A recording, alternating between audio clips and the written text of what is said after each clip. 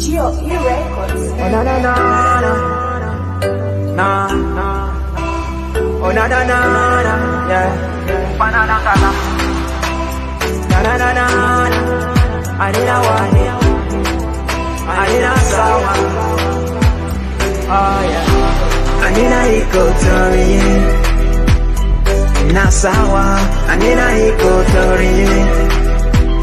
Beled wahid, anina Equatoria. Anena Equatoria.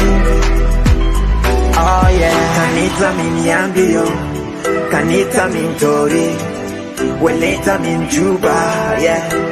Anina Equatoria. Teresia samagesi manena. Yeah. We strong, we stand together. Yeah. Kanina gulu wahi, Equatoria birapa. Yabirwa pijama, asan bele na birapa. So give us pen and give us guns. Oh yeah. Give us Ibanabule. Oh yeah. Anina Equatoria. Nasawa, Anina Equatoria. Beled wahid, anina Equatoria. Anena Equatoria. Oh yeah. Kanita zande, kanita mai, au kukuye. Anena Equatoria. Kelene na hibona fusina. Kebilia kede maferiganina. Salam wa sahaba de haja delino hasan bele na biraba arif ma bisaido. So give us pen and give us guns. Oh yeah. Give us Ibanabule. Oh yeah. Anina Equatoria. Nasawa, Anina Equatoria. Beled wahid, anina Equatoria. Anena Equatoria. Nina kulu sawa jama. So my pelfanan ngala. I love my people and I'm the voice. Ajoli ya buka ya baka, Equatoria balanda bari. Kakuwa kilikuku, lambo lugoya. Asante tokosa mundo, nyangara moro de mali. Mundare, nyambara, otumo pari makotudo. Lubara gungaya lope, lodo de zinari. Mundo, Nare, anakulu nasi sawa. Mavi hata bigesi manena. Siasa mabigesi manena. Anina wahe.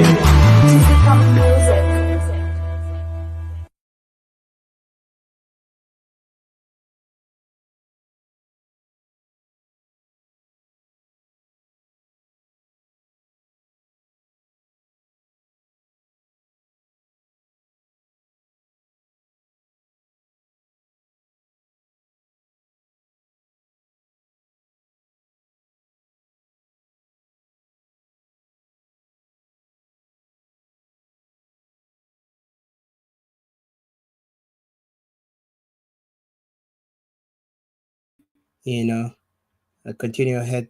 Sorry, Anna, I did not open the face.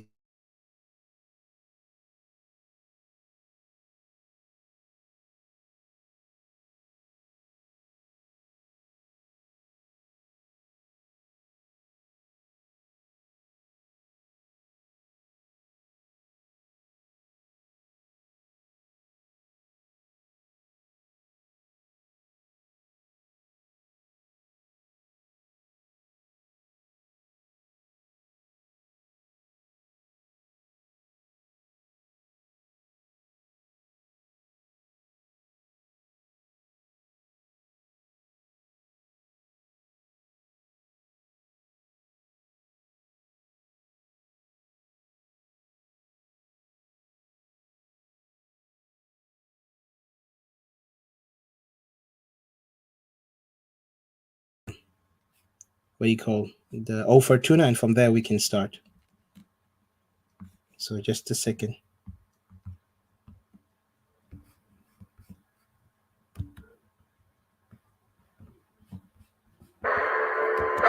Hold on.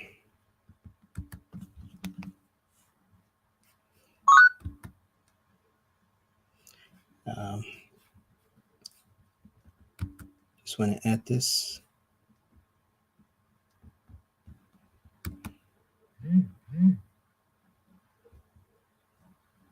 Sorry, my computer is a little bit slow. Just hold on, guys.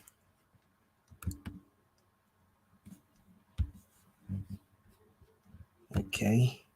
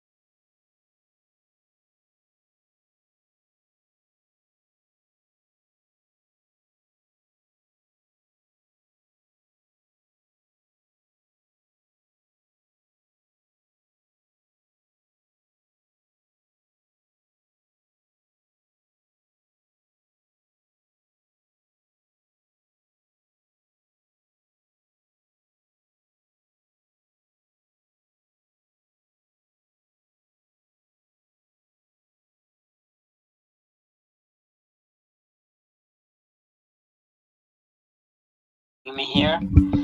I will try to give our perspective of our struggle here in Israel.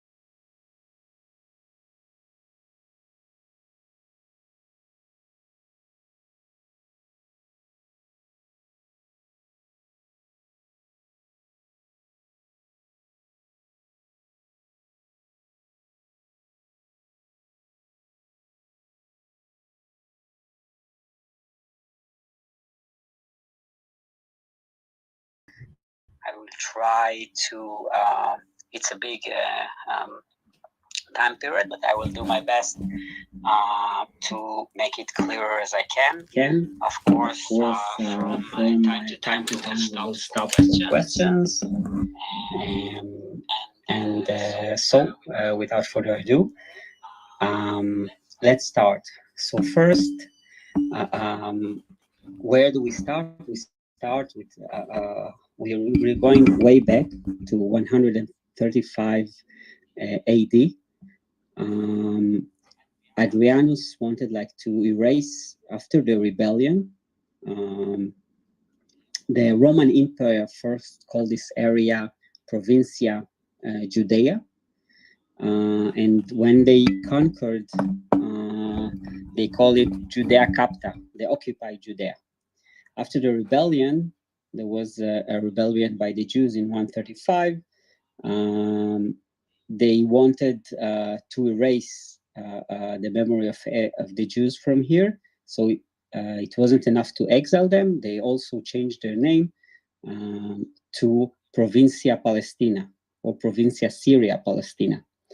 And it took it from back then there were in Placet were its invader in Hebrew language. There were invaders from the sea, from Crete, there were Greek from 12 BC, like from the 12th century BC. And this is how they wanted to humiliate us. So we were exiled. The place of the land was changed. And as at first the Romans were here, and as the Arab occupation started on 640 with the House of Umayyah, they conquered the land, and they call this land throughout the history, they call it Asham. And they kept the name Palestina at the start for administrative, but even the Mamluks, the Ottomans, everybody called it Asham. It's like the big Syria. This was the land name. There were a few Arab houses here. It started with the house of Umayyah, and after that, the house of Abbas, Fatima, Seljuks. After that, there were the Crusaders, and then Salah ad-Din, until we get to the Ottoman Empire.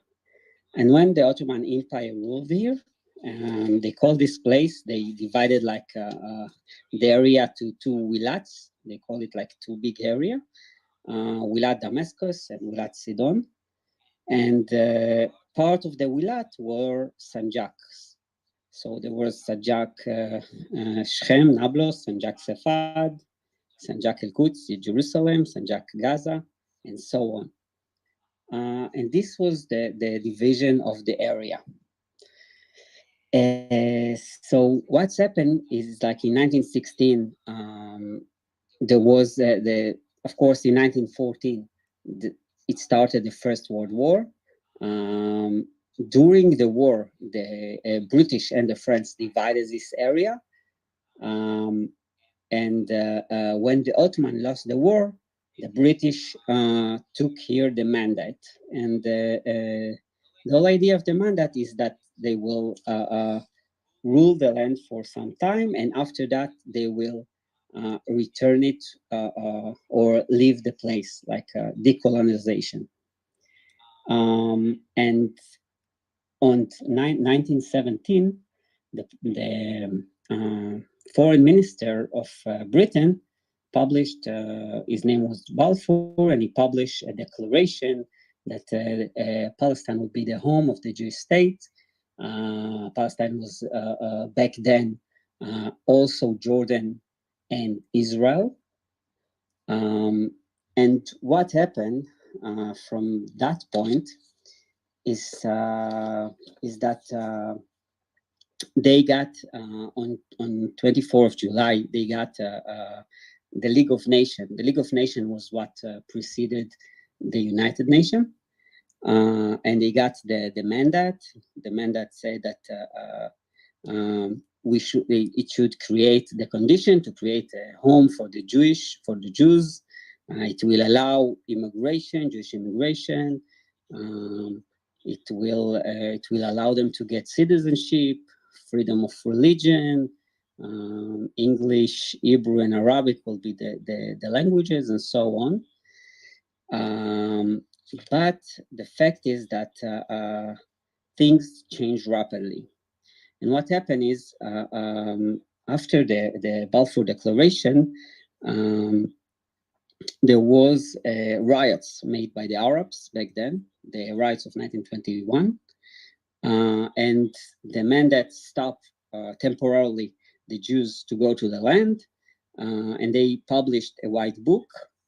They said that they still hold the Balfour Declaration, but they decided to cut part F of the state of what we call Palestine back then, and it gave it to Jordan. So Jordan got a kingdom. It back then it was Transjordan, ruled by Abdallah, the son of Hussein. What happened is that Sheikh Hussein, Sharif Hussein, was ruled the holy site for the Muslim. He ruled Mecca and Medina, and he lost at some point to Abd al-Aziz, the Saudi king that later founded Saudi Arabia. So for their help to the British against the Ottoman, the British gave them two countries, actually, to 42 sons. Hussein got Jordan, and Faisal, the other son, got Iraq. But eventually, pretty quickly, they started to limit. First, they cut a big part of the land, and then they narrowed the immigration. And the thing is, after that, there were another riots in 1929, another pogroms, lynches that made on Jews.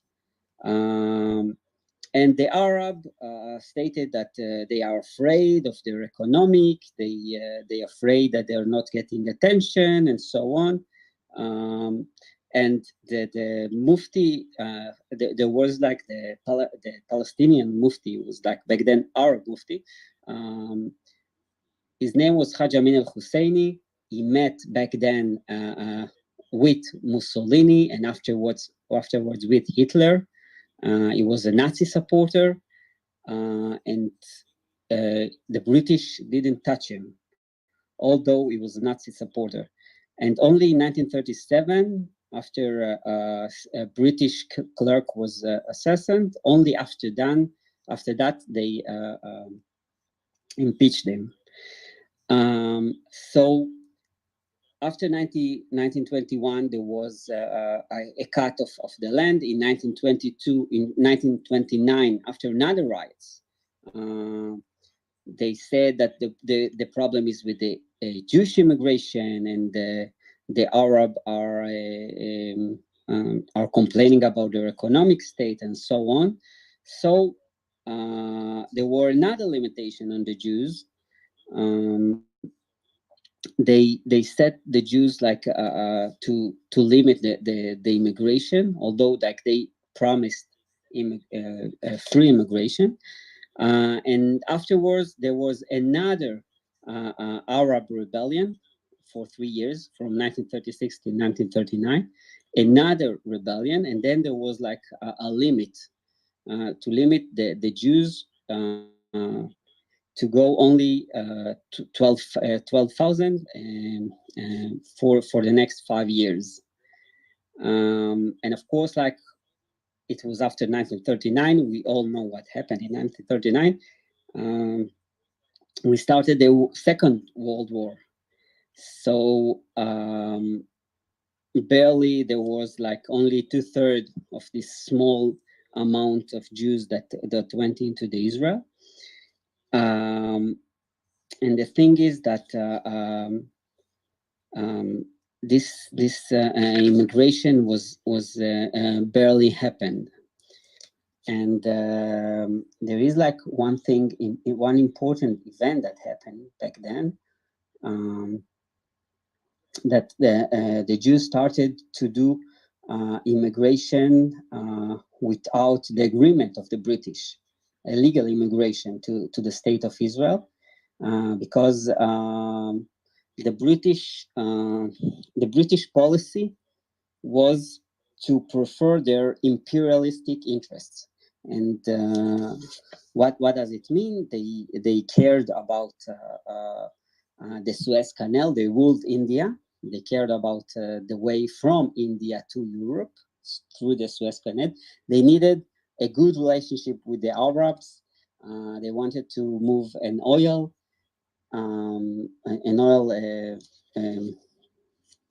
from Iraq. So eventually, their interest said we need to be in good relationship with the Arab. So there was the problem was that they prefer to limit the immigration as much as they can. And one story is that in 1947, like one sad story that we had is like in 1947, there was a ship that went from France with 4,500 people. Most of them were Holocaust survivors, and the British sent a battleship. Like, think about it. After the end of World War, British was like one of the biggest naval forces in the world. And they sent battleship to escort a ship with Holocaust survivor, and shot tear gas at it, and decided to take it back to France.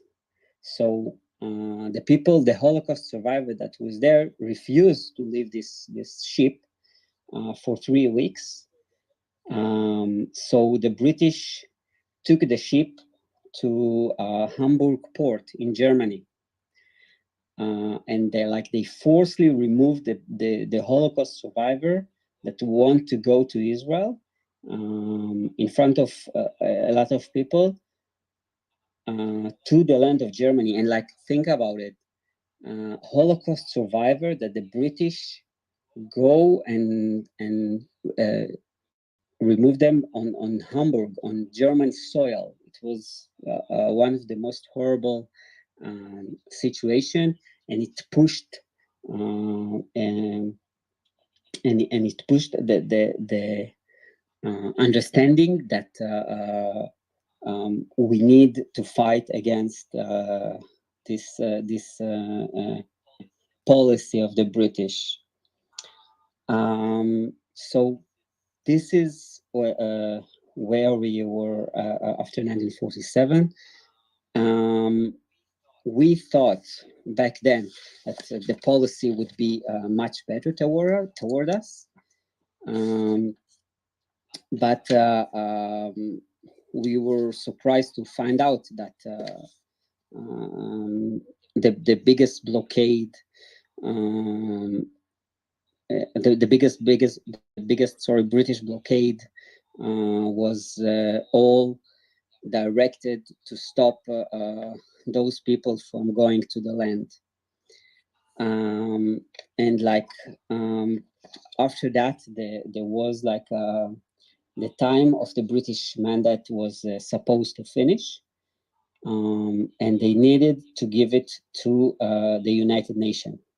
So for that, the United Nations started UNESCO. It's like a representative from all around the world. And they said, okay, we need to divide the country. We will end the British mandate in Israel.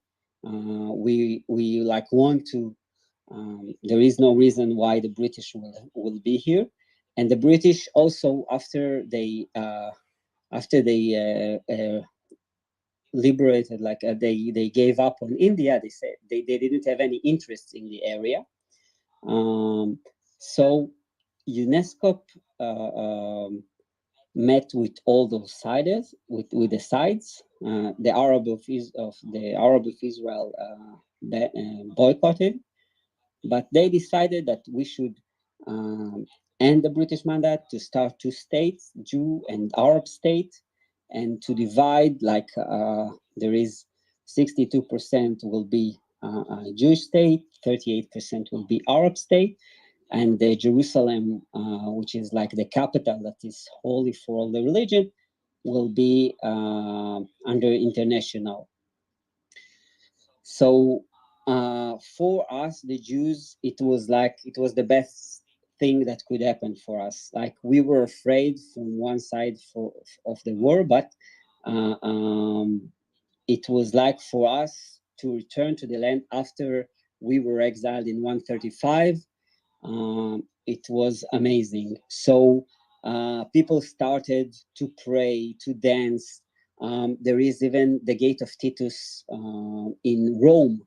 So the Gate of Titus, I don't know if any of you have been to Rome, but it's near the Colosseum, and it's stated like you can see there the exile. You can see the people take holy parts of the temple, like the menorah and so on. And for the first time after we were exiled, we heard that we can get a state. So we started dancing and praying.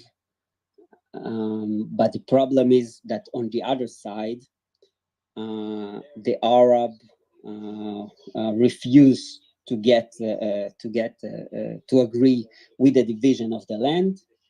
And the day afterwards, they burned the commercial center in Jerusalem.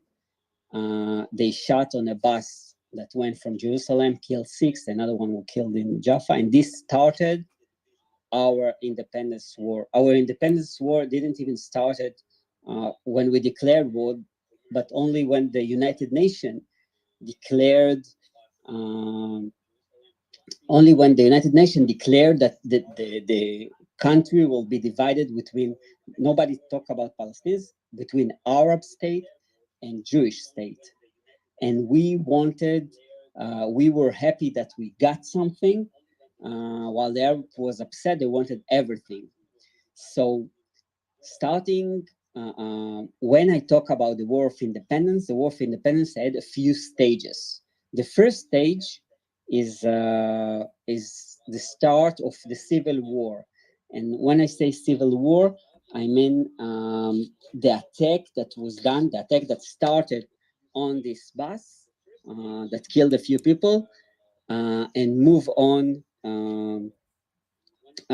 between the Arabs that was in Israel. And of course there was like the saving army that the Arab the Arab countries at the first stage didn't want to take part in the war, so they pay for volunteers. So they had a lot of volunteers from all kinds of places. Jordan, Libya, sorry, not Libya, Jordan, Lebanon, Syria. And there were around 15,000 Arab warriors. There were like the Najada and the Futawa. It's like F military. There were soldiers that served for the British Army. There was the Arab Legion that the British started. There were volunteers from State of Arab, also the Saving Army of Kaukji in the north, the Muslim Brothers in the south, like around 7,000. There were volunteers from the villages. And it was like first, like we were half the people they had, like we were 600,000 Jews in comparison to 1.2 million Arabs. So at the first, after the declaration of the United Nations, they started attacking buses. They wanted, and they started to committing terror attacks, like everything. All the name was all the all the area is a front. This was the name, and one of the explanation was like the leader of the Arab League. His name was Abed El Rahman. He said that the Arabs despise the presence of the Jews in Israel. So for the Arabs, the Jews are foreign organism, and like this is the problem. And from their side, it was either us or you. Like we can't be together. So they started attacking, and when they started attacking, most of the attack was in the roads. The Jewish cities, not cities, even like villages, small places, were divided across the land. There were many divided places, and there were also mixed cities. There were cities that both Arab and Jews lived together. So there was attack in like in a day.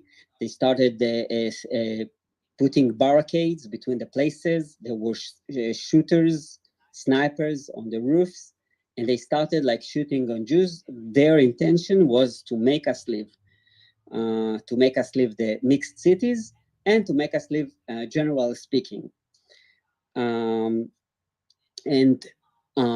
at the same time, we said that the British didn't even left the place because, as we said, the United Nations just declared that they support the declaration, and those declaration was like in a majority of 33 countries, as opposed to 13 that opposed.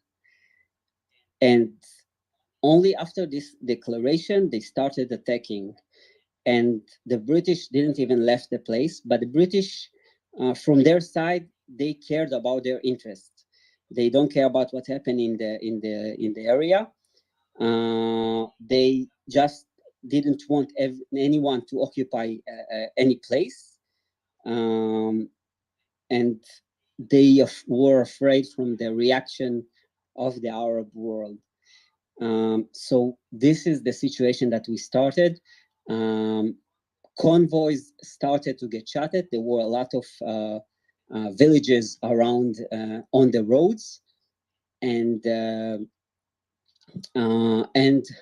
Jewish leadership decided that they will armor the vehicle. When I say armor in 1947, it means just adding metal plate. So they put metal plate and they start moving the convoys.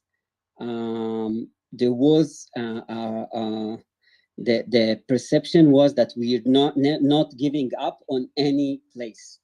We don't care. We will not evacuate any place. And from the Arab side, every Jewish target, it's okay. Civilians, roads, vehicles, everything is okay. So from their side, like it was like a guerrilla civil war. And unfortunately, for our side, we started getting hits. Like there were sniper on the roof. They blew up a major truck on Ben Yehuda, on the major street. They blew up the buildings of our national institutions, and like one of our leaders, Ben Gurion, was luckily not there, was not in Israel back then. And we decided that we will not evacuate any territory. And there was like on most territories, it was okay. A part of Gush Etzion, when Gush Etzion was conquered, they surrendered. Like there were like 240 people there, and even when they surrendered, they kept shooting them. So this the problem was that the roads were always blocked by the Arabs. There was like the road to Jerusalem is on a mountain, and there is like a small aisles that goes through Bab el-Wad, and the mountains are controlled by the Arabs.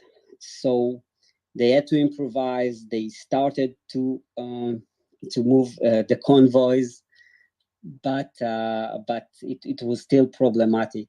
And one of like Jerusalem, which is our capital, was back then we had there like 100,000 Jews, like 1/6 of the whole population, and they were under siege. They hadn't have enough food. They hadn't enough rest. They were on low moral, and adding to that, there was also snowing back then, so there were a lot of problems. And in order to defend this, they tried to move in big convoys. They tried to put more armor, and eventually the convoys were passive. Were a passive reaction. We didn't try to do anything, and a lot of convoys were destroyed on the way. One of them is the 35. The 35 convoy was under Danny Mess, a guy named Danny Mess. There were 35 warriors. They supposed to give supply, and unfortunately, they one there is like two versions, but on one version it was an old shepherd that saw them, and on the other it was like two old women saw them. They still let those people go, and those two women went and called all the village, and all the villagers came and sabotaged them. And when they sabotaged them, like when the convoys when the 35 people from the convoys were killed, their body was sabotaged. Nobody, like most of them, we couldn't recognize their body. We buried them in a joint grave. So this was the reality.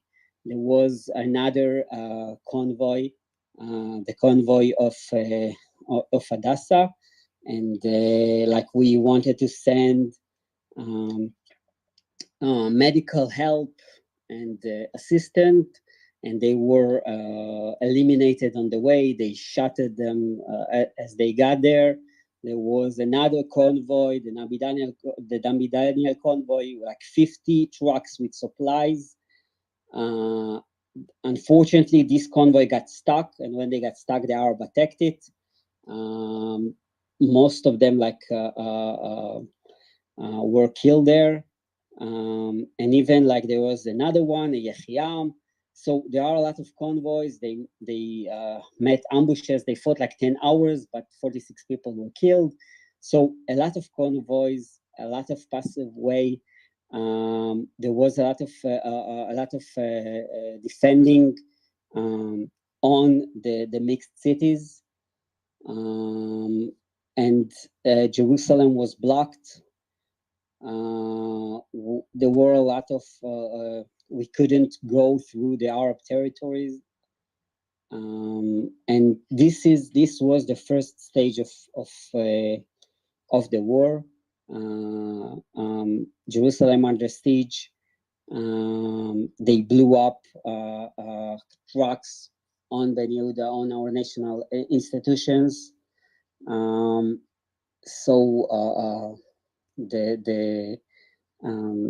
At some point, the leadership decided that we can't go like this. We have to move from passive to offensive. We have to go to attack. And like this is like, if I can take the first lesson that in my eyes we can use is the fact that being passive, we couldn't go on with that. We had to move to attack. We had to change the game, because even the Americans started to think that we can survive, and there was low morale, and hundreds died. So what did we do? We went to offense, and the offense started with plan that's called Plan Nachshon. And Nachshon is like on Jewish Bible, is the first man that went into the ocean when Moses opened the sea. The first man that went and like almost sacrificed himself, his name was Nachshon. And we understand that we had to go to attack, we had to sacrifice. So at the same time, we went and bought army and ammunition, from Czechoslovakia. Czechoslovakia was, we are talking about the Cold War days. They were under the influence of Soviet Union, and Soviet Union agreed that they would sell us for weapon. They had a lot of weapon after the end of the war. Their economic state wasn't good, and they needed to do something. So they sent us this weapon, and then like we started on April, we started with Operation Nachshon, and the idea was that we need to take a large force of warriors, like 1,500 people, and to start taking Arab village after Arab village that controls strategic area around Jerusalem. And when we control, like for Ben-Gurion was the first prime minister. For Ben-Gurion, Jerusalem is the key. We can't let Jerusalem fall. And we took a major force. We started to work like army. Back then, it was like more divided. We started to divide the warriors to different platoons. Um, and like these forces, those 1,500 went from village to village, and when major villages fail, there was a great impact on the Arab morale. And we fought for Jerusalem. We opened the road to Jerusalem, and then we started creating territorial sequence, because our problem was that we didn't have territorial sequence. We had a lot of villages that were located at points that the road for them was controlled by Arab villages and got shot on the way to the place. So we started creating this territorial sequence. We had to the British started evacuating territories, and there was war for every territory the British evacuated between us and the Arabs. So we had to take those key points. We had to go over, we had to go offensive, and then we started, after we finished the road to Jerusalem, there was the program D, and we start taking over those mixed cities. There were Tiberia, Haifa, Sfat, Jaffa. We had to take over those places because the citizens were getting shot by snipers all the time. So we couldn't go and progress with that. And even we talked about convoys. There was the Hadassah convoy, like 100 doctors that were attacked for hours without the British getting involved in that, and there were 70 people were killed. Most of them are doctors and medical people, and the fact is that we had to fight for all these mixed places. And when we first won on Tiberia, the first time when we took Tiberia, it like for each win gave us more and more morale, and we could take more forces to block the places.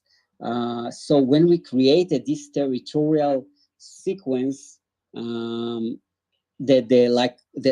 key, eventually one of the keys in every war is the logistic. And I think you can see it like in most war, you have to have good logistic. And our problem is that the convoys that went from point to point was always being attacked. And only after we removed this threat, we could start putting forces in order to take more and more territory. And this is like, and with each win, there were more and more morale. So if I can take like the first part of the war started after the United Nations declared the partition of the state of Israel into Arab state and Jewish state. And even this first part was divided by us being us, I mean the Jews, being passive, going on to defend, trying to deliver food, trying to evade attacks, while the second part is us going to offense and starting removing those threats and creating a territorial sequence. And when we created it, it changed the picture. And only after we did that, on the 15th of May, the mandate finished. 15th of May 1948, the mandate finished, and we declared like everything. All I talked about was before the declaration of the state of Israel, and only after that we declared on the state of Israel. And the problem was that the day after we declared the state of Israel, we were attacked by several armies. We were attacked by the Egyptian from the south, by the Jordanian, along with the Iraqi. You know that at the start I said that the king of Jordan and the king of Iraq were brothers, were the son of Sharif Hussein, and they got Jordan and Iraq from the British as a thank you for their support against the Ottomans. And of course, from the north, there was Syria, and Lebanon wasn't active in the war, but the war volunteers from Lebanon that also went to attack. And this started the second part of our independence war. And the problem was that if at the first we had to deal with, it was like a civil war against the population that was living in Israel. Now we had to fight with armies. And let's not forget, the Jordanian army was trained by the British. The Egyptians were very strong army that were trained by the British. And to fight with that army, it was like a great risk. During the interesting thing is, during 1948, during the war, sorry, we started to establish the parliament. Like, there was a war going on, but we said, okay, we're starting a parliament. We're declaring the state of Israel. There was a lot of pressure from outside, from the Americans, to postpone it. Everybody were afraid that the Jewish state won't be able to withstand the invasion of all the Arab armies. And let's not forget, at first, the United States placed embargo on Israel. So we got no American weapon. Like a lot of people think that United States helped us at the start, but no, they didn't help us. The only thing that we had is like we got donation from our brothers in the United States, and we brought all our weapon was from Czechoslovakia. And with that, we had to fight. While the Jordanians and the Egyptians had weapons that they got from the British that was there before. We somehow got leftovers from the British thing, but we didn't have much of weapon from the British. Only when we bought the weapon from Czechoslovakia, there was like the second stage. So imagine this picture. The declaration was on November 29th, 1947.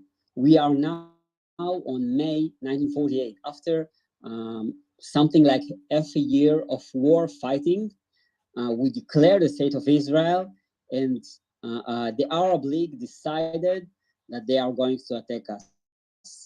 And the Arab state wanted to run a blitzkrieg, a fast war, because they believe, think about it, the Jews that were here were tired from half a year of fighting. The armies of the Arab armies didn't fight a single day. They are fresh. They have the best weapon.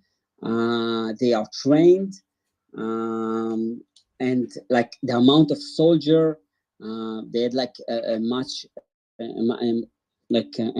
advantage. They had like airplanes, tanks, armored vehicles, cannons. Israel didn't have a fighter pilot. Israel didn't have tanks. Like our armed vehicles were a truck with metal plate. The Arab state like had 30 tanks. They had like airplanes. They were trained. And with that, the day after we declared our independence, we had to deal. And our problem was that it's not our problem, but what saved us, in my opinion, is that we fought for our home. We knew, as I said like before, the Arab mind was either us or them. They even said to a lot of Palestinians left during and before the war, because the Arab state told them, move for a few days, we will clean the land for you, and then you can move again to the state of Israel. This was like the promise of the Arabs, of the Arab states. And with that, we had to deal. And of course, the quality of the weapon, we got weapon from Czechoslovakia. They got weapon from the West, from the British. So it was much better than us. But there was two things that changed it. One, as I said, the motivation, we fight for our house. And the second one is that we gained experience. We get a lot of experience. We learn throughout. You saw that throughout the war, we first being passive, then we are attacking. We lost some fight. Gush Etzion fell. We lost villages that got, like, when we lost them, they got slaughtered by the Arabs. And this is like this is start the second part of the civil war. Not the civil war, the independence war. So we got invasion from Syria. They are trying to get to the Kinneret. We have invasion from east by Iraq and Jordanian in scissors. They like trying one from the top and one from around, and so the Egyptian as well. The Jordanian wanted to conquer Jerusalem. They believe that they can keep the holy site in Israel. So the Egyptian sent the biggest amount of troops in two major axes. There was one axis throughout the south to attack Jerusalem from the south, and there is a western axis that towards the north of Israel, like towards the northern south of Israel. And I will try. Give me a second. I want to put a PTR with a picture of the invasion for you to have some kind of a grasp. Sorry, 1 second.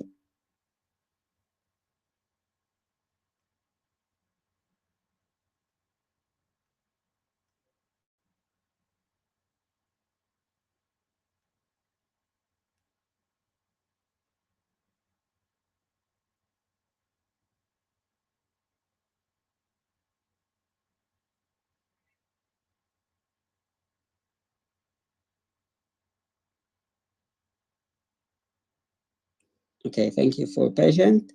If you refresh the PTR, you will see a picture of the invasion. You will see the amount of arrows that goes towards the state of Israel. You can see that there is like scissors coming from the east, from Jordan. You can see from the left side, from Egypt, two major arrows, one that going north and one that going a bit southern.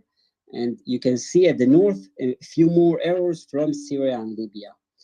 And like the major problem is that we had to fight a few fronts on the north, the south, the east. It's hard to fight a few fronts.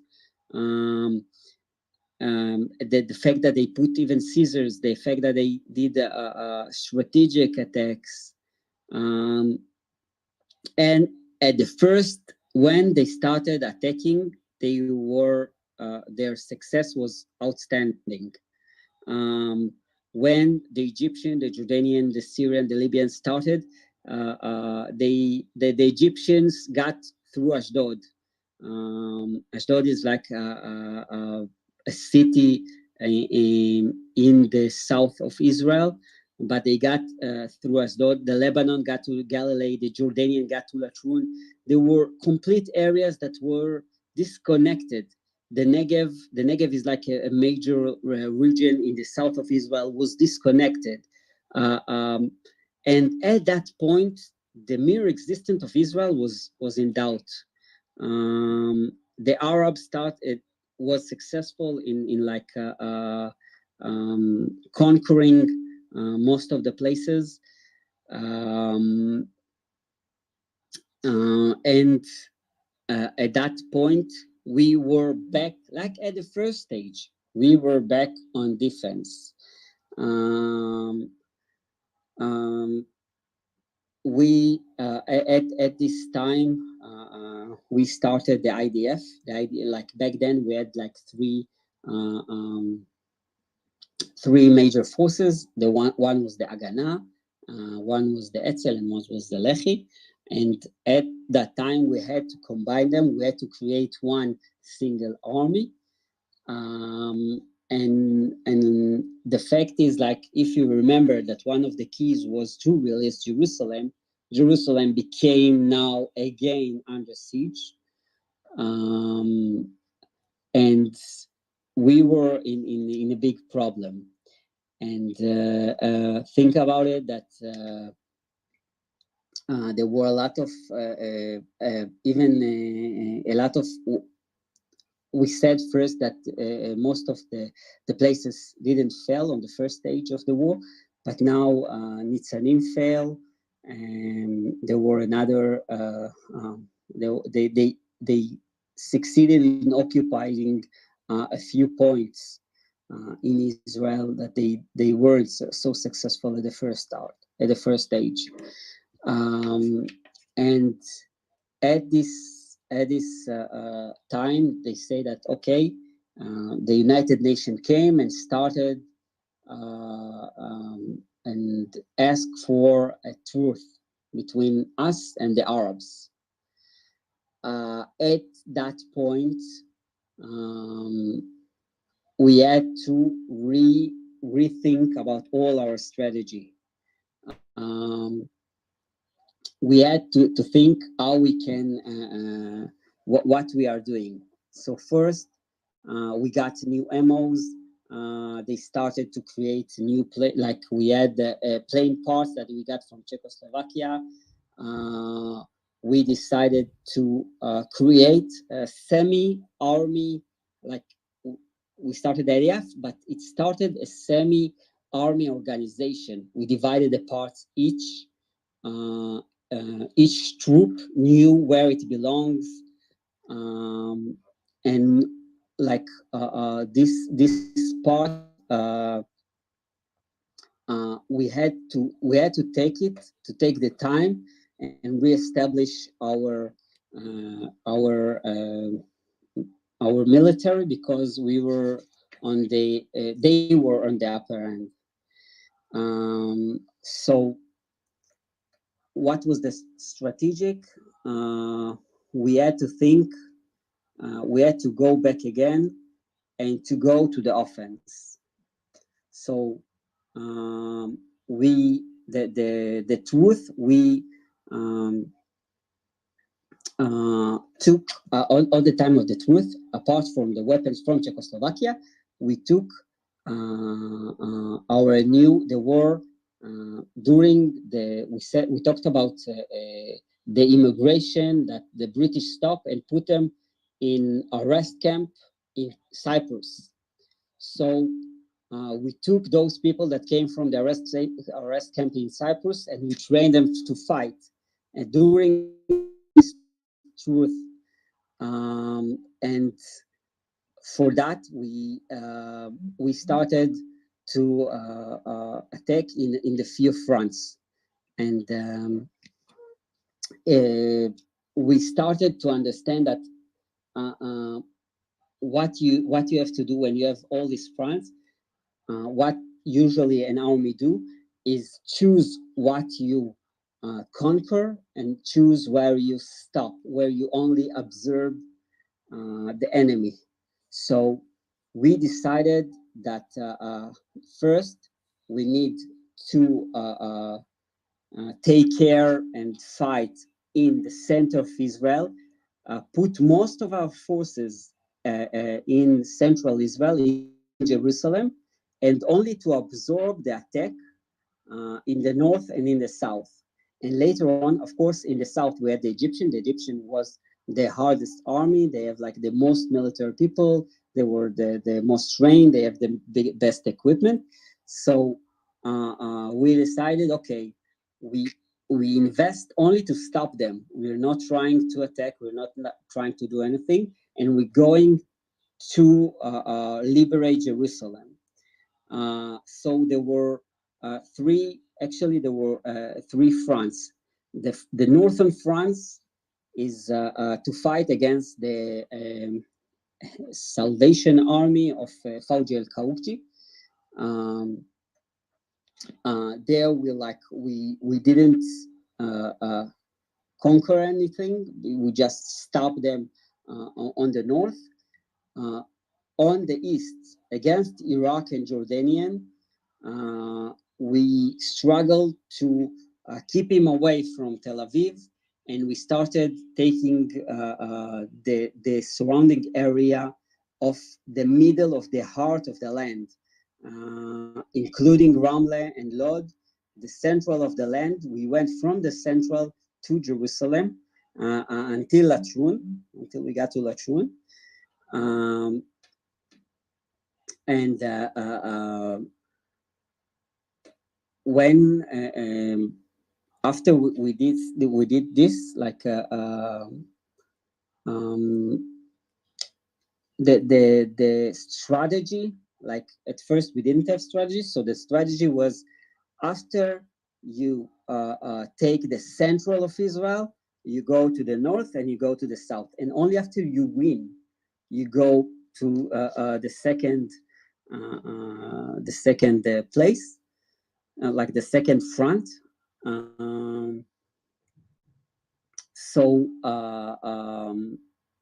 we were able to take most of the majority of the central land, and the Arab countries, we were able to absorb and to stop all those the invasion from north and south, and the Arab countries asked for another truth. They saw that the coin, like the table has changed. If before the first truth we were at the defense, they had major successes.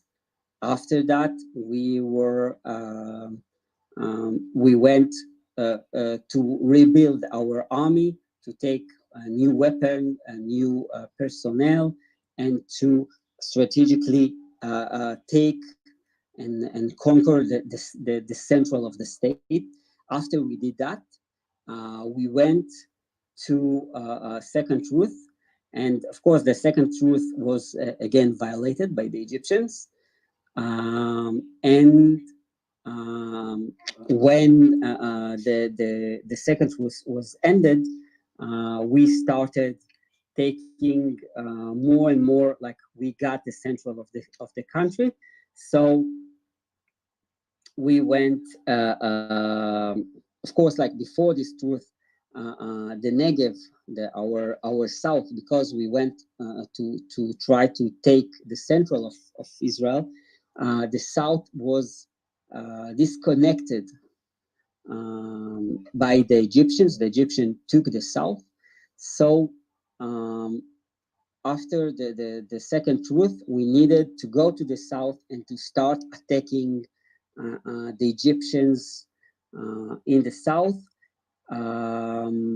In order, like we had to connect the Negev, because the Negev, you can see on my map, it's like a major part. You don't see it so much in the map actually, but it's a major part of Israel. It's all the southern part of Israel. And we had to connect it with the central part. So we started making operations. We started attacking the Egyptians. The first operation was called Operation Yoav. There were still sockets, places like the Fallujah socket that was we couldn't conquer it. It was so the British built like fortress in a few points in Israel, so we couldn't conquer it. So we just circle it, and after we like stopped and attacked the Egyptian in the in the south,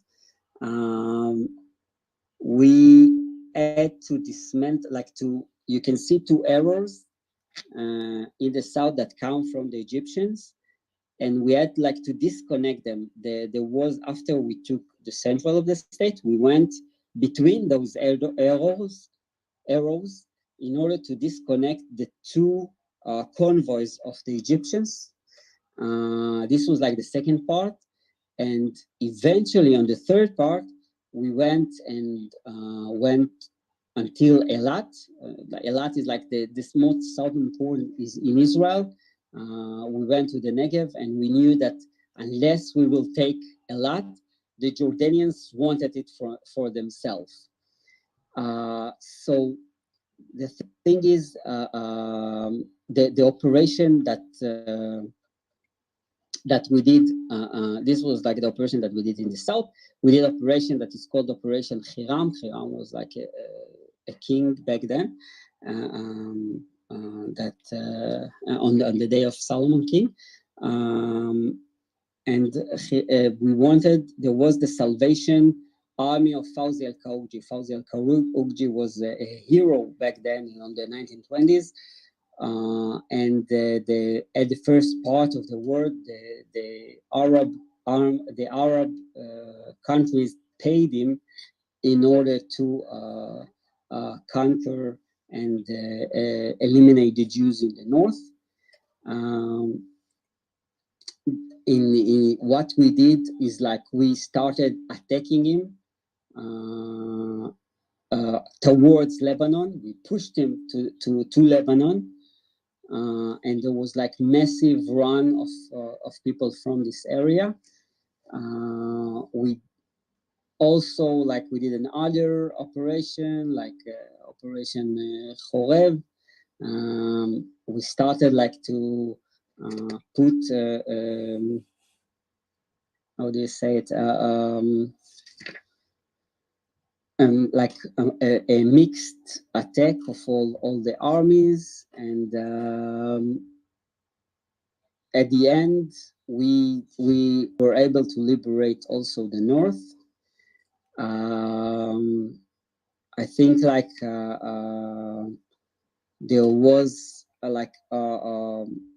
the most problematic part was the south with the Egyptians. As we said, they were the biggest army. They were the toughest army. So in places that we couldn't conquer, we did all kinds of deflections.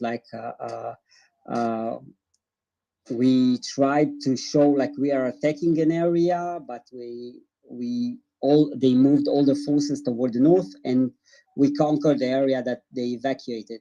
Eventually, we were able to put them under siege, to surround them. So they were surrounded and couldn't get any supply and any logistic. By the way, the same thing happened on 1973 with the Egyptians, with the Third Army, when we went over to the Suez Canal and we surrounded them, so they couldn't get any logistic. This is one of the best tactics, to disconnect the forces from their logistic.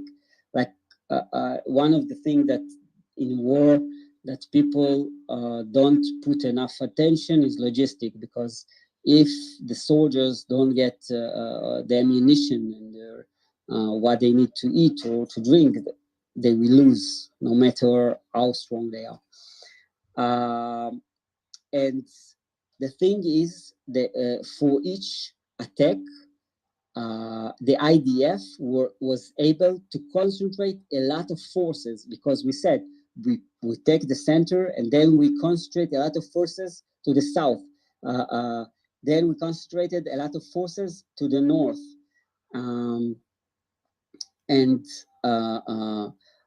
when we were able to disconnect, eventually we saw that we can't take over Gaza.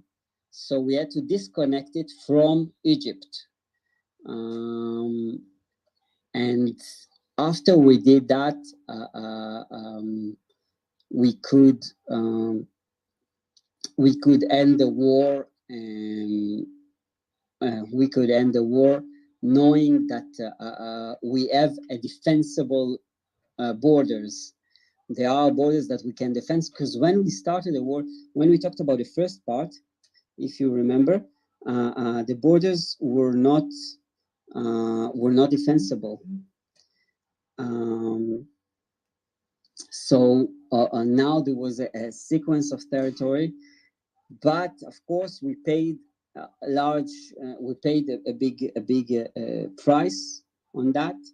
And like we lost 1% of the population. We had 600,000 people, and we lost 6,000 of them, civilians and soldiers. But we built our army. We built our army throughout the war. And I think we saw, if I'm trying to conclude what we talked about. So at the first stage, we were under defense. We had to observe. We were surprised because it was only, we didn't declare the new state. Only the United Nations said that we should divide the land. That's it.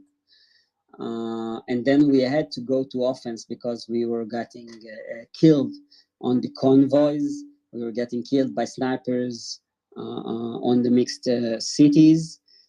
And on the second stage, we were in problem until there was the truth. Until the first truth, we were under attack, and then we started to go offensive. And the major tactic that we use is concentrating as much as we can more forces to attack. And I think this is something that we see also now in wars that was after this one, that eventually there were more and more, the wars were about concentrating more forces at one point, and then while absorbing the situation on another forces. We can speak on another war, like on 67 or 73, but eventually this was the strategy, and we learned as we went. It was on how to say it, on-job training. This was the situation that we were, and eventually we got to a state. We got to a defensible borders. We started to build the nations. Of course, there were wars after that because the Arab couldn't live with that situation, and they started the 1967 war in order to annihilate us again. But this is for another. This is another story. That's it, more or less. I think. I would love to hear if you have question or anything I missed or I can add. Thanks.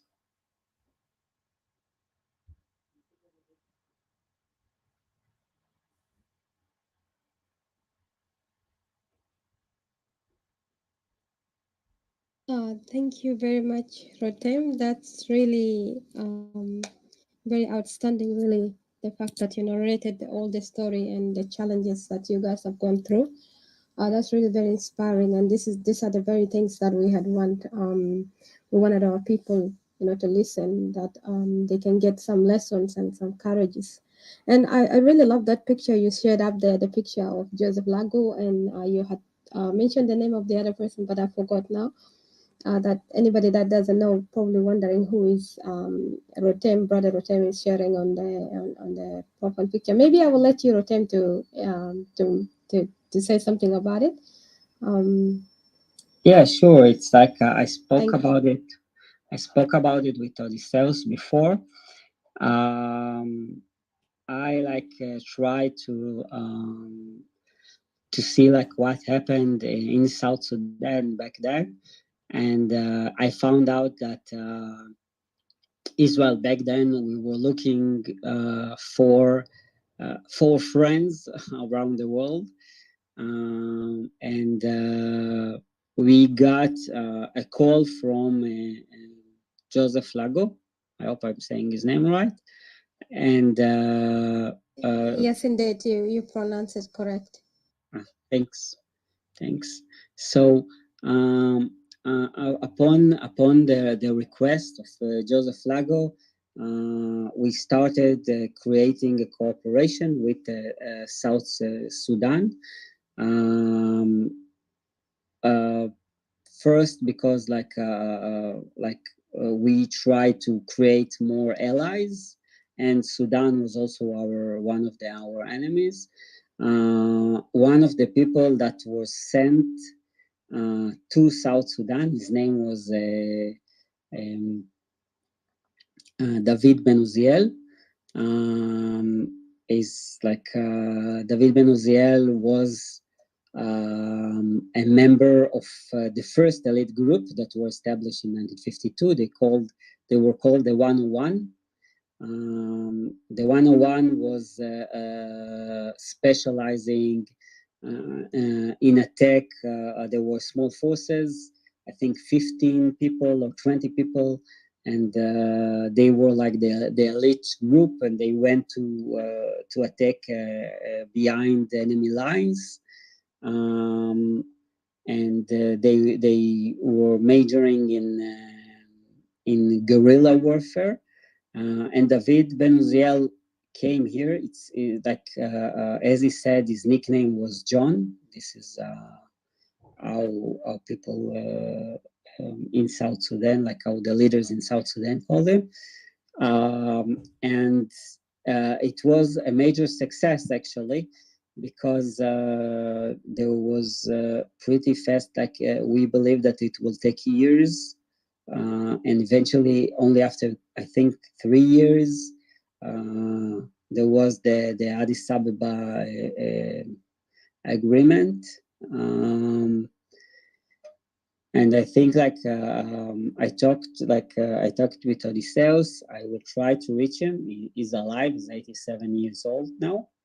Maybe we can reach him and form a room if it will be possible. Of course, I don't know if it's if we can pull it off, but we will try. And there were tons of weapons and training that was led by this David Ben Uziel. He belonged also to the Mossad. He was also involved in all other operations around the world. And it was as I said, it was a great success. In 3 years to fight against an army of South Sudan. It's something that heroes and that was so successful. So that's what I know so far. Thank you very much, Brother Rotem, and also greetings to all. And also, yeah, it's really interesting what you narrated, those struggle that you have gone through. I had so many questions and so many things that let me remember part of them. And I put the links of Israel as a nation. Nation is born, part 3, part 1, part 2. I will try to do it again. And thanks to Sister Sarah, Israel. She posted those things in the chatting. If you go to the room chat where people communicate, you can see she wrote she posted the links, and that's also good that for our brothers to check it out and see the struggle, because exactly what our brother Rotem is narrating, this is exactly what happened, and he's giving us a brief, and also to ask any question. If anyone also have question from our brothers and sisters, Equatorian brothers and sisters, to ask any question to Brother Rotem, he's welcome to answer you. Just raise your hand and we'll bring you up. And also one thing, in the mat, when you were talking about these struggles, you said the morale. What kept the others not to give up, if I may ask? I know it's just a simple question, but it's very important for a reason, because sometimes when we face challenges, it's easy to give up, because the easy way to give up is to allow defeat and to allow all your hopes and prayers and dreams will not go forward once you give up. But if you continue, even when it doesn't look good, when it doesn't look like it's going to be a great day, you continue resisting and fighting until you reach to the top. And but what kept, from your knowledge, my brother, what kept uh, the rest of the Israeli uh, community not to give up while they were morale is down? What motivated them within that moment to continue fighting? Because you could see everything is going against them, yet they did not see any solution, any hope, but they have to resist. Or did something happen that made them think that we have to continue fighting? So thank you. So thanks. Actually, one of the warriors back then, that one of the soldiers that was at that time, said that at that time all the Jews heard that after the partition plan, the Arabs were sure they were going to clean us out. They were 100% positive. We were a small population. They thought they were going to clean us from the land. And you hear a lot of them saying that on the radio stations, there was a song, that there was a hit back then for the Arabs, that they kept singing on their ears. It was called like "Khelu al Saifi Kol," like let the sword speak. I'm not sure I'm saying it right in Arabic, but it's like "Khelu al Saifi Kol." Let the sword speak, and they kept singing it, like people that work with them, like they Yeah, were sorry to working cut. It's called "خلوا السيف يتكلم." The song. Yeah, خلوا السيف يتكلم, which in Arabic. Yeah, thank you. So they like people that was working next to them were singing it. They kept whispering it. They knew what was the price of losing. So I think, in my opinion, and of course, I'm not sure, but the first thing is the fact that they talked about genocide. They talk about finishing us. They say that the only solution is that we will vanish. Like to exile is like a price for us. They're going to eliminate us. Was one thing, and the other thing, I think, it was like we knew we were fighting for our home. I started it by saying that in 135 AD, we were exiled by the Romans, and for 2,000 years, Jerusalem was in our praise. Jerusalem were in our dreams. A lot of people had a picture of Jerusalem or a painting of Jerusalem back then. And our praying, like on the Bible, it says like 600 times Jerusalem, and on the praise it says like few times Jerusalem. And we knew that this is our time.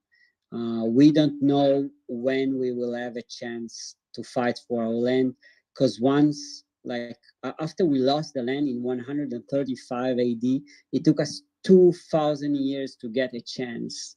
And people knew that we were not on, like, whatever it takes, we will not give away this chance, because once this chance is taken from you, you don't know like what is going to happen. You don't know if history will give you another chance.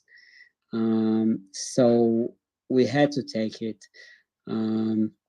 So I think, in my eyes, maybe there are more, but like in my eyes, the two major factors were the fact that they keep hearing from the Arabs that they are going to kill them, and the second is the fact that It's now or never. Like, we waited 2,000 years. We don't know if we'll lose this fight. We don't know when will be our next chance to be in a state of our own. And along the history, we got exiled from everywhere, from Spain, from Britain, from Germany, from everywhere. We were thrown away.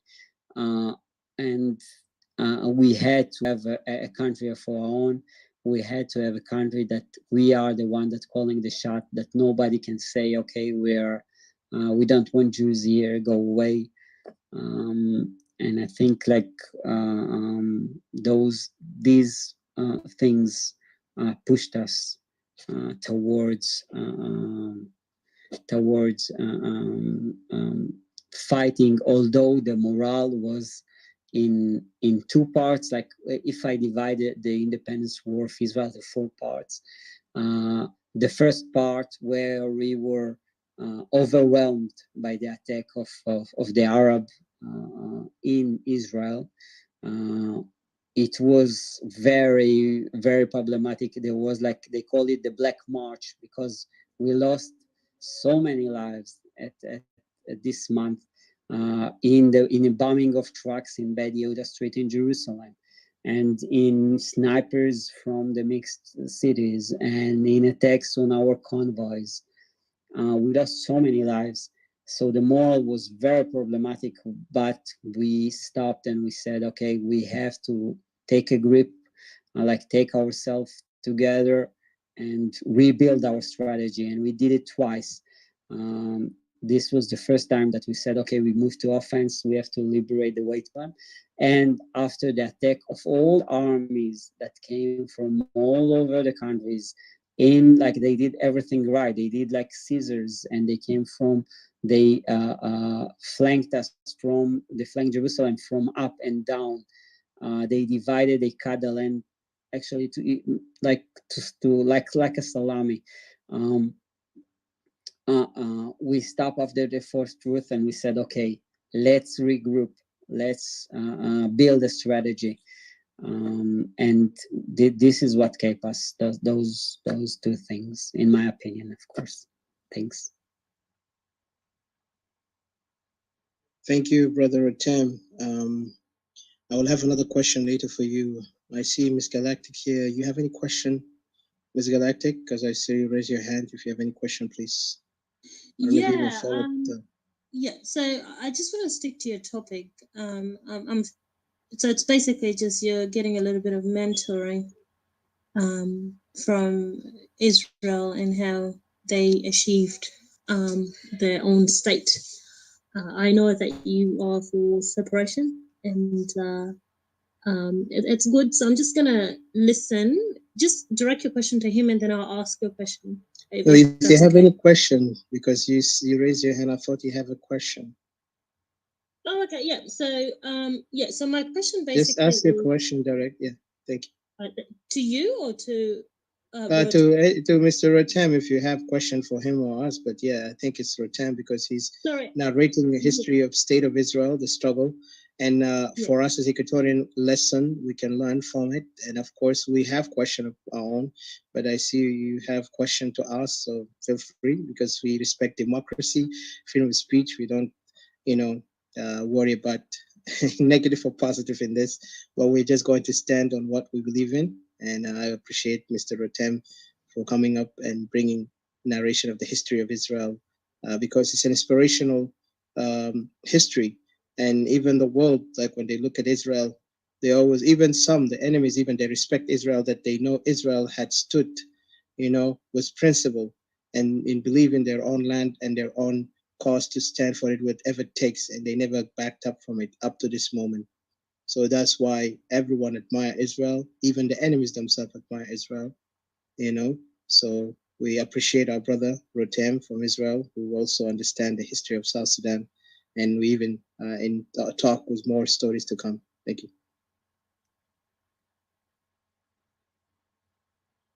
Go ahead, Ms. Galactic. Yes. Yeah. The history of Israel is quite an interesting one, and it's a long-standing issue that's still being debated.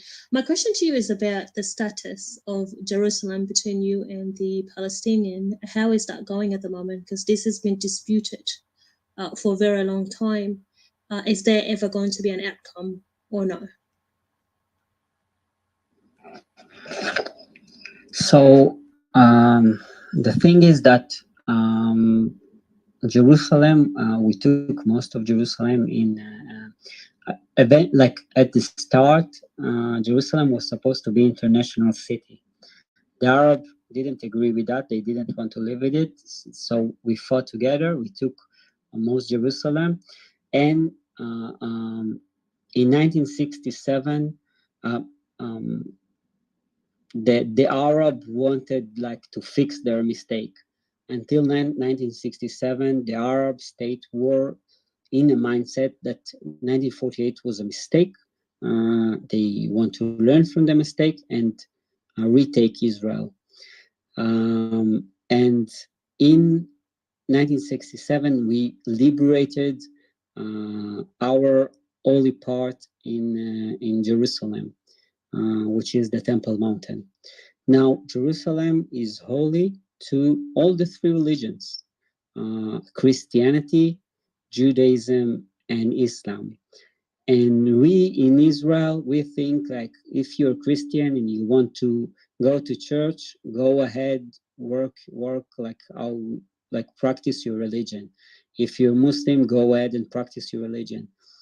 But the thing is that currently our like most of the conflict is on all these sites, because by the Muslims they think that they are the sole owner of Temple Mountain, and from their point of view, even if a Jew put a foot on Temple Mountain, you make it how do you say, like make it dirty. I don't remember the exact word. Disgrade it, something. I don't remember the exact word, but they don't want. They want zero.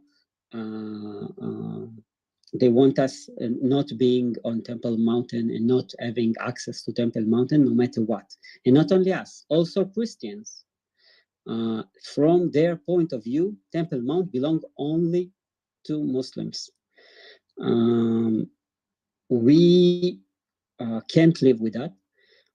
We are trying to allow them from one side to keep their praise in their mosques, but on the other side, we want to allow everyone, Jews and Christians, to go to the Temple Mountain. It's not, they can't take ownership on this place. And when I say Temple Mountain, I don't speak even the mosque. Nobody want to enter the specific mosque. We just want to put foot on Temple Mountain. So there are clashes about it. Generally speaking, this place, they see Al-Aqsa Mosque. They see it as one of the Sunnis see it as one of the holy places.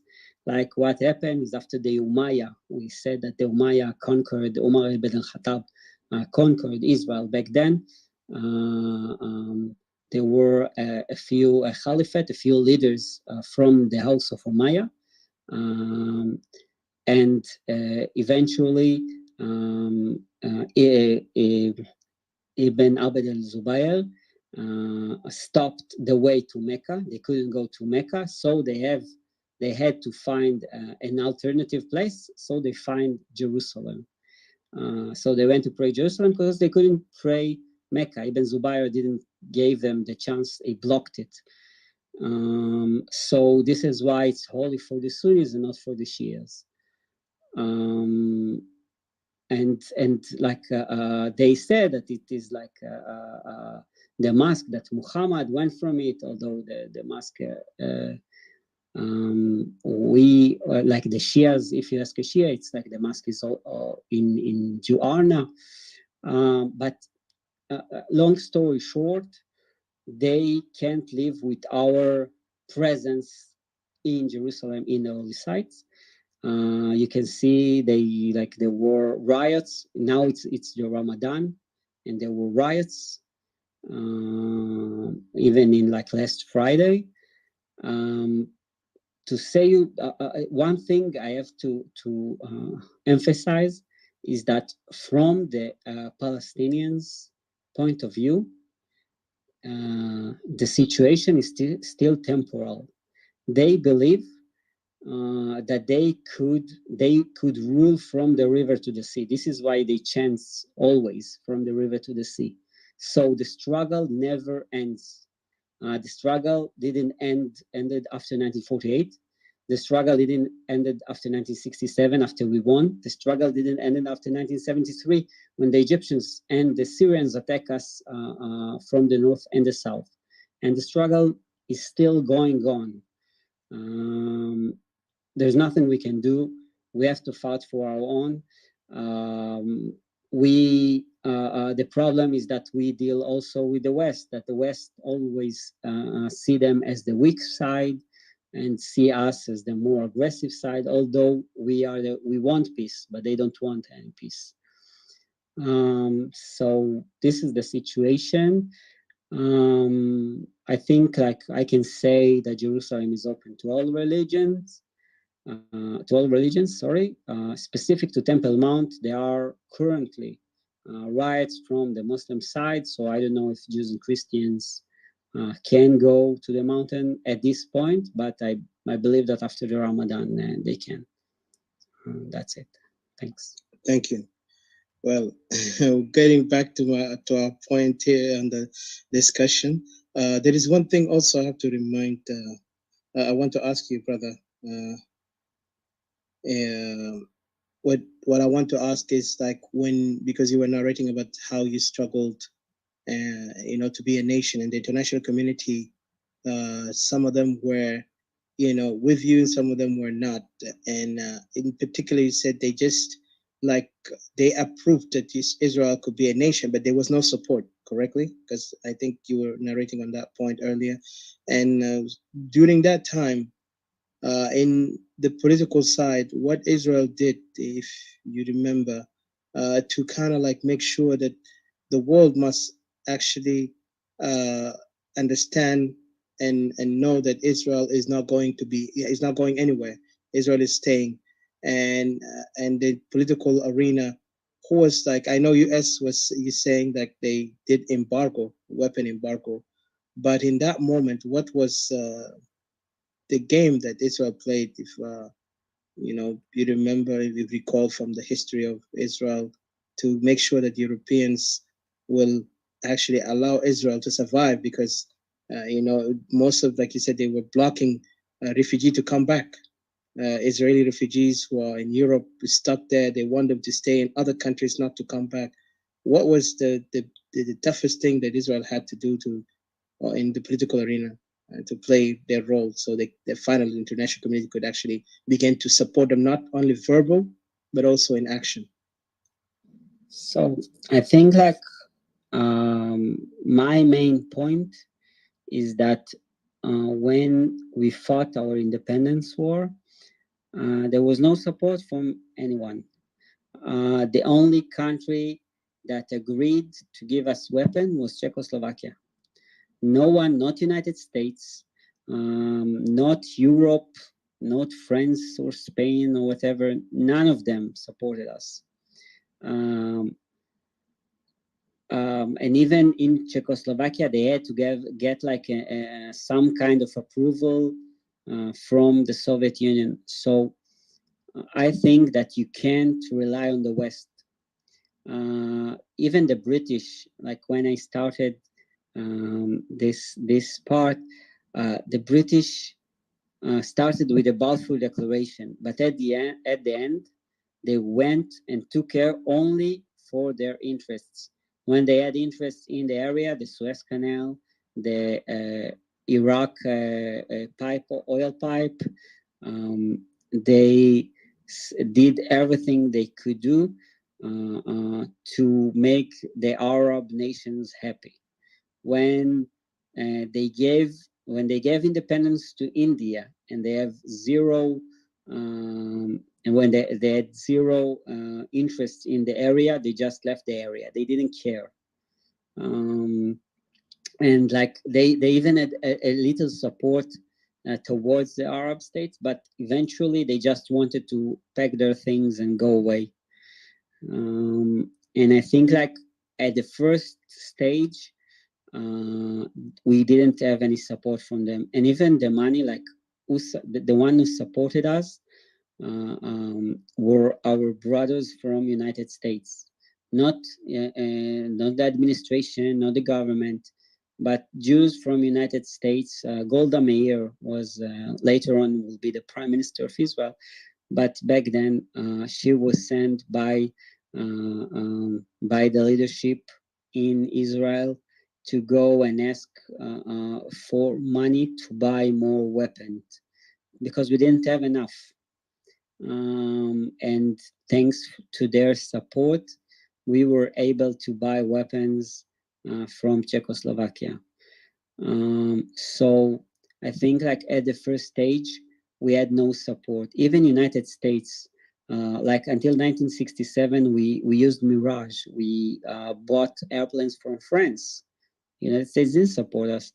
Only after we became strong and like only when we showed our strength, only after that they supported us.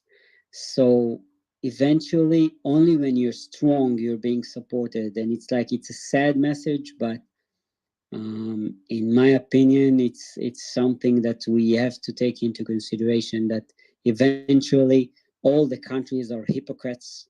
They can speak about whatever they want all over, but and you can see it like in several conflicts in the world. Eventually, the country has to deal with itself. Like sometimes it will get weapons from other countries, and sometimes not. But eventually, every state has to defend herself, and no one is going to do the job for you. And like we tried, and along the way we built allies. And like first we had allies with the French, but after 1967 the French put embargo on us, and then like we went with the Americans, and we tried to open like with the Europeans, and now we are buying submarines from Europe, I think from Germany, and like there is an ongoing alliance, but like the alliance always changes. You can think that until 1979, like we had to break the Arab. We had like an Arab siege. Back then, there was like after 1973, there was the Arab League met in Khartoum, in Sudan, and they decided the three no, we will never recognize Israel. We will never negotiate with Israel. We will never talk to Israel, and we had to find other allies. And first, we had the Turkish allies and the Iranian allies, but things changed quickly when Iran was taken by Khomeini in 1979. So we lost one of our allies, and we had to, we need to find new allies. And it's ongoing. And even Turkey was our ally, and now there is Erdogan, which is pro-Islamic and is against Israel. We need to find new allies. It's an ongoing game of building alliances, but eventually, in my opinion, it's you and your brothers in the land. It's you guys, and you can try to build alliance. You can the best help that you will get is the help from the brothers that are not in South Sudan but are in other places in the world that can help in contributing money or in assistance and so on. Like this is like, in my opinion, the best methodology. But I think like you can build allies, but allies are changing. Like with the ones that today are your friends, maybe tomorrow they will not be your friends. Um, and it's all interests. All the countries are hypocrites. Everything goes by interests, unfortunately. Thanks. Thank you, brother. I have a question for you, and then I'll give you a chance. And I don't know if you have another part you want to say, but also I want us next time we will go into, if possible, the part of relationship with South Sudan and Israel, and if there is any possibility also to get one of the heroes who helped, Anyanya to, to fight against the North at that time. This one, of course, will be later, on later date, not yet posted, but we will talk about it. But my question here to you, my brother, because and what you're saying, the lesson is to us, and I'm saying this also to my fellow Equatorians, is that alliance shift. Alliance is not supposed to stand, right? According to what we see, and like you say, there is a hypocrisy in the world because some people, they're looking for their interests first. Sadly, this is the world we're living in, especially with the political, Machiavellians that is now running around the world. They have no respect to humanity, even though they talk about humanity. But if it doesn't help them, it doesn't serve them for their interest, they will not worry. And that's the worst thing. And I see when you're saying that, because when Israel were depending, that they, even the time when Hitler committed this genocide, some people were even trying to dismiss that Hitler was not doing any wrong, until later when the war started burning Europe, then everybody began to concern about Hitler's, evil intention. But before that, they were just silent. They were letting things happen in Germany, abuse, until when Europe began to burn. And the same again, when Israel is calling for its nation to stand as a nation, the world were trying to turn blind eye, even though those who understood the history of Israel and believe in the history of Israel, they stood with it, with Israel. Even now today, some of those countries are now learning from Israel, even on the war on terror. Like for me, exactly like ex-military, and also someone who worked with U.S. In counterterrorism, we know that Israel have been a great support to U.S. and to a lot of nations who are fighting terrorism, and this radicalization of Islamic Brotherhood and all these others who have been infiltrating the world, and they started all in during the time when they were neglecting Israel, when they were just surviving, they tried to survive. So, going to my question to you, sir, my brother, um, because we are facing something here as Equatorians. Equatorians today, where some of us oppose us completely for our stand for creating our own nation as Equatorian state, as a statehood of Equatoria, to be a nation of Equatoria. And those brothers, sound to be more of pacifist and also compromising the state of Equatoria. Because if you see Equatoria, Equatoria is a region, and you could see the map there in Didi's picture and profile, and also mine with the profile there under the Star of David and Israel flag under the under the flag of Israel, the Equatoria, map. So this state by itself, most of us are inhabitants of Equatoria. There is no other person from the two regions that unite with us as the nation of South Sudan. Yet we see Equatorians, some of the Equatorians are willing to give up the fight for their land and identity for the sake of coming together with the same oppressor. Have you ever seen during that struggle some Israelis did thought of that, let's join the Arabs, the Palestinian, and be one nation?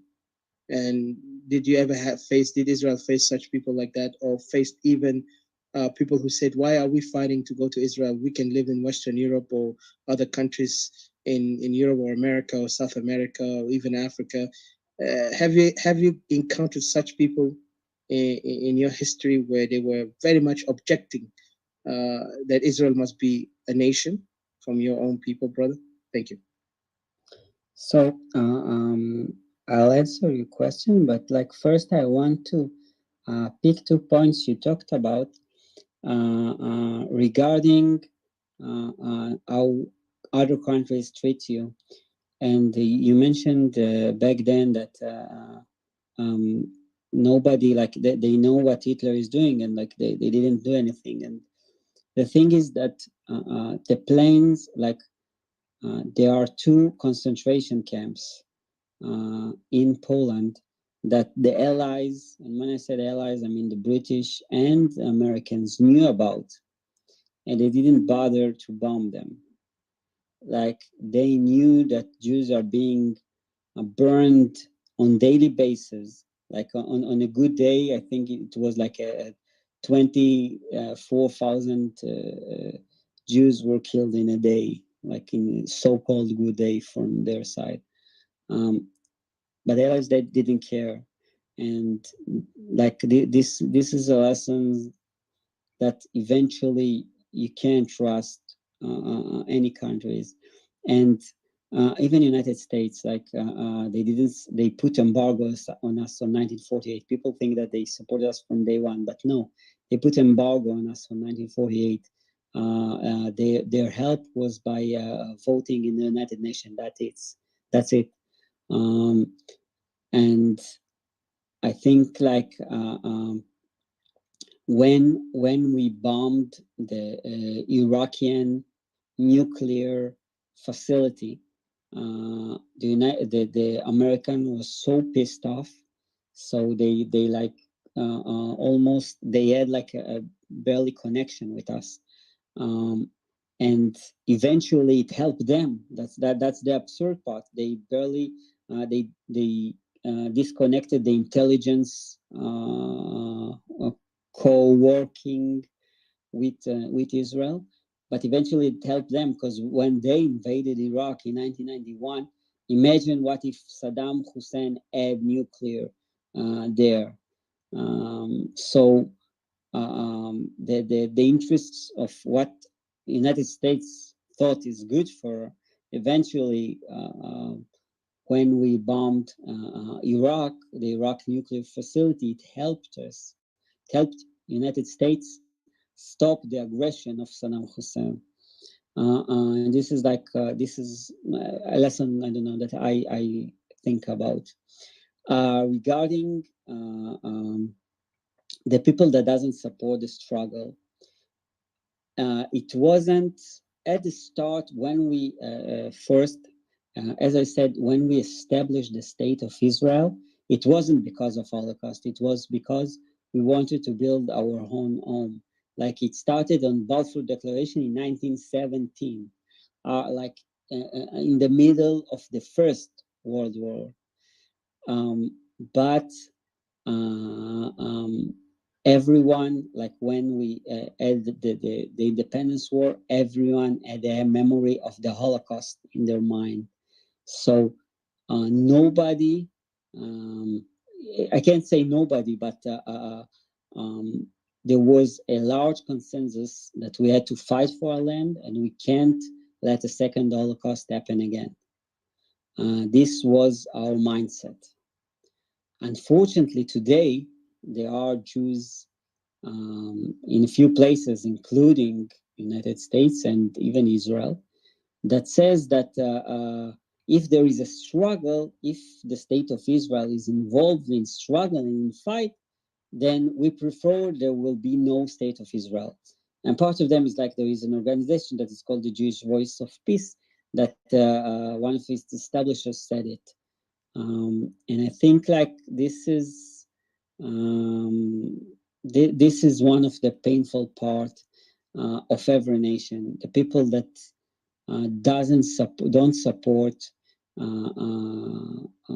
the struggle of their own brothers, and they're not a big one. Like even Nature Carta, it's a small Haredic portion that we have that says we shouldn't struggle until the Messiah will come. And it's like we can't. There's nothing we can do. It's not. It's sad that you don't have much support, but unfortunately, they are a small portion in Jews around the world, and even in Jews in the United States. They are currently, as far as I know, maybe someone can fix me, but they're not a strong percentage. But unfortunately, they're there. And even like Ahmadinejad, he was like the president of Iran, and he said that we want to annihilate and delete Israel from the map. And standing next to him is Haridik from Nature Carta. And it's a sad picture, because you can see a Jew that is standing next to a person that wants to create a second Holocaust and annihilate all the Jews in Israel, and he's smiling next to him. But it's unfortunate, and there's nothing you can do as long as there are a small portion. It's something to live with, unfortunately. What can I say? Yes, true. Because the reason why I'm sorry. Go ahead, Didi. I was just gonna add to this, and then I'll give you a chance, Didi. I was like, the reason why I said this, because we have the most difficult thing for us, Brother Tem, is that as we call ourselves Equatorian nationalists, yet they will, as a mockery, they will call us separatist for purposes to undermine and kind of like give us a label. And we took it with pride, because to be called separatist is not bad. Even I reminded them that when Moses have to, take the people of Israel from Egypt, God even allowed people to separate from those who oppressed them. Egypt was oppressing the people of Israel for 400 years, if I'm not mistaken. And then later the people of Israel had to come to understanding that they have a promised land they have to go to. And that's where Israel was established when they went there. And that, of course, it was with divine power. But for us as Equatorians, when we talk to them, reminding them that we are our own, we have our own culture, our own history. We have our own even, lands that our people, lands have been divided. Like right now we have many countries, Equatorian tribes have been divided into many countries, like some to Uganda, some to Congo, some to Central Africa, and even Kenya. And those places have all these Equatorians. And yet we see some Equatorians are still want to attach themselves with the same people who are oppressing them, because when the South Sudan, and we were going to talk about it next time, especially where Israel had to help, heroes like Joseph Lagu, and we admire him and we hold him high, in a high, standard, because he was one of the people who really had a belief that, our identity and our land and heritage is important to be preserved, because this is where we can build a new future for the next generation. And he did his part and he did his best. And of course, also was thanks to the help of, the state and the nation of Israel to support that, revolution was really great. But unfortunately, of course, it ended up into, there was a naivete in such, where the, conspirators who are now ruling us played their role to make sure to diffuse the independent that we wanted. But now the independent that we have in South Sudan today is independent of one group want to dominate and oppress, and they are now in the same power that we fought against during the one Sudan. And if you look at it in another way, Equatorians who want to attach themselves with South Sudan, they are not benefiting anything from South Sudan, nor even they are preserving their self within South Sudan, like preserving your identity. Like if right now giving this, position to Israel, say Israel was in Equatoria, I know you will not do what they're doing now. Instead, you will stand like what you stood in Israel. We're fighting for your land and your people, because that's the most sacred thing you do. You're not fighting for political power, position, or you want to, compromise your right because the international community says so. Like you have fought the odds and you have finally came victorious. And that's why I want Equatorians to learn this lesson from brothers in the struggle and in the way how they fight. Israel stood their ground, and today Israel is the most respected and most admired and feared nation in the world, regardless how they say the small nation. Yet their people have history of resilience, and they never gave up. And today, Equatoria used to have that, but I don't know what happened to our people when they submitted themselves to the idea that they want to be under this South Sudan. Even the name Sudan is an insult, means Black Kingdom, which is named by the Ottoman Turks. You know, all these people that you mentioned earlier, also the Amawet and all these the Arab invaders who invaded Israel, they did the same in North Africa and Sudan. And today there are remnants out there causing a lot of issues. Even they chased some of these people who are now oppressing us in Equatoria. Most of these people were living in the north. They have fled the oppression and the slavery, because remember, those Arabs were very notorious in slave trade, and they have enslaved those people by thousands or millions, I'll say, because even today you could see some of those descendants of slaves in the Middle Eastern countries. Those were brought from Khartoum, Sudan, and there was a place that is very famous in Sudan. I forgot the name, but I think maybe McCartney or others who know, or maybe Didi, if you remember those names of these areas in Khartoum. I remember a long time ago I was told about this area. That was like, it's called maybe Bab al-Mandab, if I'm not mistaken. It's like they take them under this place and they take them from the Red Sea out to the empire of the Islamic Empire, where Ottoman Turks take some, the Persians take some, the Saudis, all these people who were at that time in their glorious Islamic days, they were enslaving our people. And yet was the history that Equatoria played to protect and shelter those. So we called them, we thought they were our brothers, later turned against us. Now they're using tribalism, they're using domination. It's almost remind me how when I look back in the biblical books, where when Israel was in their land and how they struggled against the Palestinians were abusing the original Palestinians, not these ones today who claiming to be Palestinians. Those who killed Israelis. Remember, even like Samson had showed up, God brought him to Israel. Even David, who defeated Goliath, those people were really what you can call, they were notoriously for murdering Israelis, and then God was defending Israel, and at the end Israel have overcame it, and it became a historical evidence. Up to this moment, we still people inspired by the story of David versus Goliath, and what it proved that Israel is David and continues to be David against Goliath, no matter how. And we want Equatorian to understand that the same thing, we have to stand, because we are the underdog right now. We have no power, but our power is on our unity. And like, if anybody have followed the Rotem narration earlier, they will understand that Israel survived because they depended on themselves, not depending on the outsiders. And they stood so firm because they have a cause to fight for. And that's why we always, my brother, sometimes I feel sad when I see some of our brothers want to attach themselves with the oppressors who are oppressing them. It almost reminds me the Stockholm syndrome, where somebody will become to fall in love with their oppressor to the extent that they forget that who they are. And we have that kind of few. And I know some of them, they get offended, but we have to tell them like it is, because it's painful when you see the murder, the genocide that is happening right now in Equatoria, and yet they are undermining us. That's why a lot of people don't know about, even when we told you about this, like, you were shocked to know that there is genocide happening to Equatorian people, and there's a lot of evidence to it. Even the international community have it.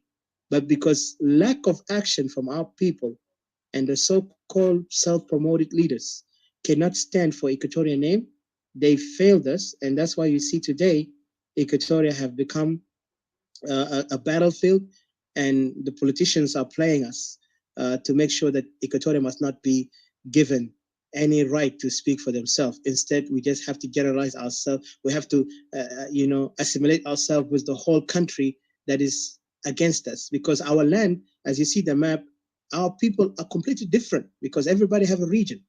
We have a region of Equatoria, there is people of Upper Nile, and there's people of Bahar Khazar. And yet they will try so hard, these few individuals with their politicians, to make sure that they will tell the story of Equatoria as if like we are part of this mess. in South Sudan, and part of the oppression to ourselves. Like, who can oppress himself? Our people are calling for salvation. They want to find a savior to help them to get out of this mess, that we can be a nation. But they are coming to bring us into the same mess again. So I won't go far, but yes, brother Tim, I appreciate. I hope the unity that you have, your people have shown, let the people of Equatoria learn, because they knew this is a fight of survival.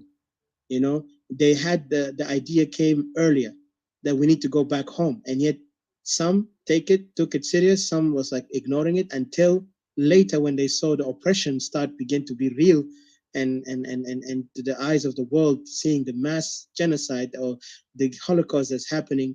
Then the people of Israel knew that there is no one else like family. And that's why I hope our people of Equatoria will learn from Israel, you know, struggle and self-determination to be a nation of themselves, so they can be in the promised land that God gave them, and their ancestors have worked hard to keep it. So thank you. But go ahead, Didi. Sorry to take long too. Yeah, thank you. Thank you for the opportunity.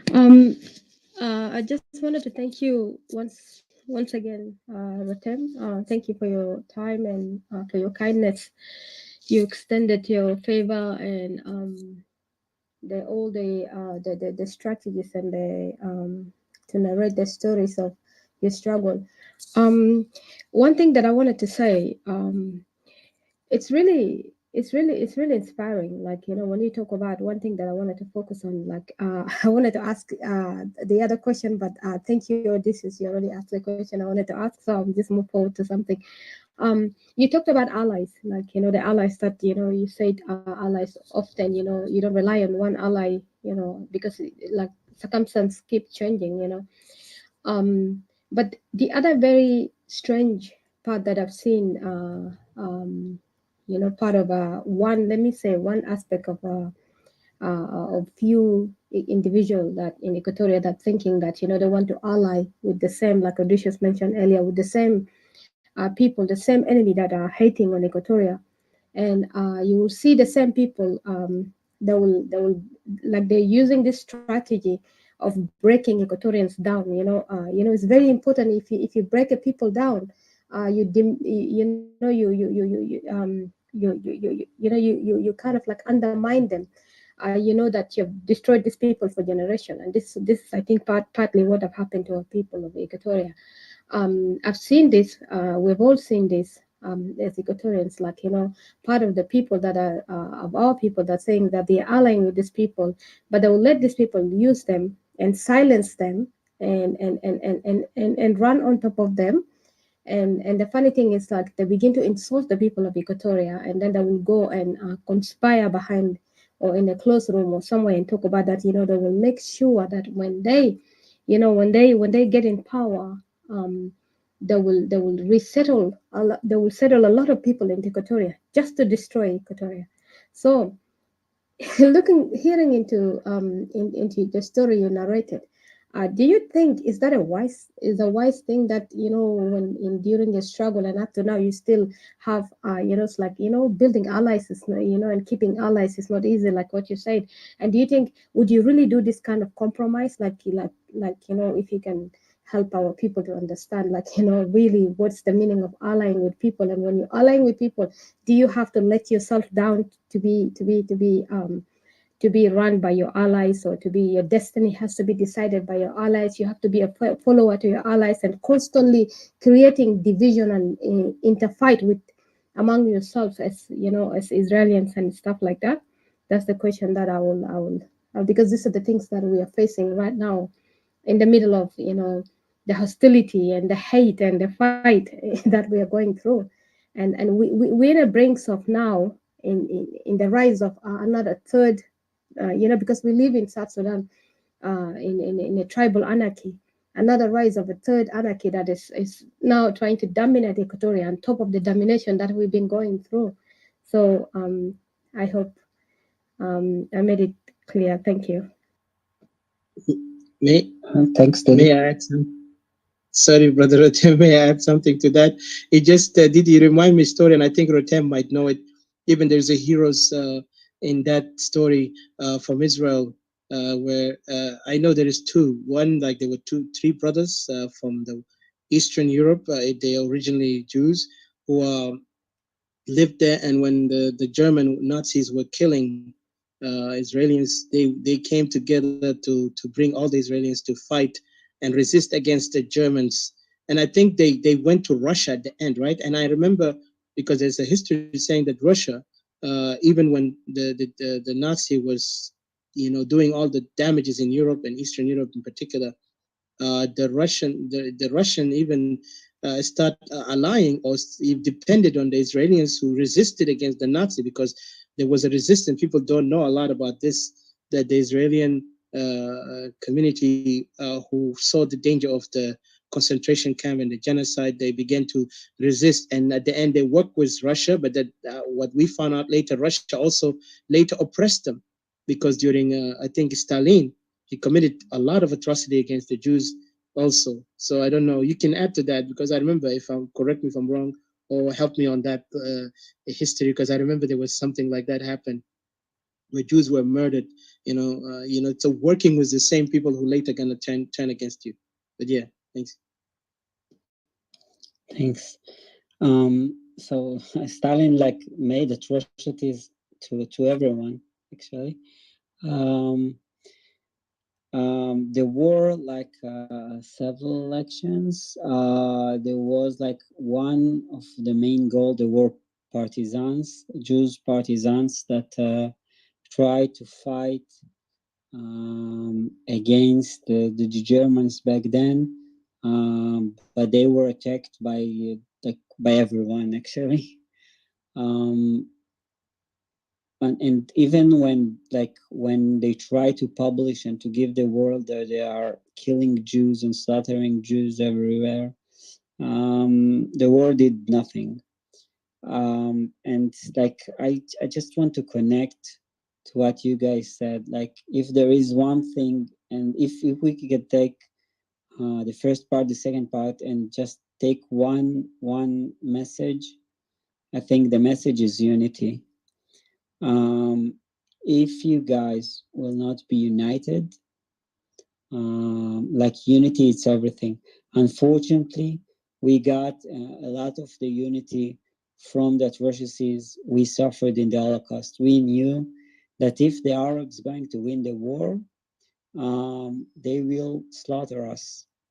It wasn't a question. We knew it. We knew it by the song, like as we said, "Let the sword speak." We knew it, but what they said. We knew what the Arab League said. We knew, but what by what German did. Eventually,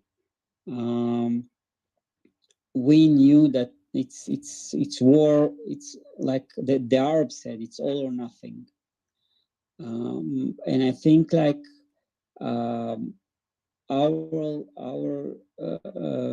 Our main strength was the fact that we were all united, and we knew that there is no way back. Like, even in the first part of the war, there were a few villages. They were stuck in nowhere.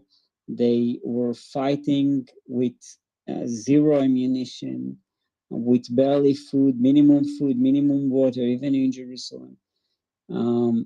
But they would ready to do everything for the cause, and this was the only way it could have worked. We were outnumbered. We had like less weapons. Our villages were spread around the country. We didn't have territorial sequence. We actually started by surprise. We didn't have support from anyone in the world, anyone. The Arab in Israel, what we call today the Palestinians, had support from Syria and Lebanon and Jordan and Iraq and Egypt.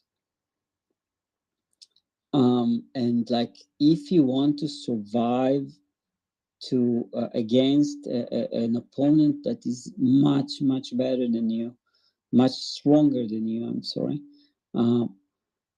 you have to be united. And As long like there will always be people that will doubt the cause, but as long as they are a very very small minority, it's okay.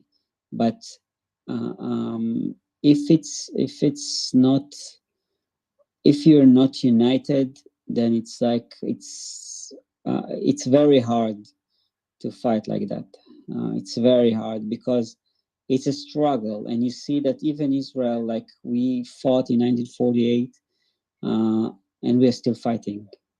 We still have clashes. We had an operation last May. We will probably have more operation. We will probably have more clashes with Iran, with Hezbollah, or Hamas, or other countries. This is the situation. And if you want a state, unfortunately, in those area, you have to fight. And like even the European countries fought for hundreds of years. Now they all live in peace. Not all of them, like not in the east for now, but like on the west, they all live in peace. But how many wars they suffered before they could live in peace? How many wars there were in Britain and in France and Spain and Belgium and whatever? This is life. If you want self-determination, you have to fight for it. And I think like if there is one thing I can give you is how important it is, and like you have to work with you guys. It don't it's not even convincing from it's not worth to convince someone from outside, as it's important to convince someone from your own countries, so your own brothers, to talk with them about the cause and the fight, because this is everything. Eventually, you only have your brothers to fight with you, and in order for them to fight with you and to give everything, you have to believe for what you fight for.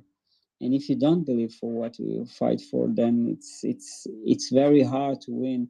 Of course, when the opponent is much stronger. I hope that I answered the question. You did, you did.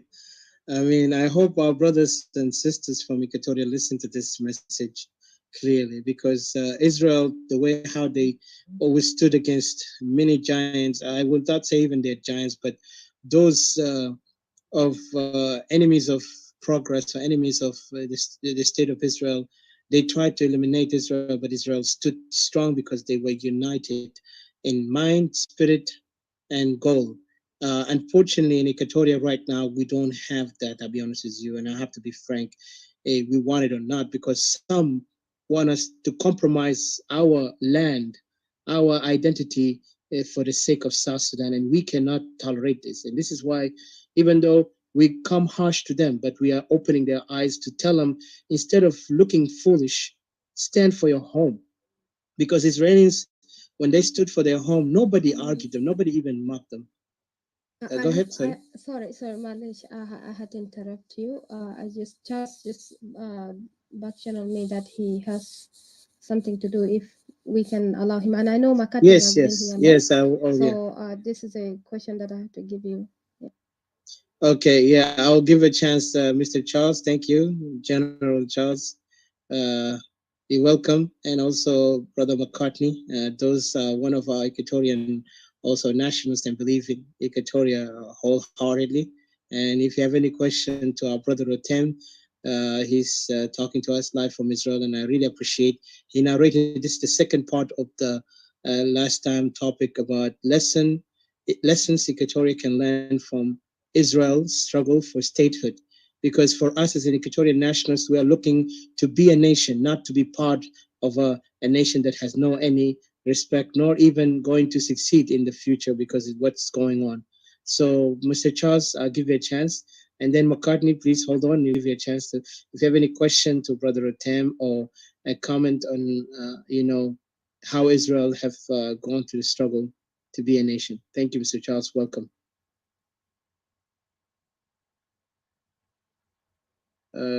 General Charles, are you there? Unmute yourself. I don't see you if you're there.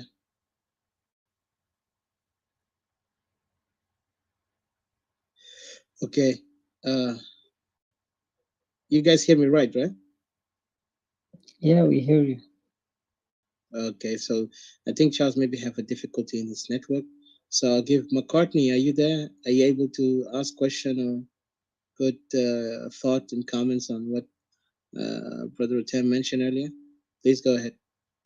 Yes, there's no comment, but I'm going to ask him just a simple question that what kind of statements that he can leave in the mind of Equatoria that can make them register a successful history to gain their own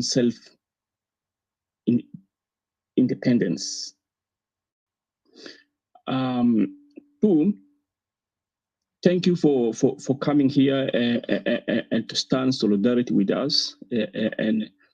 And you spoke well, and the message gone across.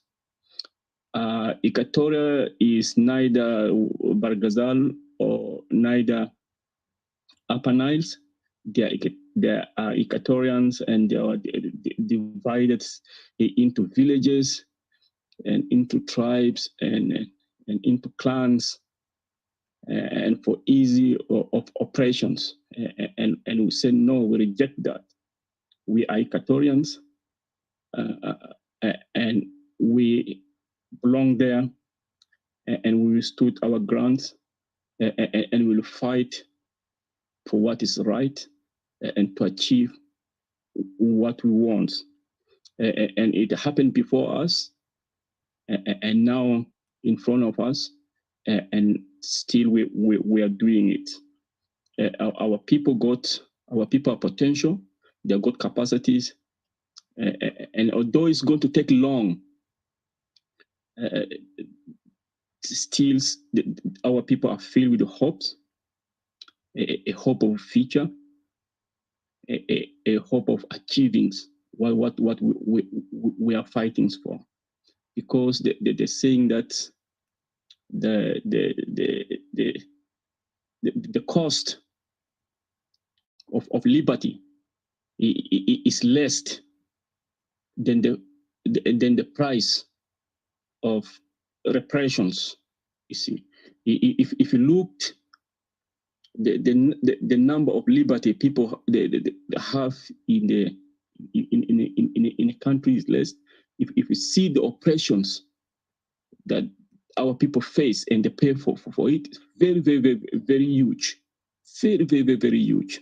So we can't accept that, and also we can't accept fear to engulf our way of thinking, and we can unpack that to give us courage to reach our destinations, which is very, very, very, very, very, very important. It happened everywhere, and this happened even during the European Revolution of 1848. So all of them were in struggles, all of them were suffered a lot, like us. It never started with us, it started all with Europe's. That is 1848.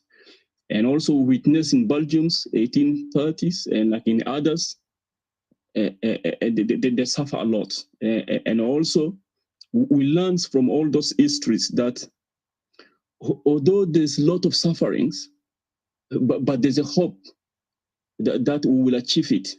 It is the most important thing that we need to keep in us, and we will work with us, because they say your own is the potential resources for your success. Like you said, don't borrow from outside.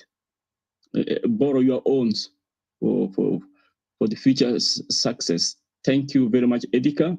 And my question is, what statements can Ratem leave to us, Equatoria, that can justify our achievement into gain our independence? Thank you.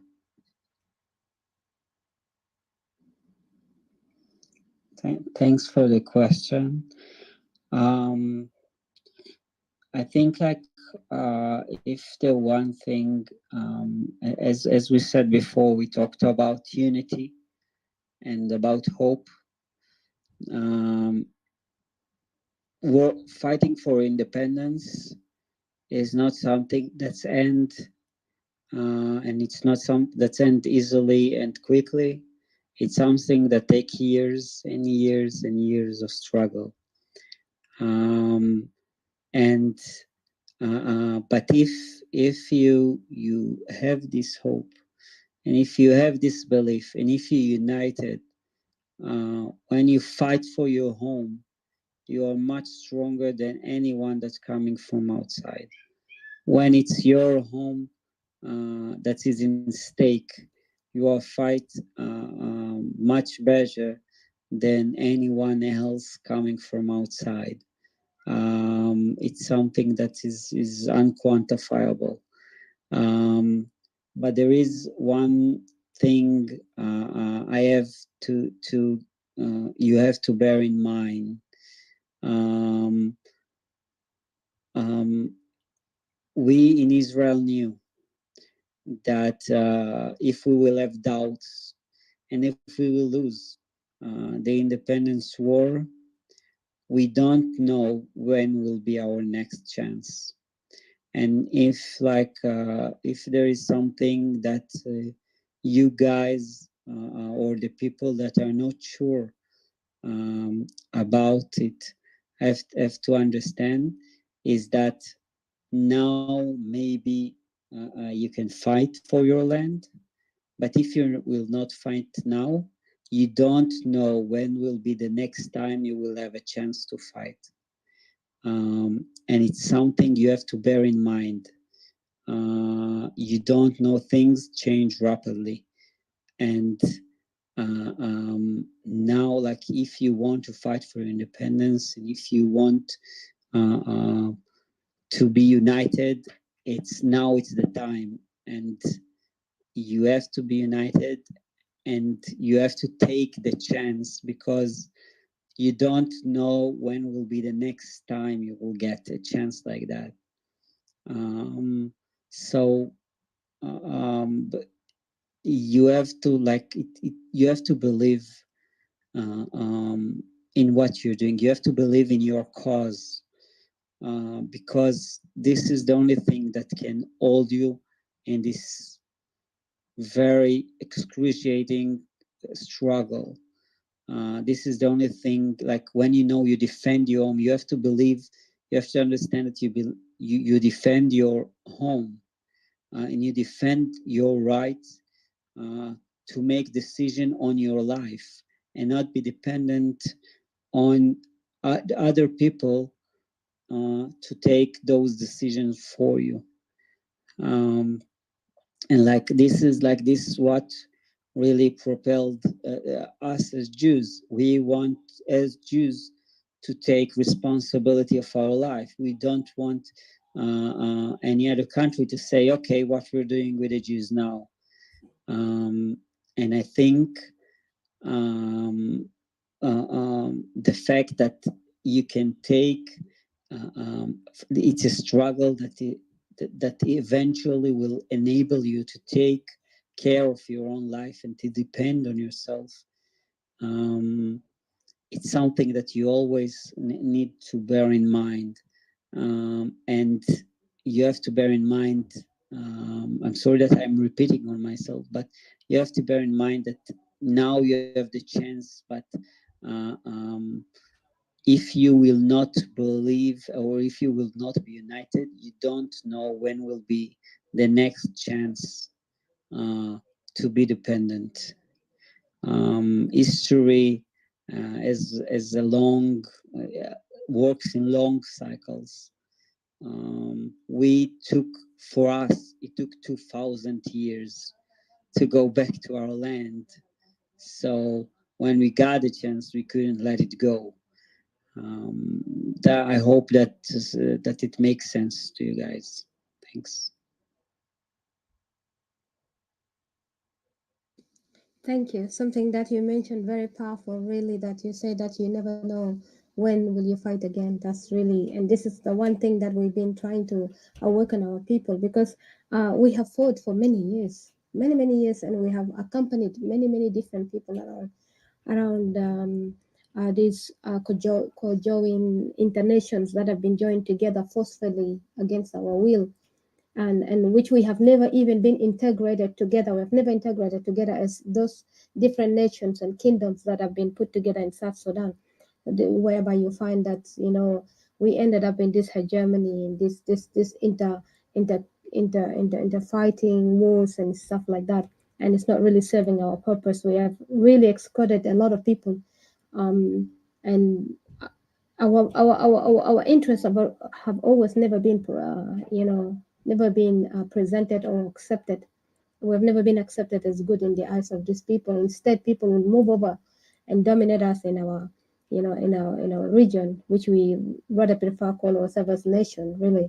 Um, and we felt like enough is enough. You cannot use the same strategy on and on and on, follow the same people, the same strategy, and then yet it leads you to nothing. While watching your women, your children, your men being beaten and killed, we reached the excellence in that nation, that South Sudan, that our men are raped, and not only raped only, they're raped even by objects like woods and stuff like that.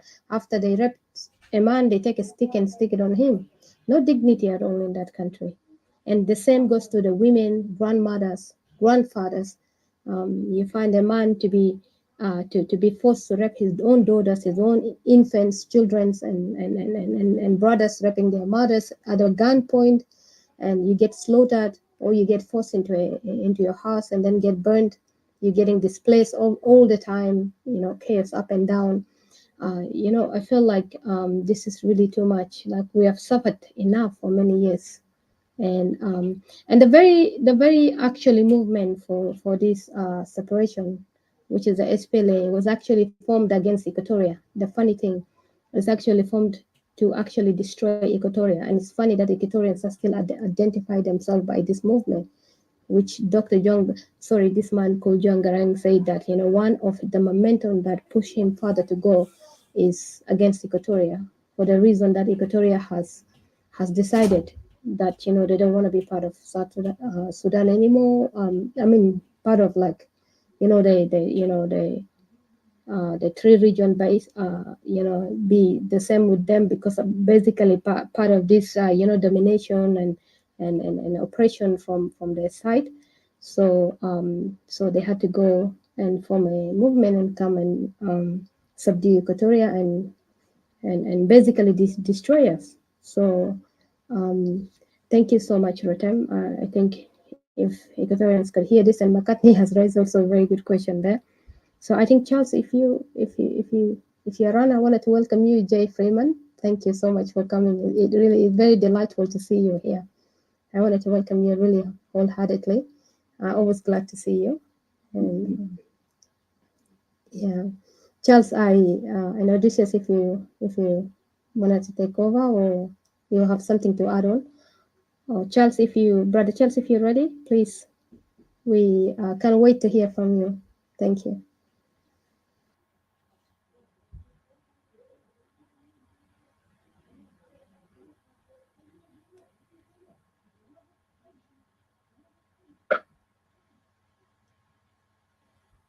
Charles is not there, right? I think he's not there. I think you can welcome. You're welcome to speak. Jay Well, Freeman, welcome, please. thank you. I hope my connection is not misbehaving again. We'll be patient. I'd like to say thank you to Rotten. Thank you for being here. Warm Easter greetings.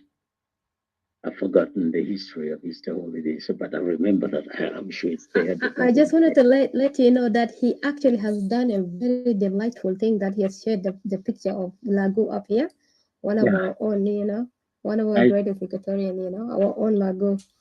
I saw it. Joseph Lagu. It was really exciting for me to see it, really. I really appreciate you, Rotem, for showing that, really, that kindness. Just served it anyway. I've really served it. It's not my time. To start with. It it was your time, but we asked you and then you were not there. So Come back. No. I was just, I think maybe my network was not good. Yeah. The history, let him talk then. The history of our people, the people of Equatoria and the people of Israel goes way back. Thank you for reconnecting us back to our biblical allies. Thank you. My dad actually worked directly with the Israeli military advisors in South Sudan, together with Honorable late Elia Lupe. My dad was the assistant to Honorable Elia Lupe in Equatoria. They both perished in the struggle for the essence of these people. Steiner gave me my name. He was there the day I was born. But the Italians gave me the baptism. They call me Mr. J. Thanks for being here, Rotam. I'm so honored. Thank you for being here with the next generation. We've been together through our parents, our grandparents and parents, and now me and the generation after me. Thank you. I belong to the older generation. I personally sacrificed medical school to fly back to manage the overall logistics of the South Sudanese referendum, and we delivered an outstanding results, credible results to the entire world, so that it could deliver the South Sudanese from Arab bondage. Unfortunately, a group of elders had ulterior motives that we were not aware of. But of course, we were there. We saw it. We reported it. Also to the European Union representative who came to visit us, but they didn't act.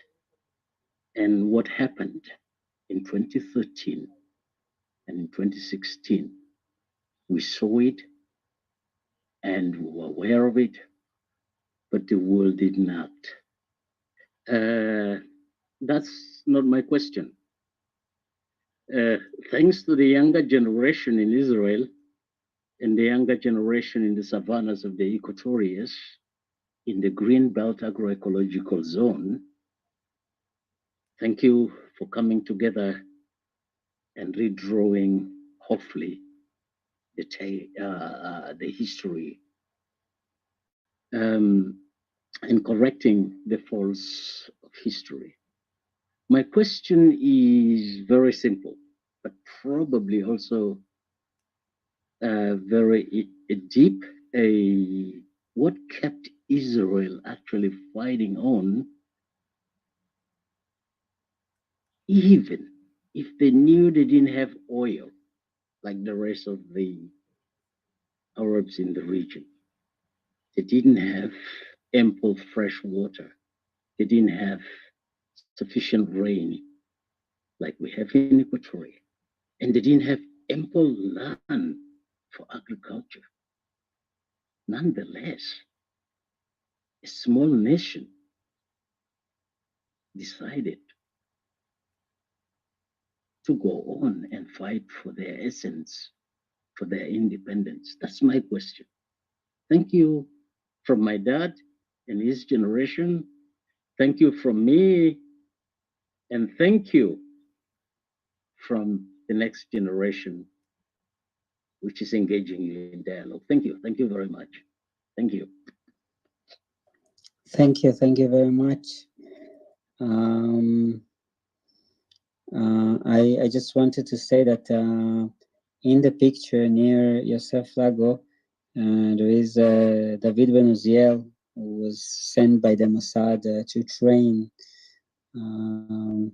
train soldiers in South Sudan. And I'm proud to say I'm proud of the help or of the cooperation between Israel and South Sudan. It's really an amazing thing. Regarding your question, I think that even after we finished the war, we had issues because the Syrians were near the Kinneret, like the Sea of Galilee. We didn't have oil, like Saudi Arabia found their oil. Saudi Arabia was also bankrupt until it found its oil in 1938. And you're right. We started back then, like my grandmother remember, they have like coupons to buy and I think 1 egg or 2 egg or 1 butter. But it called like the modest period back then, even after we won the war. But two things. First, we were so happy we have a country of our own. People, like a lot of Jews were banished from Arab states. But we are still like we lost a lot of us lost all of our property, got to Israel with nothing, but still the happiness of having our own country, like to have your own country, it was a celebration that, like, after the United Nations declared the partition, only the partition, just a small portion of the state that will be for Jewish, for Israel state. It was a celebration. We so much appreciated the fact that we have state, that we were ready to endure all the other, like everything else seems less meaningful because you have a state. Okay, that's the best. So I have less food and we are living in not so good conditions. But we have our state and we are building our state and we're creating something from our own. It was so amazing, like for all the population in Israel. So I think, and it's totally my opinion, that this thing kept us going on. And even during the war, at the first stage we were on defense, and then like we had to reinvent ourselves ongoing. Like we had to think what we're doing now. So we said, okay, we go to offense. We had to think what we need to do. Okay, so we reorganized the army and built a strategy.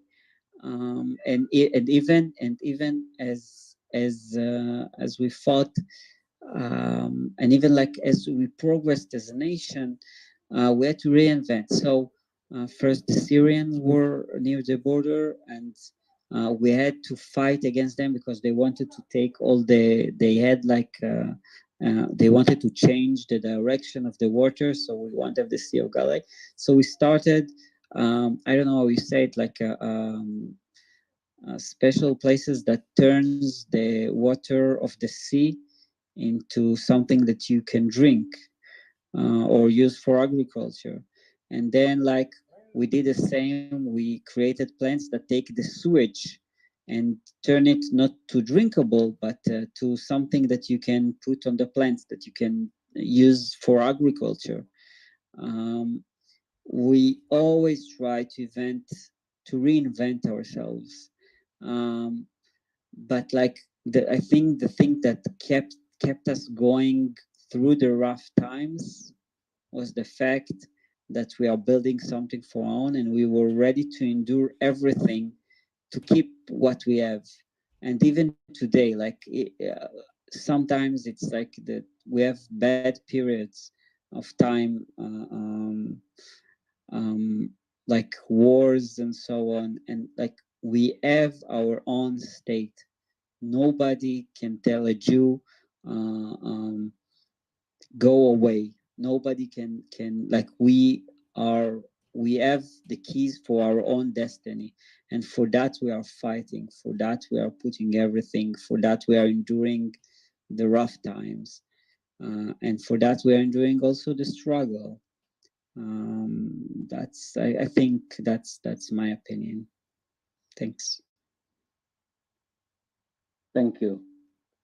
Absolutely satisfactory answer. Thank you very much. Thank you.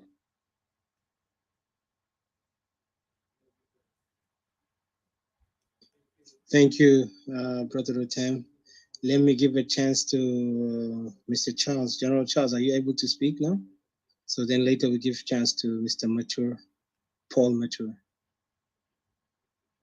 Mr. Charles, CPI.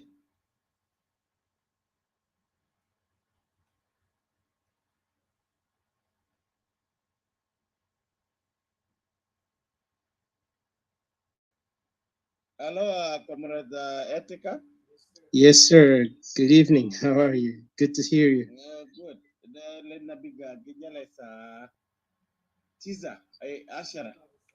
Oh, Chief so awesome. General, Yeah, welcome. Honorable Chief General Charles, the Chief of Equatoria. Yes, how are you, Comrade Didi? I'm good. How are you? Yeah, we have a 9:45 now. I'm good.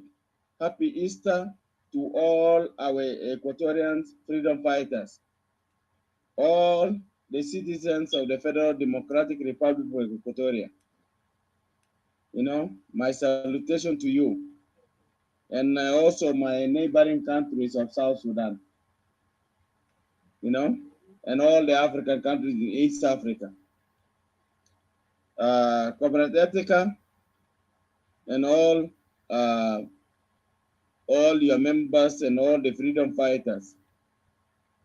There's a lot of things that we can you hear me? Yes, sir. Loud and clear. Yes. Yes. Of course, yeah, I hear you. Good. So there's a lot of things that we can learn from Israel. But before I talk to the topic, you know, I'm gonna be short because I'm at work. Okay. This is General Charles Pearson, the chairman and commander-in-chief of the SPLM-SPLA-IO Equatorial Bloc for Equality and Justice movement. We are a separatist movement. We are not nationalists. We are fighting for independence of Equatoria.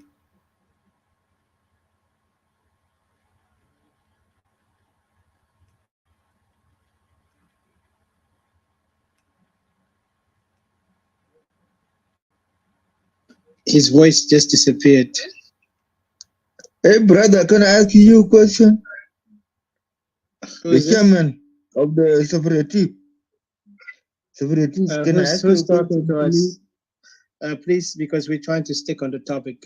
Are you here to ask question, a beneficial question? Yeah, or question for separatists. what is the? Let's check with Charles if Charles finish and then because Yes, please, because you got Paul Mature. Okay, sorry. Yes, I think. Okay, so Paul, you have any question to Mr. Rotem because he's our main guest, and let's also respect his time. He's talking to us straight from Tel Aviv, and I really appreciate him.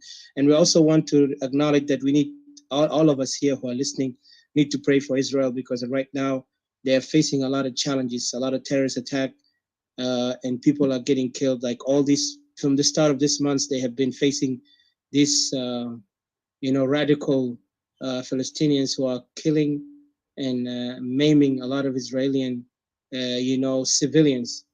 They're doing this especially in the time of the Holy Ramadan, which is sad when Israel is only trying to survive, and these Palestinian youth are being recruited to commit crimes against humanity and against people of Israel who are just living their life, their daily life. So we need to continue praying for our brothers back there because, as we know, God says that humanity It's like we have to respect humanity. We must not like allow evil to come in. But unfortunately, there's some people who have no respect to humanity, nor even to God. But we pray for the souls of those who lost in Israel, and also for those who are suffering right now with the injuries. Keep them in your thoughts and prayers.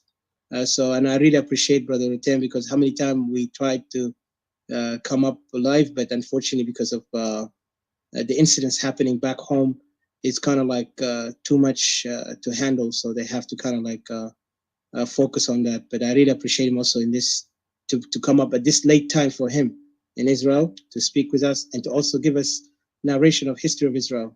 So I want everyone, in particular our Equatorian brothers and sisters, to learn from what Israel have gone through and what they're going through and what they're still keeping on, holding on as a nation. And I really appreciate also Mr. J. Freeman for that great question, and also your great answer, Brother Otem, for that, you're fighting for the land, not for the resources. And that's what make difference, and we look forward that every Equatorian stand on that idea that your land is your honor, your dignity, your history. So thank you.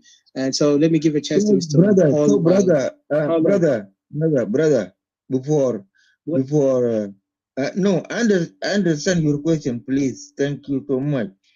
To give me just 1 second to ask you. Okay, go ahead. What's your question, so I can give a chance to my question? Our you can guests. You can give to your. Are you Egyptian?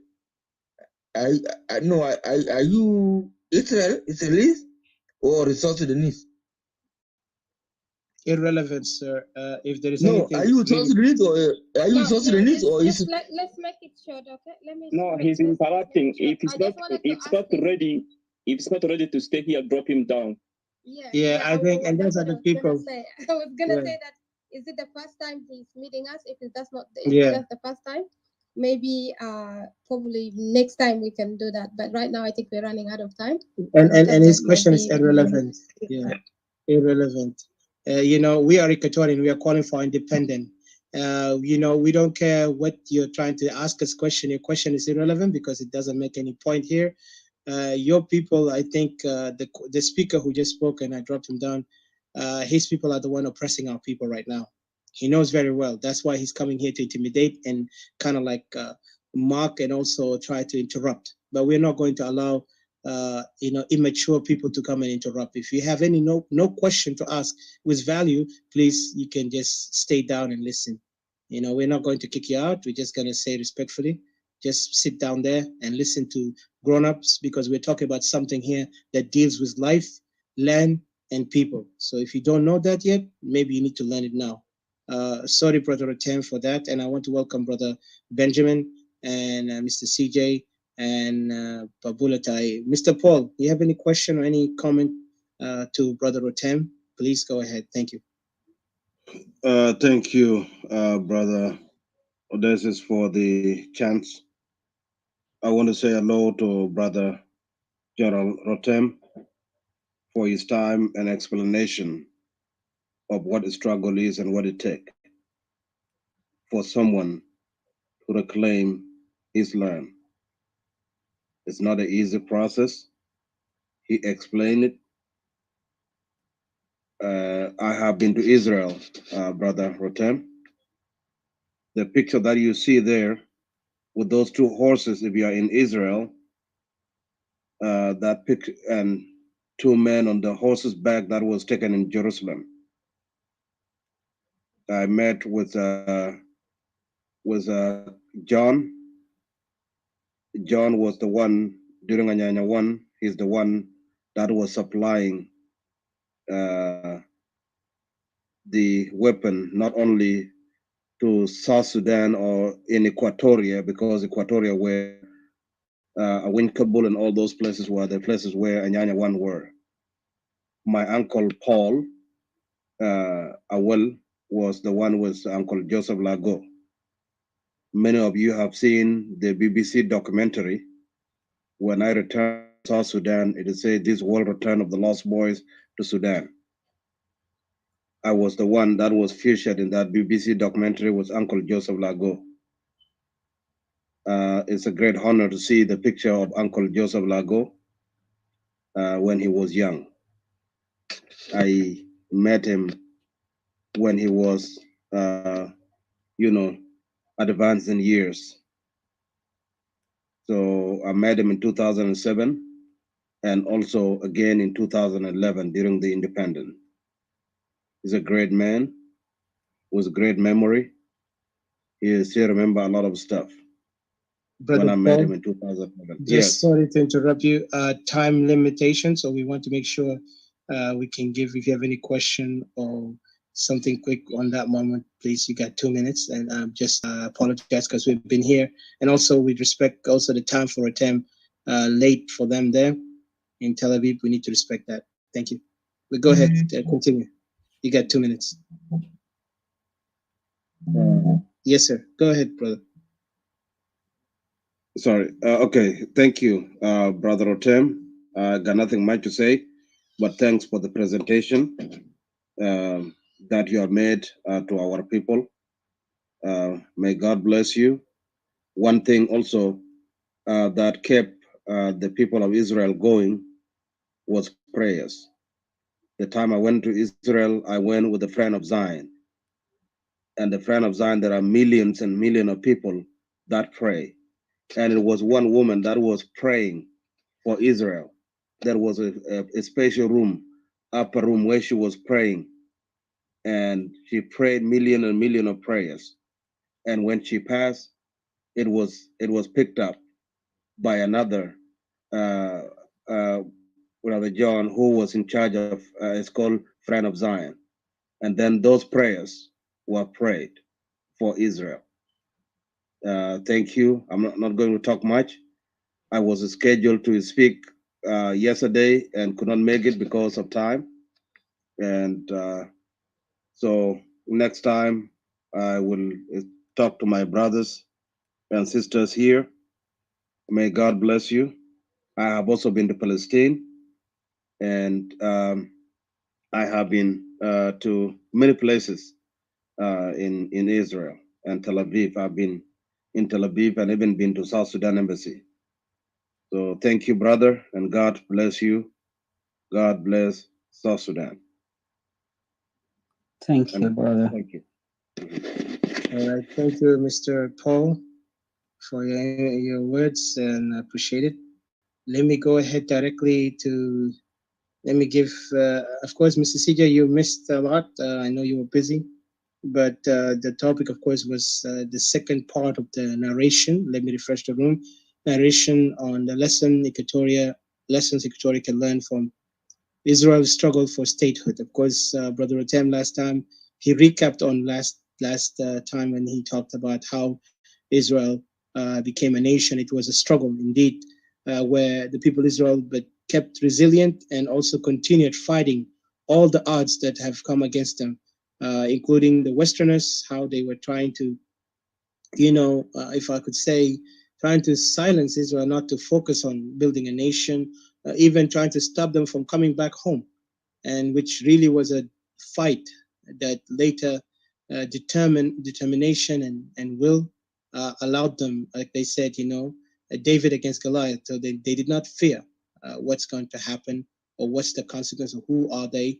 They just knew that this is their ancestral land, and they came back and they have achieved it. And plus, they also faced enemies around them that did not want them to stay or be a nation, but they still surviving up to this time, and they are now the most honored, respected, feared, and admired nation in the world, regardless how small their nation is. And like also Mr. James Freeman was mentioning that, asking a question, there was nothing there, not even an oil, but yet they stood, they fought for it. They didn't care about the oil because the oil is not the main objective for a land. Land is sacred. Land is the history. Land is an identity. Land is your life. Without land, you're nobody. And exactly Israel have proved that. And we are, as Equatorian, also fighting for our land, for our people to survive. And I really appreciate Brother Rotem for his time and his generous time to come to us and speak to us, and also encourage us as Equatorian to fight for our survival, to fight for our land. And we look forward that our people of Equatoria and the people of Israel will always be together as friends.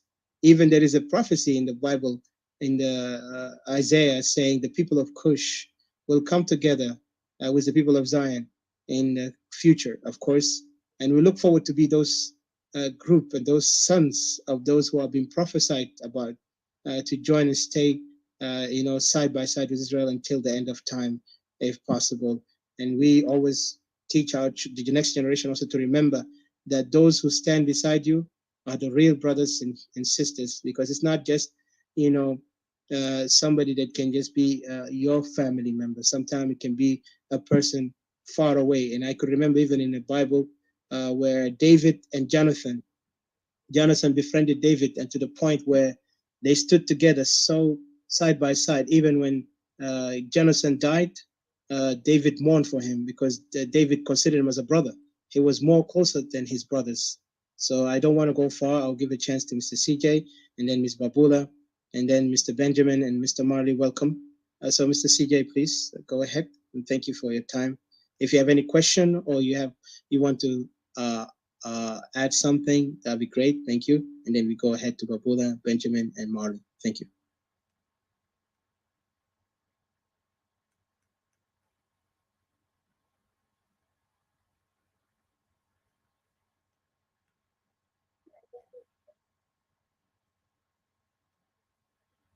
Hello. Yes, go ahead, sir. Well, excuse me. Let me say hello to everyone. Will you please, forward Okay. the mic to someone? Okay. And then I'll follow. Thank you. All right, no problem. Thank you. Ms. Babula, please welcome. You have anything to say, add or ask question, please feel free. Thank you for joining us in the room earlier. Thank you.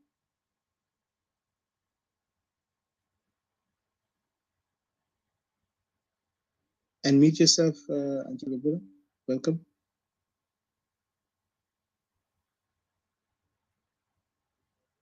Ms. Babula, are you there?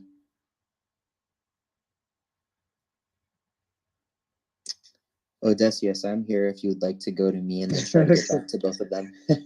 Okay, you're welcome. Welcome, Mr. Benjamin. Long time. Thank you, Yes, thank sir. you. It's been a while, my friend. Want to wish Yes, everyone sir. Chag Sameach, Shalom. It's great to Shalom, be shalom. here. I can't wait to listen to the recording because I was a little bit busy, but I just wanted to comment and say that, I'm very, very happy that Odysseus felt free to put a link up from the chat. I just want to say something a little bit personal from my side of the family. My family are survivors from Cuba, and because of Che Guevara and Fidel Castro, my people, the Jewish people, were forced out of Cuba, and that's why we came to Israel for our survival. So if anyone wants to know more about the Cuban people, whether they were, Spanish, Polish, or the Afro-Cuban people, especially the Jewish people who came to Israel, feel free to follow me. And I do these conversations in many different African rooms. And in case anyone's interested in the article above that was just posted, the regime of Iran considered, many Palestinian leaders to be akin to Che Guevara. And it says this in the article because of the close connections between many different Palestinian militias and Che Guevara that learned their militancy from the regime that slaughtered my people and slaughtered thousands of Africans as well indiscriminately. So I really appreciate being allowed in this room, and I'll make a small room tonight if anyone's interested on the Cuban regime's history in Africa and also their very staunch anti-Israel standpoint that forced the Cuban people to realize that there's a problem. So thank you again. You're welcome, Brother Benjamin. Thank you so much. And I look forward to your room. Please pin us. I think you can pin me later. And yeah, so when you're opening that room. And I want to welcome Mr. Marley. I hope, Babula, if you're able to, that'll be great. But if not, we'll go ahead to Mr. Marley. And if anybody have question to Mr. Rotem, because Rotem has narrated a lot today, and we really appreciate him again. I acknowledge him, for his great narration last time he did on the first part, and now this is the second part, and we look forward to this third part. It will be looking to bring, if there is possibility, one of the heroes who supported the revolution against Khartoum that time, during great leaders like Joseph Lagu, and the person in the middle, because if you look at the picture profile of Mr. Rotem, you will see one of Israel heroes who actually supported and helped, Anyanya, the group that fought against the North, to even put the North into a situation where the North had to come up to understanding that they need to negotiate with South Sudanese at that time. And Joseph Lako was one of the heroes who worked with Israel heroes, Mr. David, who was a great man. And also we look forward, if they can chance, we can bring him here to speak. And even look forward even to bring our hero, Joseph Lako, if possible. But this is, of course, in the future. We don't know because things happen, and we pray that they live longer to give us their history before they leave the world, because we want their messages to us as the next generation, what need to be done. So Mr. Marley, welcome, and thank you for joining us. If you have any question, please go ahead, or you have any comment you want to say, you're welcome. Thank you.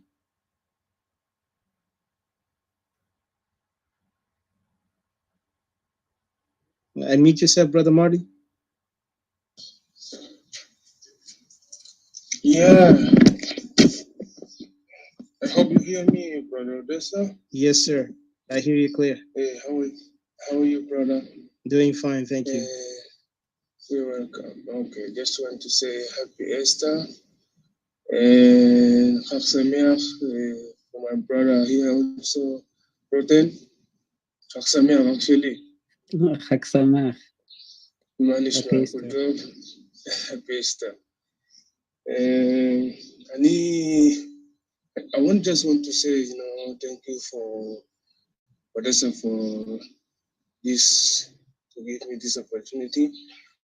We tried a lot of the problem about South Sudan.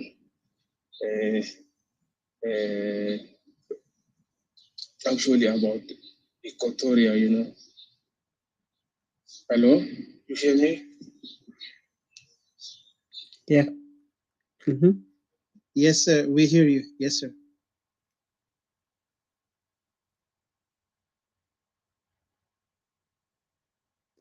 Marley? Marley, are you there? Unmute yourself. We heard you clear, but I think you didn't hear us.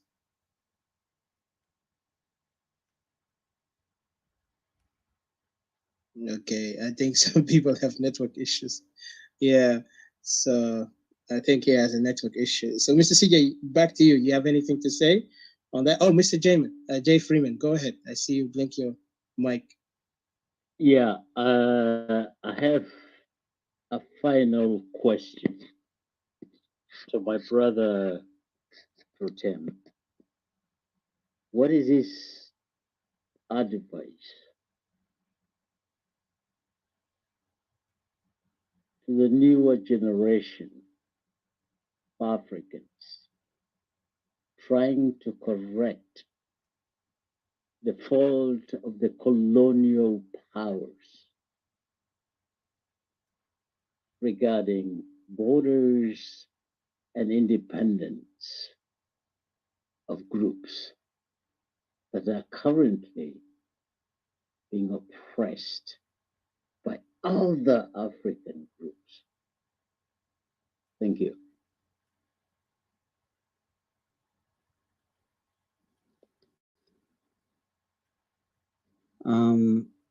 I hope I heard you right. You said, can you repeat the start of the questions? I missed like the few words at the start. Yeah.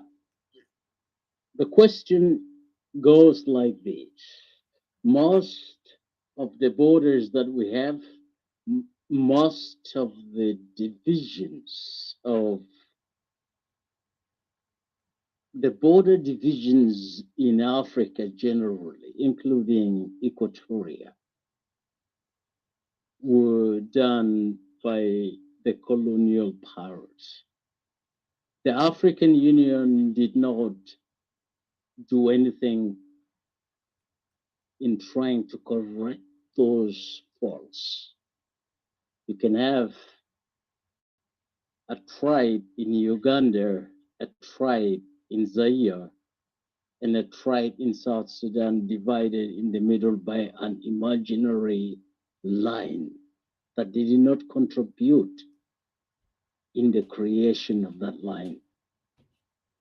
Nobody, including the African Union or the African organization, the Organization of African Union, or decided to correct those faults, those mistakes in all the time up to now. Now, we intend, the modern generation intend to correct those lines. Would you support or oppose the creation of those lines in Africa, those border lines in Africa, including in South Sudan? The people that you've invested so much in helping to attain their independence, would you also help the same people in creating feasible, acceptable lines that divide countries in Africa? What is your opinion on that? What's the opinion of your country on that? Thank you. Thanks. I can only speak for myself by saying the colonials, the colonialist countries like Britain and Italy and France did tremendous problems by painting borders that has no relation with the true population, whether it's Africa or the Middle East. I think it's in order to change the border, and I understand that the borders, I think, in Africa need to be changed in some way, because like there is a tribe that half of it found in one country and half of it in another country. But it's like I don't have a smart way. Like it's a major problem that I don't know how it could be solved. I think it would take. I wish that the leaders in Africa could meet and just in a peaceful way we change their borders. But I know that there is a lot of problems behind that. I think like it's the situation that the colonialist countries put Africa is horrible, and it's not like honestly I don't know how it can be solved. I think that the tribes, like each tribe or each nation should have its own borders. And we see it like in Europe. We see that Yugoslavia were separated to different states, and even in the state itself, it's separated to more. I believe that every nation has its own right. I think like you guys have the right for your own state. But of course, as I started and as I stated, I think it's a major struggle. And I think like it, and I wish that we could change the wheel, like to return the time and to paint borders that are represent the populations in Africa, and not just taking a ruler and just painting borders according to the needs of Britain or Italy or France. I'm not sure I answered your question, because like I think it's a hard question.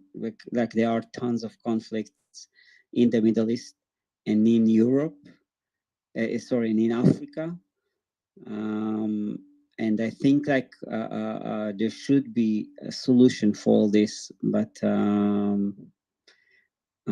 think it's a major issue. I don't know if I answered the question. You did. Thank you. You did. Thank you.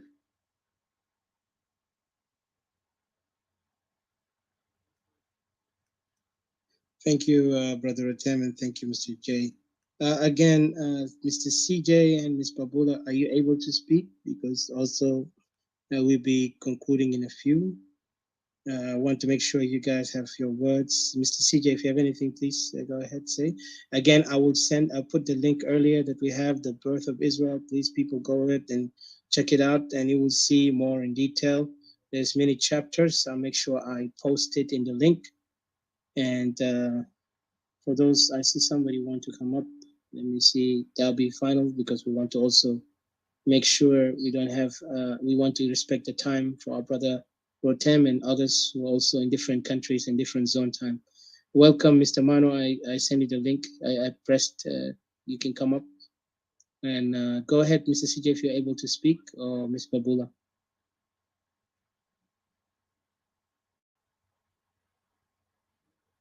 Unmute yourself, sir, or ma'am, if you're able. Yeah, Fadal. Welcome. Oh, thank you. Yes, sir. Let me say hello to Brother Utam and everyone's down here, our guests, and all our brothers and sisters, fellow Equatorians, as well as South Sudanese, and those who are watching us worldwide, who are listening to us as well. We may follow up, to see, to go through this recorder. Well, let me say first, my condolence to the loss of the Israelis, our brothers Israelis, and those who also were fighting for their survival. Yeah, I know it's not easy. This is how life is. In today's world, the stronger you are, the best opportunity and everything you have. Other than that, things will turn over time against you and always be a victim. Also thankful to God that you lastly make it in 1984. You make it home. I'm very proud of that, definitely. It wasn't easy. It was through struggle, through participations of the Israelis who have been scattered all over the world. It's great, for the children's always who are dedicated to fight for their country to come together and always keep on their history. Indeed, you make it. Yet, the way ahead is still seems to have some bubbles and all that. But, I believe at the end of the day, you will overcome it. Whether those around you like it or not. Yeah, I was shocked really for the ongoing situations. I could remember I once come across in the Middle East, I came across one of those Arabs. I went on asking him, guys, why wouldn't you hold on? What's the use of fighting each other for no reason? Being a neighbor, why wouldn't you respect neighbors? If indeed you're religious people, why wouldn't you hold on and help each other just put things in order? And I could remember, I remind them, that Israel's, seems to be your ideology and activity.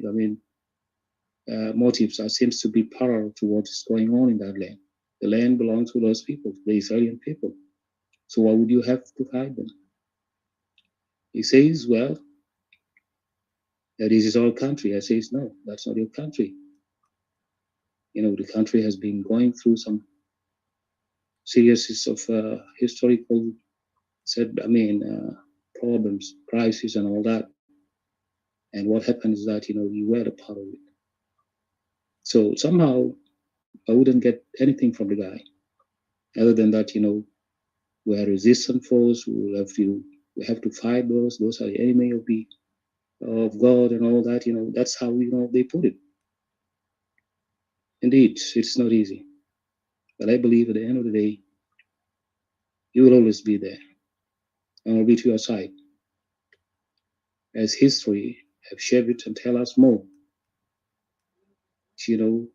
We have more many connections, leave alone us as a South Sudanese or Equatorians, but in general as Africans, we do have a link, and historically the Bible have shaped that clearly.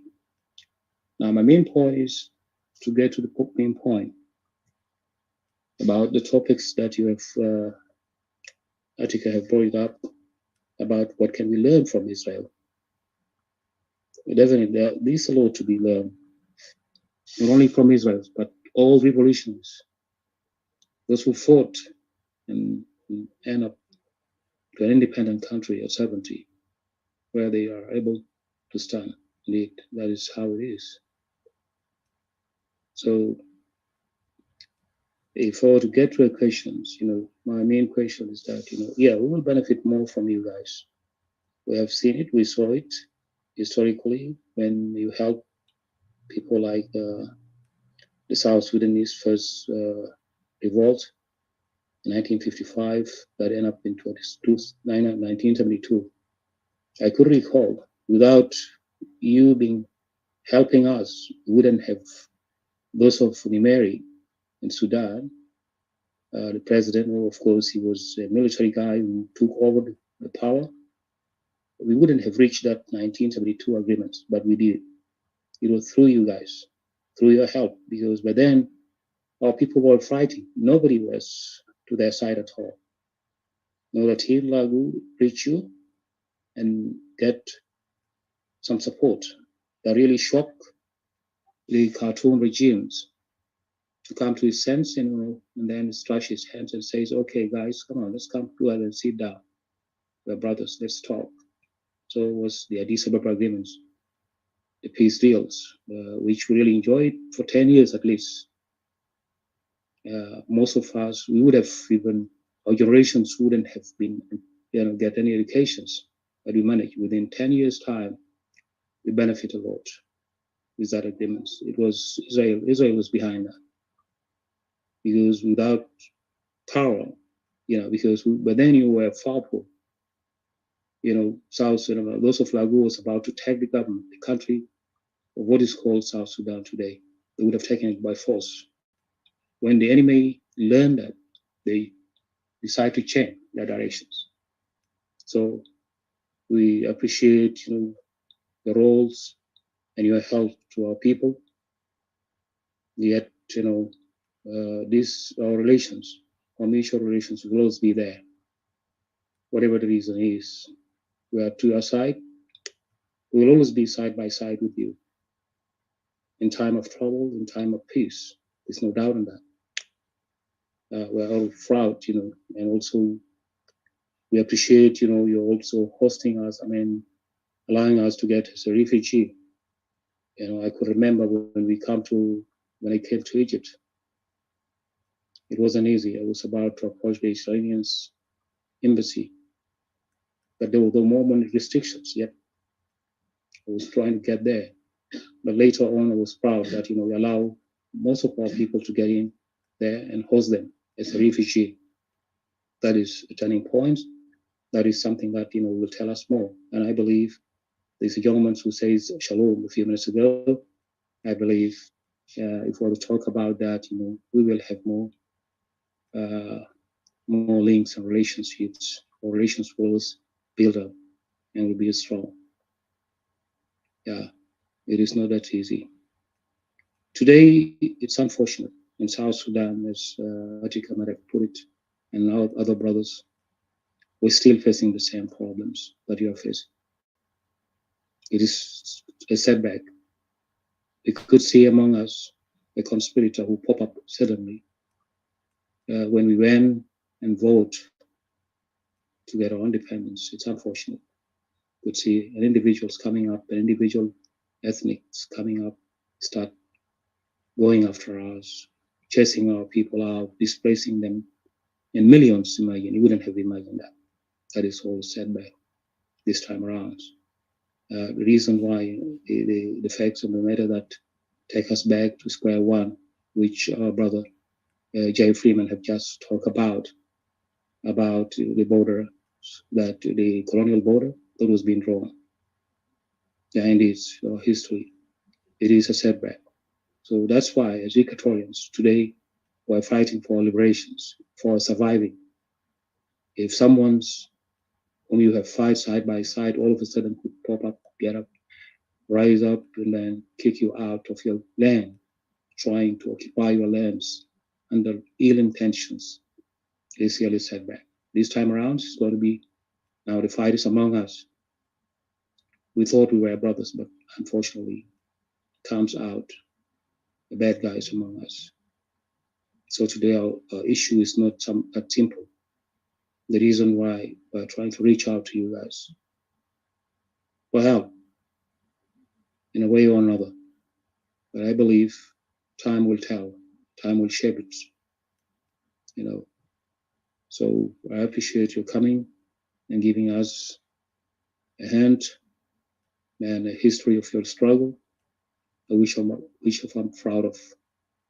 Yeah, we will always be side by side. As I've said, in time of trouble, in time of peace, we'll make sure everything will come to an end. Well, I'll end up with a question to you, brother. My questions are simple. There is an issue about, remember, I could remember in George Bush administrations came up with a proposal by the time, you know, when the conflict was ongoing in Israel. They come up with the point that, you know, you need to have the establishment of two states side by side, that you have to live as Jew and Arab. So he kept on pushing that to an extent that, you know, it has become a proposals on the table that he would have negotiated. I wonder, from your side of view and your homelands, fellow countrymen, I mean, how do you look at the situation, these situations? Do you accept, let's say, the two states as a solutions, or do you have some other areas? Where do you stand on that as Israelis, or as an individual, or as citizens, let's suppose? So that's one of my concerns. I wanted to know whether you have come to agreement, you agree on that, or you disagree, and why. This is one question. The second question, if we were to be given a chance today to establish relations between the nation Israel, the nation of Israel, the state of Israel and Sudan, do you have any, I mean, chance of having that kind of relations? You know, because that looks alike to what is going on in the Arab countries today. You have some Arab countries who seems to be, who are now your friends. You know, becomes one of your, friends. Yes, such as Egypt. Of course, Egypt was there, and it was, of course, done. That relations been, that establishment of foreign relations been established, of course, by Anwar Sadat, who really, after all, he lost his life because of all that. But to some extent, things are going good. So, what's your take on that? You know, when it comes to that. Thank you. I will end up here. And thank you, Rotika, and thanks everyone for listening. Thank you. Before attempt to answer, remember, guys, Rotem is for him is morning, and I don't want also to make him stay late. And thank you again, Brother Rotem. But yeah, let's after that we put our final thoughts. So also we give chance to Rotem to rest for today. And I thank you again, Brother Rotem. So yeah, go ahead, Brother Rotem, you can answer. Thank you. Thank you. So regarding the first question, it was like regarding the suggestions from United States about the two-state solution. Israel was ready in order to finish the conflict, to split the land. Like in Gaza Strip today, there are no Jews. It's only it's 100% Palestinians on the Gaza Strip. Like for Jew to enter Gaza is like you will probably get lynched. So we were ready for a solution as the state of Israel. We were ready for a solution to give some of the land in order to end this conflict. Of course, it was supposed to allow a Palestinian state near the Jewish state, but we were ready to do this in order to live in peace. This is like as the state of Israel. This is what the state of Israel were ready to do. The thing is, the Palestinians didn't want peace. They wanted everything. They are constantly thinking. They're constant, like they call the 1948 our independence war. They call it the Nakba, like the disaster. So they want to undo our independence war and take everything. So as a nation, Israel was ready to give part of its land in order to finish this conflict, to end this war. But they refused. They refused because they want everything. And like talking to Palestinian here in Clubhouse, I got to understand that there will be no end of conflict. They want everything. And I believe that bringing more land to the Palestinian will just bring back their appetite. There was no peace. Like we can talk about peace only as end of conflict. And if they don't want end of conflict, they want everything, then no need to do peace. We're here to fight. We're here to stand on our land, and we will fight until the Arabs will understand that they can do nothing for us. And the Egyptians took time to understand. The Syrians took time to understand. Even after 1948, they didn't give up. They started the 1967 war, and then they started the 1973 war until they went and do peace with us. So apparently Arab in the Middle East are hard-headed. They want to fight and fight and fight until they will stop.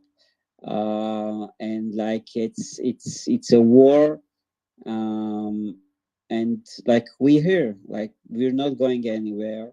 We are in million times better situation than we were in 1948. So we are not worried.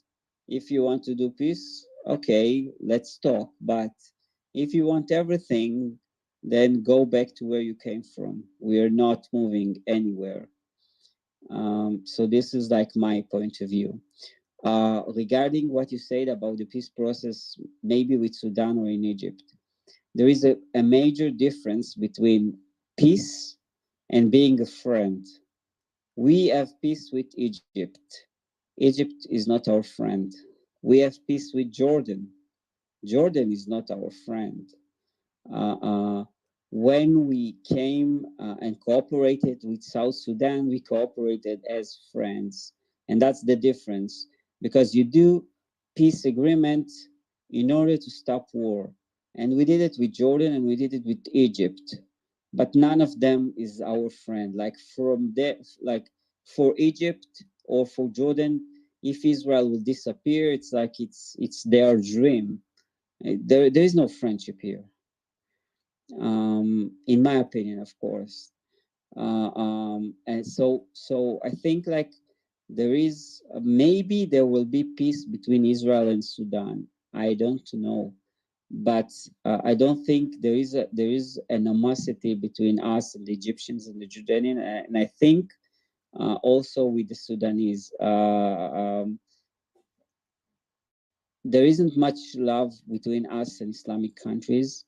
Maybe the Emirates are the only things that accept us. Emirates and Bahrain are the only one that actually accept us without animosity. But there isn't much love between us and Egyptians. Even when Jews went to Sinai Peninsula, we don't go. Usually, you meet the Bedouins. You will find zero to nothing Israelis going to Cairo. You will find zero to nothing Israeli go to. If there will be a peace, you will find zero to nothing people going to Khartoum. There isn't much love between us and them. So I don't know, maybe for strategic region, I don't know, maybe to cut them from Iran, there will be some kind of peace process. But there is peace and there is being a friend or being an ally. And currently now, the situation is that there is peace. We're not attacking each other, and that's it. But we don't have Egyptian friends, honestly. That's I think from my side. Thanks. Thank you again, Brother Tim. Really great. And this let it be a lesson to those in South Sudan, because there's South Sudan. There is this notion that right now, because there was two tribes fighting each other, and now they are in domination. And also this lesson to Equatorians, because I really love what you said. Like, it's peace. Like making peace. It doesn't mean that we're friends, because there was no friendship in there. It was just a point of that we are trying to end the war. So it's true. Like Egypt, when they made that peace, it was just because to end the war, the blood, violence, and all that, so they can see a better future for both. So the same thing right now in South Sudan, and this is what the irony in South Sudan, and I want to tell to our Equatorians, they are involving themselves with a hostile group. Like the tribal conflict within Upper Nile itself has already destroyed the country in its core. And then there is an agreement they made, peace agreement, which is power sharing. But in reality, there is no peace, because if you look at the tribes that are fighting each other, and later Equatoria became a victim to it, those tribes still did not come to understanding they are living as brothers, like living friends. Even though they are different tribes, yet they live in hostility. So peace does not guarantee real friendship. It's just something to end the violence, and maybe somebody else will begin to conspire, because even in history we know how many countries will make peace and then later they will come back to war, and it's not new. I mean, so these peace, and especially in the paper, it shows you that a real friend doesn't need a paper to prove he's your friend. A real brother does not need a paper to prove he's your brother. So for those who are making those peace agreements, that means that this is not like I would say, it's not going to end that easy, because there is something that made this war. And the only way, like they said, sometimes sadly, only the victorious takes all. And this in this world, as we see, it's really tough.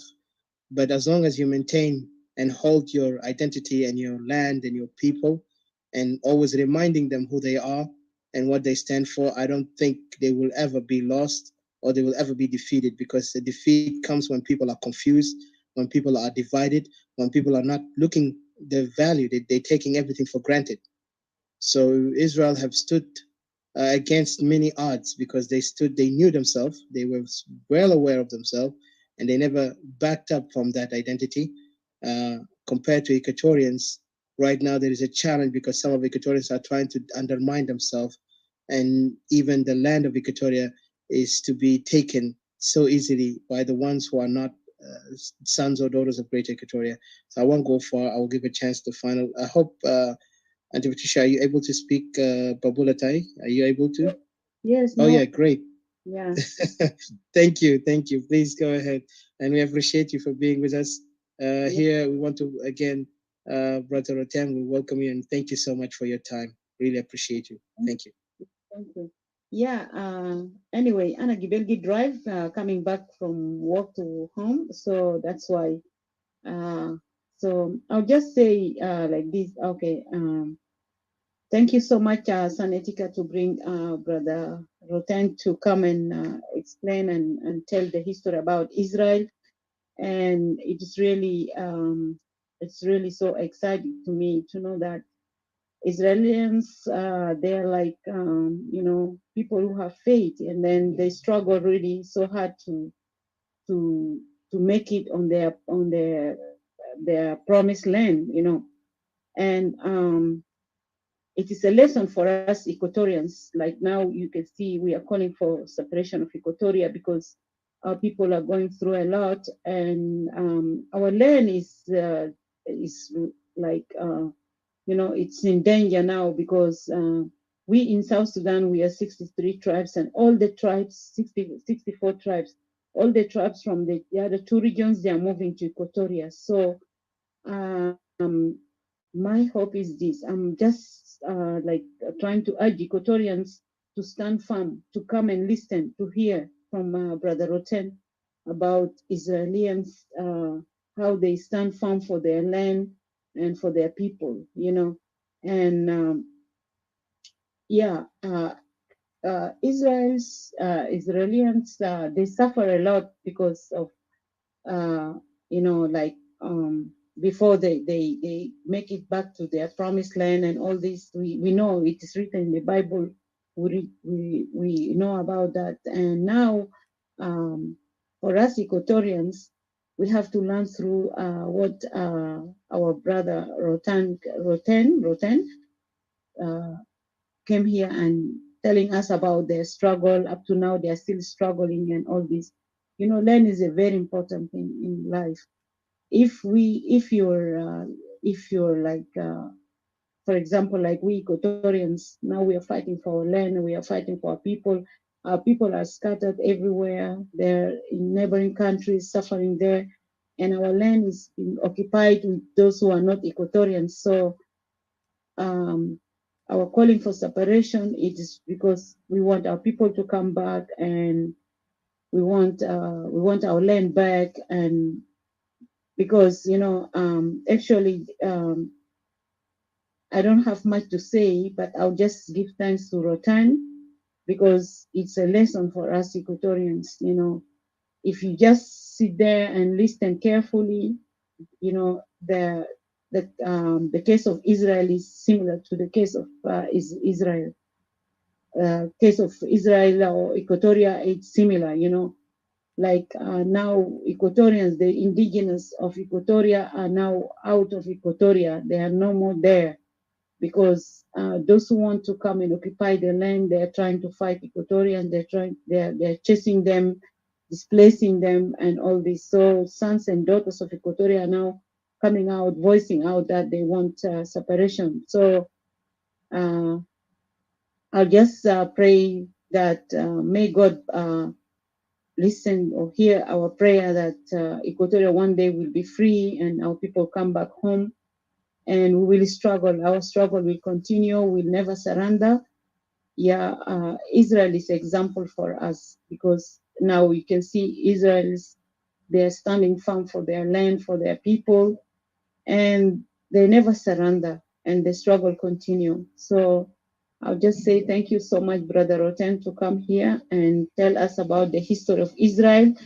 And I think you know a little bit about Equatoria, maybe some two, three brothers and sisters who came here and share with you about Equatoria, about what is happening now in South Sudan, especially in Equatoria. So this is really need a prayer, and then it needs a struggle, and we'll move forward. One day we will go back to our promised land, our ancestor land, with that our great grandfathers left it to us. We are not going to leave it to anyone. We are not going to forget our ancestor land or to surrender.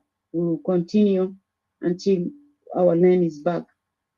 And my prayer for Israel is to struggle. The struggle continue, and God bless Israel and God bless Equatoria. Thank you so much. Thank you. Thank you, Babulatai, and we appreciate you. Yes, we pray for the lost souls that have been taken recently by these terror attacks.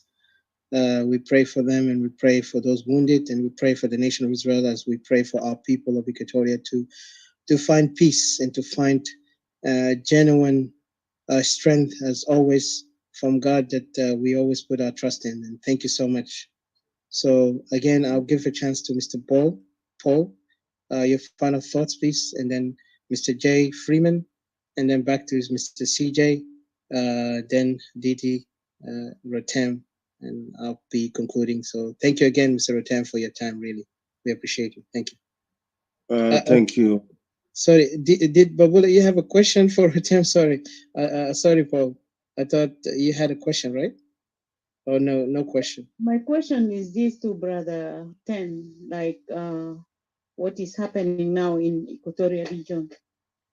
How will you see like Equatorians are really gonna succeed to their promised land one day, or is just gonna be hang there and our people gonna scatter more and more and our people will not come back to their land? Or how do you see for us Equatorians to gain back our land? It needs a fight, or it needs sitting on the table, talking, discussing about our land, or this needs war. We need to take arm and fight for our land. This is my question.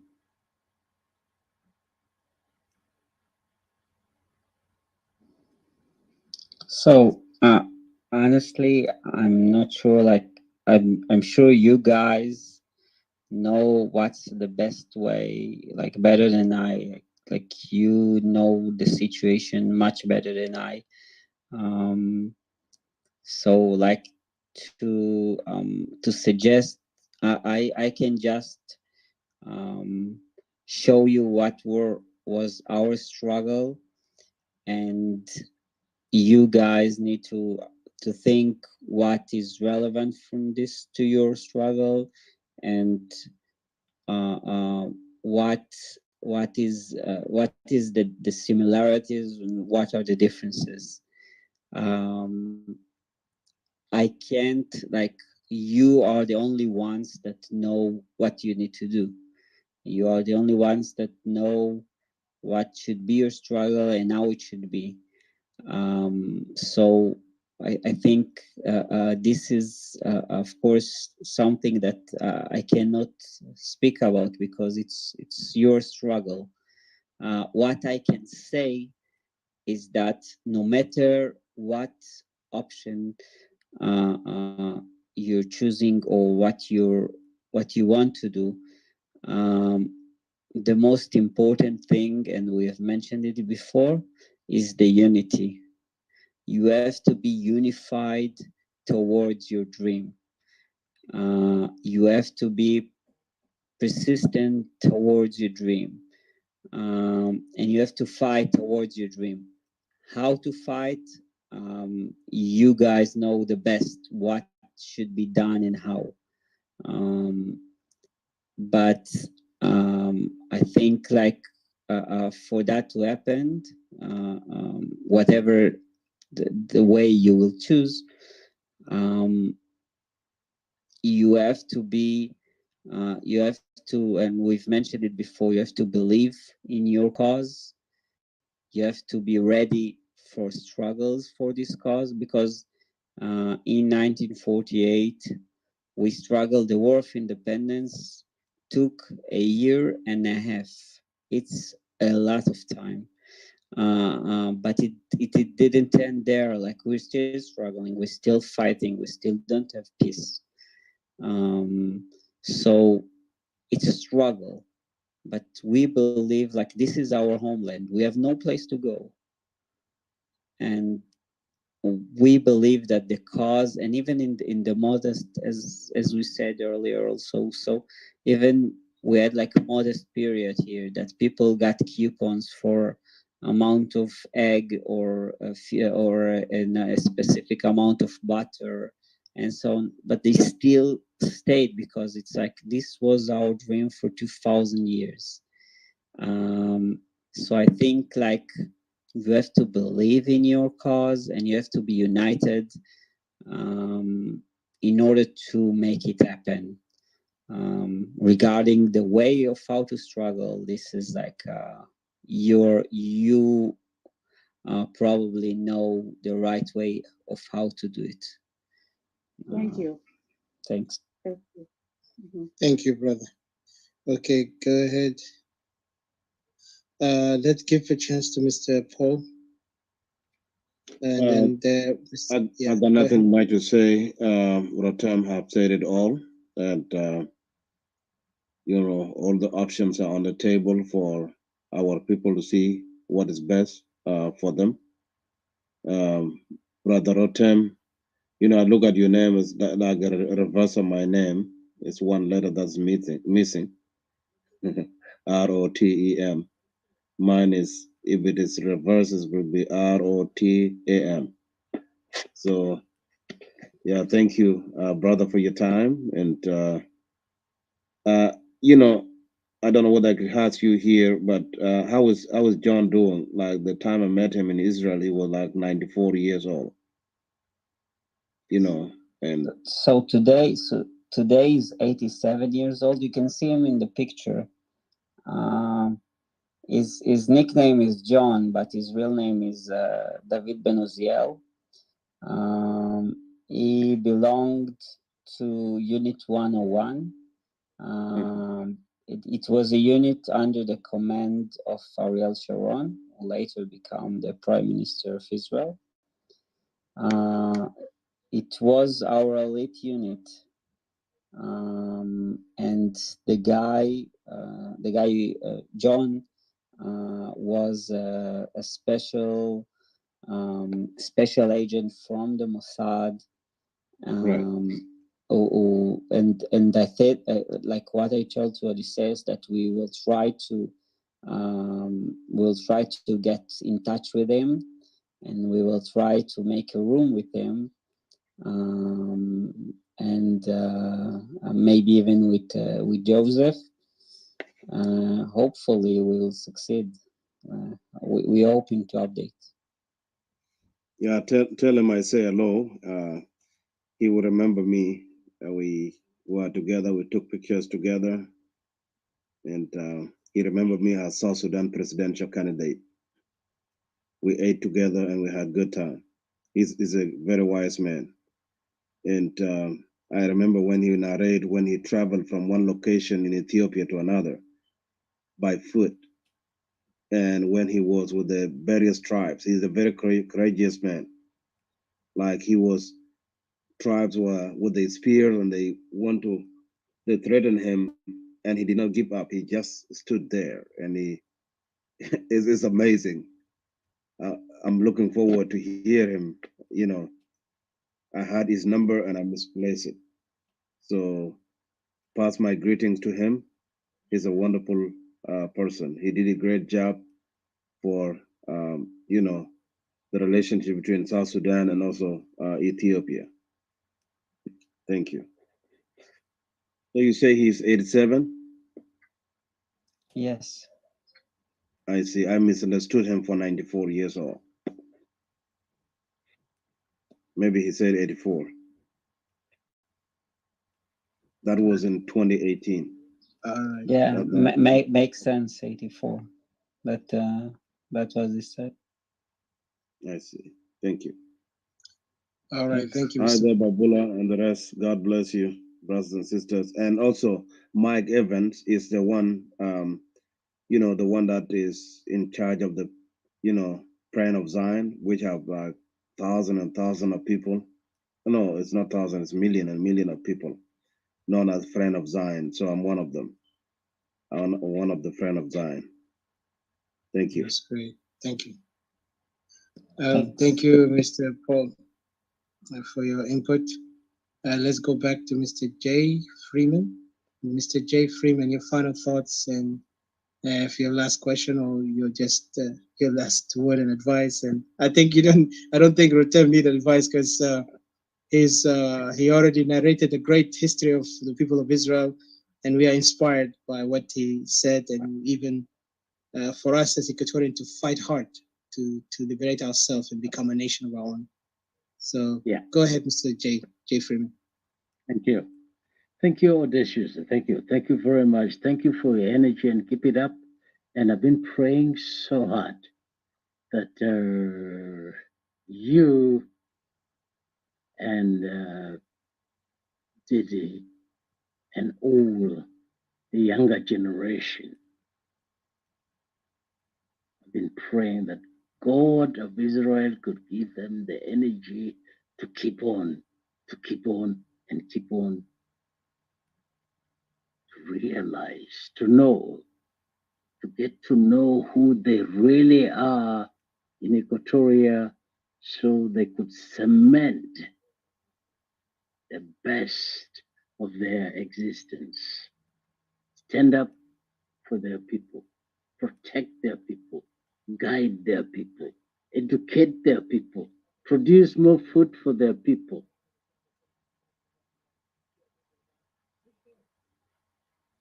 You have to do that.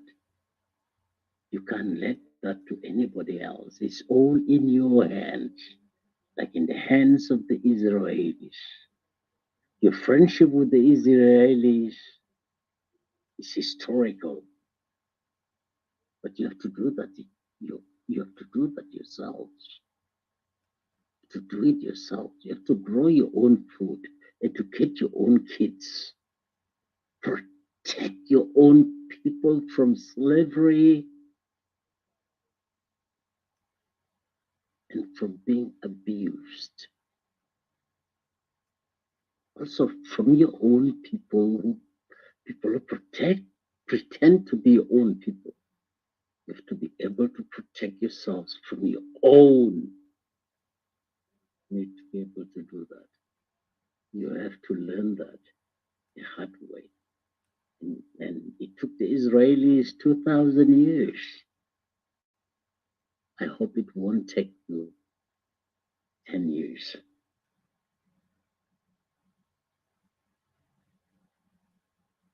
Changes occur around us all the time. Generations get born and they die, and they pass the torch on.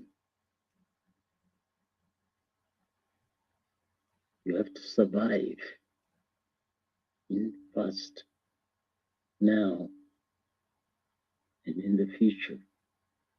You have to survive. It's not only you and your own family, it's everybody. It's everybody. Everybody in your custody, in your protection, have to survive. All the people of Equatoria have to survive under your custody. So it's not about enriching yourself or enriching your family.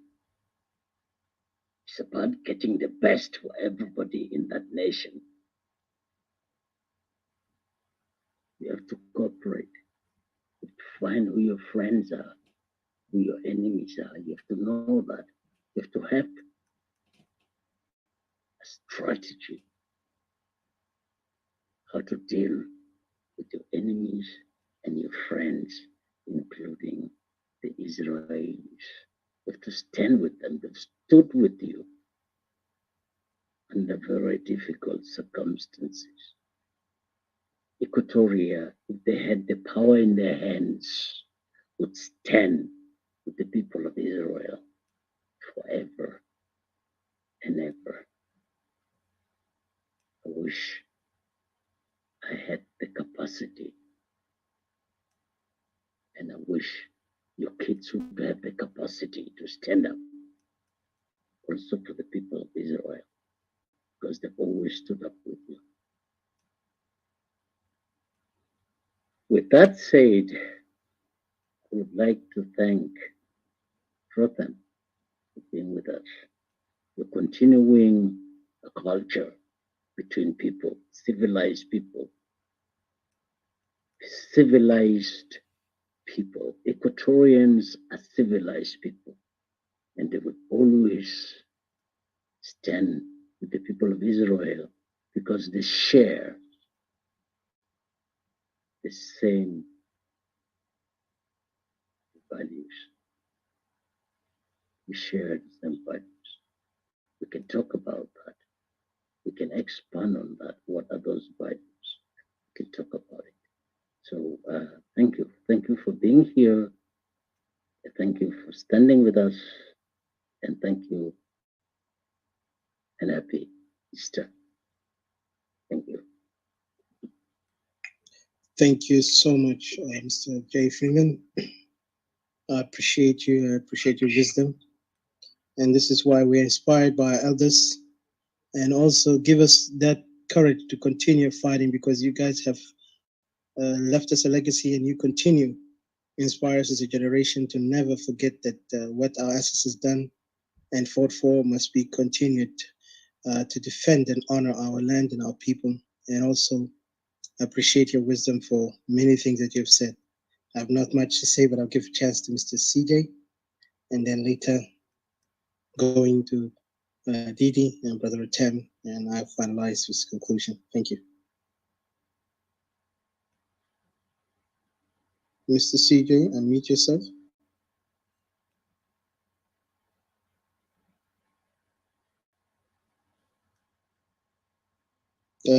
Yep. Okay, I see you. Yeah, thank you. Yeah, thanks all one more time, Chika, for the opportunity, and for Brother Akram. All he's just brought us to tell us, narrate it, showing us how things has to work. Indeed, most of your answers is perfectly correct. I fully agree with it, and I thank you so much for coming in, although we have taken your time, thanks for giving us your time also. I know you would have been at bed by now, it's unfortunate. But, thanks, we appreciate that. And what I want to say is that, you'll always be inspirations to us. We look forward to people like you, but you may encourage those who are among your communities also to come in and always have this kind of, let's say, meetings that will help us a lot, programs that and show that will help us a lot to forward and give us the courage as well how to go and struggle for our rights, because after all, there's nothing other than like freedoms. There's nothing like having your lands back and keeping your people safe. That definitely a sacrifice is must under all these conditions. There's no doubt about that. So I appreciate that. I don't have to prolong other than saying thank you, hoping that we'll have more of such kind of meetings and programs that will bring us side by side together. We'll always be looking forward to you guys as a big brother, in everything that in everything in order to fulfill our dreams.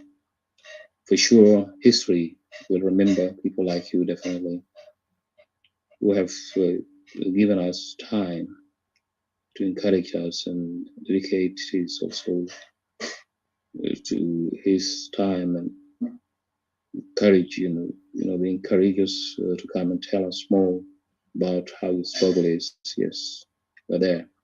Yeah, as I've said repeatedly again, I have to say, the world we're living in, unless you're strong, you will survive. Other than that, you will not. There's no ear that will listen to you or hear you. Nobody can hear you.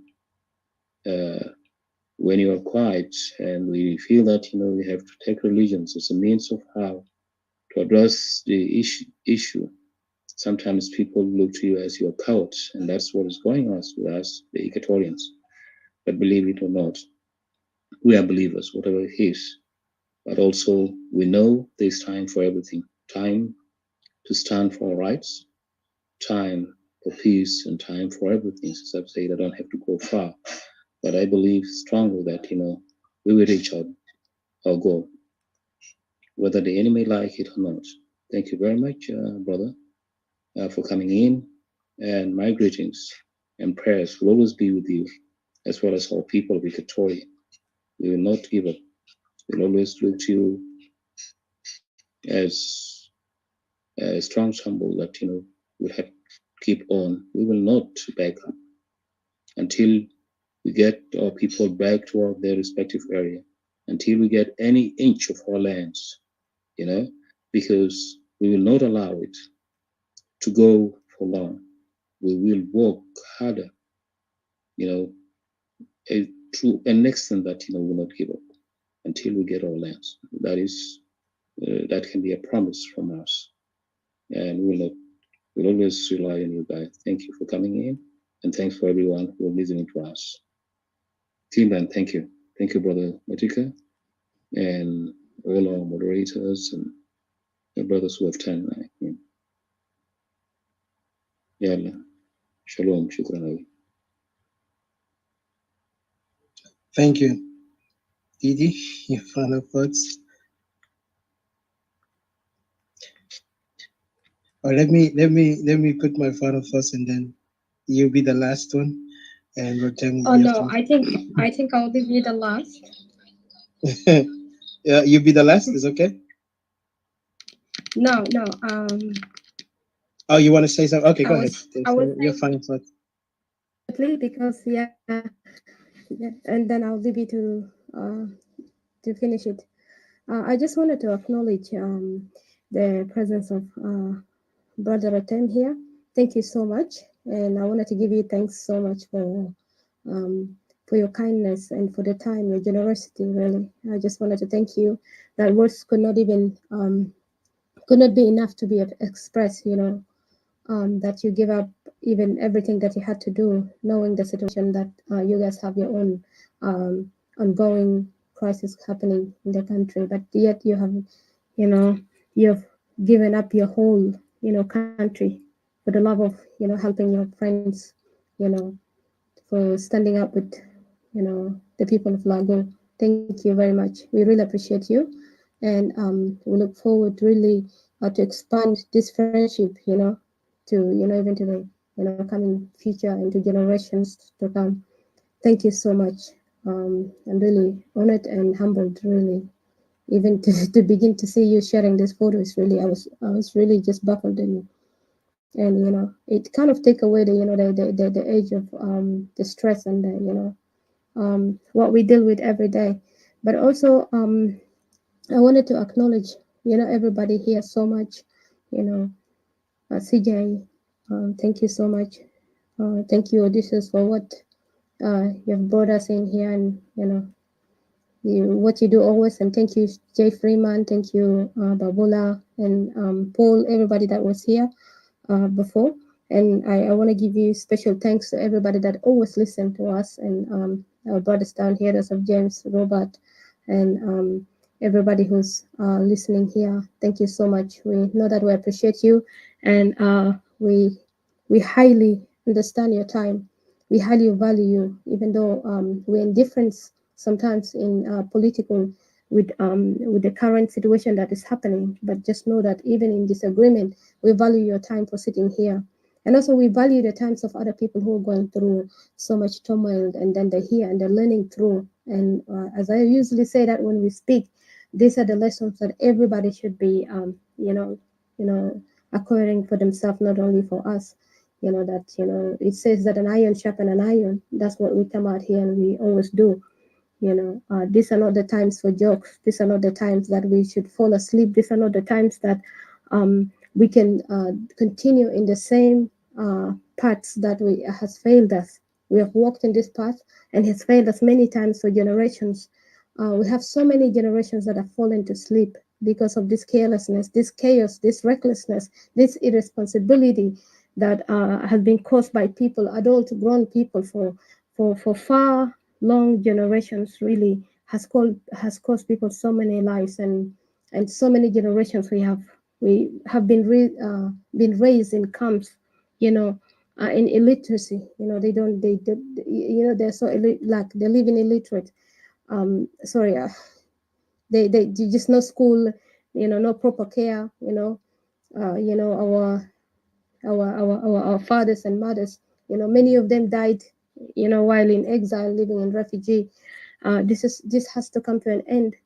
I would just say this: in South Sudan, we've always been given a hope, an empty hope. We have always come close, very close to having it all as Equatorians, but only to come to nothing at the end of the day. Like you're just like this dog, or this like a child that you've been, somebody's wagging a lolly before you, or a piece of meat. When you're about to receive it and it's been taken away from you. This is what Equatoria has been going on and on through. And I say that this false hope is given to us because a lot of us has been continuously falling for it. And I don't see the reason why, if today somebody lied to you and lied to you many times, you will keep falling for it. And why would this time be different, really? Why? Especially when we are following in the same path.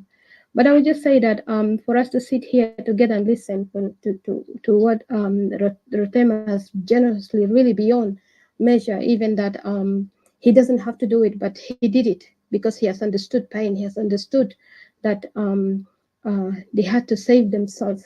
If they have to leave, they have to give it all. And someone that has gone through pain for some reason, and understand when you suffered enough, you don't want to see somebody else suffer. You'll do anything, to listen, to be kind. It humbles you down. You see, it humbles you down, and you begin to understand and listen to people wisely. And this is what I really appreciate from you, Rotem. And I pray that that may you be blessed and be success in all that you do. I just wanted to say that people, I wish you will listen and take the fear away, and stop walking in tremble. Stop listening to the threats that people are threatening you. That if you separate today, we are all gonna assemble ourselves and come against you. No, nobody's gonna assemble against you. Those of our time here, Israel has fought against a lot of nations, battles that cannot even be fought, but they fought it all. Nations came upon them, and well-organized nations, they came against them, but they have defeated them all. But yet they're still fighting. They have never given up. That, oh, we're tired of fighting. They've never given up. The dream that we're fighting for is the dream that our ancestors and our fathers have built for us. They have built for us, and they knew what they are fighting for very wisely. They have come even to greater depths that they have tried in 83. They reached to decentralization, but yet to be taken away from them, and which I've always said that there is a great amount of generation that have reaped, the seed of what they have done in 83. So why this generation would not want to push it further, for this generation which are suffering, which generation that have fallen asleep even, some of them, even their body have not even been recovered up to today, children's. Why this generation could not stand up bravely, um, um, I would like to say more, but I think I will leave it here. We'll always say more. I think I'm even just humbled by emotions alone, and by overwhelmed by even the thought of the things that we are going through. I'll just leave it here, and I will just say that thank you, and I will just say that our people, Equatoria, our people, our land, and our power. This is where our hope relies. Our land is where our ancestors are, and this is where we connect with our ancestors in spirit, because they are buried on the ground. And when they are buried on the ground, you guys all know, when we die, we lay down to the ground, we become the dust, the dust of the earth. When we become the dirt of the earth, what does that become? We become part of the land. And this is where our people living there, this is where we're going to live there. So we become one with our people, the dust on the ground. We unite with them in the spirit, and on that dirt, that's where we unite with our people, and we cannot forget it. We cannot leave our ancestors behind. We cannot leave that dirt behind. That dirt, which is Equatoria, we can never leave it behind. So I just want to thank you guys so much, and I'm so happy that we have assembled here. And it's always not the quantity, but it's always the quality. Thank you so much. Thank you. Brother Tim. Yeah, thank you very much. I just want to end this first of all, thank you for listening. I tried to emphasize our struggle as much as I can. And I want to finish with a message of hope. As we talked about the War of Independence, there were very dark places that we as a nation found ourselves in. When the war started, the day after the United Nations declared the petition, we didn't know what is going on. Convoys were attacked by Palestinians from villages. There were bombings, attack in Benuda Street, and there was a siege on Jerusalem. And to add to things, it was also snowing there. There was shortage of food and water, and things looked very bad from our side. And the same thing happened after we declared our independence, and 6 armies attacked us. I think on the first month, it seems like they got to all the major points. They got near Ashdod, as we said, and they got very even in the north and in the south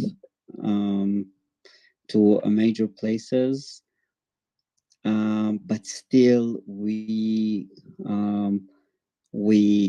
took ourselves and we didn't give up, and we switched the way things work. We were able to switch the table, and we were able to go to the offense and reinvent ourselves ongoing. We started to go to offense to create a territorial sequence. We started creating strategic of absorbing in one place while trying to attack on the other region. And I think in this year and a half, I'm sure there were a lot of bad places, but eventually we won, and even and eventually the hope won. So that's what I want to finish with, a positive message. Thank you for hearing me. God bless you all. Thank you. Thank you, Brother Tim. I really appreciate it. I saw earlier Benjamin, but Benjamin left. So my final thoughts here, I would say, long live the great people of Israel, and long live great Equatoria. So may our nation's relationship be like Jonathan and David in the future, that we look forward, a future where brothers can protect each other. Because at the end, we all come back, and to the ground, because, we're from the dust, and with dust to return back. But before that, we need to live an impact, live life for justice, for good. I know it's not easy. Some people will love to do evil because they are greedy, they are selfish, they have things that they have learned that they did not do the right thing, but we don't worry about them because we know those are the people who always shape us as the people who know themselves good. They'll be stronger and they'll be better. They will not be bitter, but better people. So what we want is our people to be in safety, to be in peace. We want to see our land protected, our ancestors honored, and where our next generation also continue to live in the legacy of their ancestors and do the best they can. So I really appreciate you, Brother Rotem, for narrating and inspiring all of us here. And I know people will later listen to the recording and know that the struggle that Israel have gone through uh, was not just a struggle that it can be only learned by the people of Israel, but also a struggle for us, those who are outside of Israel, those who are from different nations, can learn and inspire from what Israel have gone through. Because even though some people say, how could the struggle of Israel relate to us as Equatorians, I will say this. When it comes to land, we have the same similarities because we are fighting for our land, our ancestral land. We did not take this land from no one. This land was given to us by our ancestors and their hard work, their living, they lived there, and their legacy is there, their history is there, their names is recorded there. The same thing Israel is protecting that. Plus, this is where their safety, their refuge, and their home. Like I say, there is no if a man that have no land, then there is not that man is nothing. Because any land is what makes us who we are. And remember, and excuse me, English is not my first language. So sometimes it's a struggle for us, those second English is second language. But regardless, we grew up in some countries. We learn English, and it's not a bad thing. Just I ask your pardon on that. But as I say, long live our people, and the struggle continues until peace, a genuine and true peace, comes to our people, to our lands. I know the enemies will try, but we will stand up and fight them back. And I want Equatorian to learn and be strong and resilient. And also, like my brother Utem have mentioned, the most important thing is we need unity among ourselves as the family that fight the enemy outsider, the outsider. Because right now, Israel, what made them strong is they united as people of Israel. They hold that banner. They hold that banner and they don't fear that whoever the enemy is, it can be mighty or small, they're still going to stand against those who are trying to take their land and their right. And the same thing, I want our people of Equatoria to see that our unity is right, and we have to unite on one thing: is our people, our land, not those compromising things that destroys us. Like we have seen in Equatoria today, there's some people try to compromise our right by associating themselves with the same oppressors and with those failed politicians who are not willing to help us, but they want us to die under their own failures. They are not able to stand like men. And I put the picture of Ariel Sharon in the link here. This is one of my great heroes. Ariel Sharon, to me, is similar to Moshe Dayan and others who, fought so hard to make Israel what it is today. Even Ben Gurion and others, may their soul rest in peace. But those guys inspire me, and especially Ariel Sharon. When I was a kid, I always I look at this man, I was like, when I become a soldier, I want to be like him. But unfortunately, never got to his level. But I was inspired by him because he resembles a stand of a real strong lion who want to fight against anyone try to take its own children or its own family. And I really are inspired by such heroes. And like I said, those heroes will never die because their legacy, they have lived and died. Before they died, they made their legacy. And now it's our time to also build the legacy for our people. So thank you again, Brother Rotem. And we look forward to the next, topic. And hopefully you bring Mr. David, that would be great. And then we can actually have, talk with him. That would be great to give him like at least 1 hour, because I know for his age also, we don't want to exhaust him. And then also try to find a way we can communicate with Mr. Joseph Gago also, but that's in the future, of course. So we'll do our best also in our side. And I thank you so much again. And thanks the people of Israel also. And don't forget, guys, to also pray for the souls of those who are dying in Israel and also those who are dying back home in Equatoria. The genocide is committed against our people because right now, as we speak, some of our people are unprotected.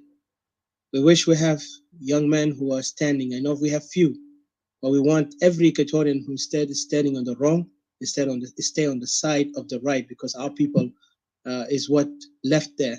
That we cannot leave them, armless and unable to defend themselves because these enemies are killing them, and the world right now are silent. They're not talking about our people because there is a lot of deals they're making against our people, so they can take our lands, and we will not allow that. So pray for them because we need a lot of prayer, and also we need the wise people of us to stand with us so we can fight those injustices and this oppression. Thank you again, and have a great night or great morning, wherever you are. Thank you. Thank you. God bless you all. Thank you. I see the healing. Charles, oh my God, you're back. I was like, you said you had, we're trying to close. I don't know if you're able to speak, but if not, we will end. But we will talk definitely again with Brother Rotem. If you have anything to say, please go ahead. If you can hear me, I'll give you the final thoughts because I know I just saw you right now. Mr. Charles, unmute yourself if you're able to. I was gonna say the general just gave his first words. That's why the network kicked him out. What about if we were to be down there in the bush now? Would he be kicked so faster? They'll capture him. The day we decide to go, what are you gonna do? Yes. Thank you. I will have to end this, and thank you again, Brother Rotem. I know the guys who came late. I apologize. Until next time. Etika. Thank you. Etika. Yes, sir. Oh, you're back. Hello, comrade. My network All right. is a problem. I'm sorry. Yeah, our main guests have left, but I know we appreciate him a lot for his time. But you can. Oh, he's back. Mr. Rotem. Sorry. Go ahead. Go ahead, Mr. Charles, please. Thank you, Rotem. Thank you. Thank you for the guests, and thank you for everybody who come to support this discussion part 2 of our experience learning from the Israelis. We as a Yes, sir. Yes, sir. We hear you clear. Go ahead. Yes. Yes. Okay. We as Equatorian separatists, we are not nationalists. If we are nationalists, we are fighting within South Sudan. But we are separatists fighting for independence of Equatoria. When the Israelis were fighting for their independence, they bear all the Azurufon Monkan Fogoda, they bear it. They resist it. And they continue to resist, and they continue to defend their territories. They continue to defend their citizens. And we, as Equatorian separatists, we must bear all the attacks from our own families, from our own communities, from our own tribes, from our own regions or counties, Payams, Bomas, all these, and the colonial nation of South Sudan. Nehina Lazim, Misuburu. When I was fighting, even when I started this Kokora resistance movement in 2019, 2018, you guys come and catch up in 2019 or 2020 about Equatorial independence, Equatorial the freedom. It's a process always.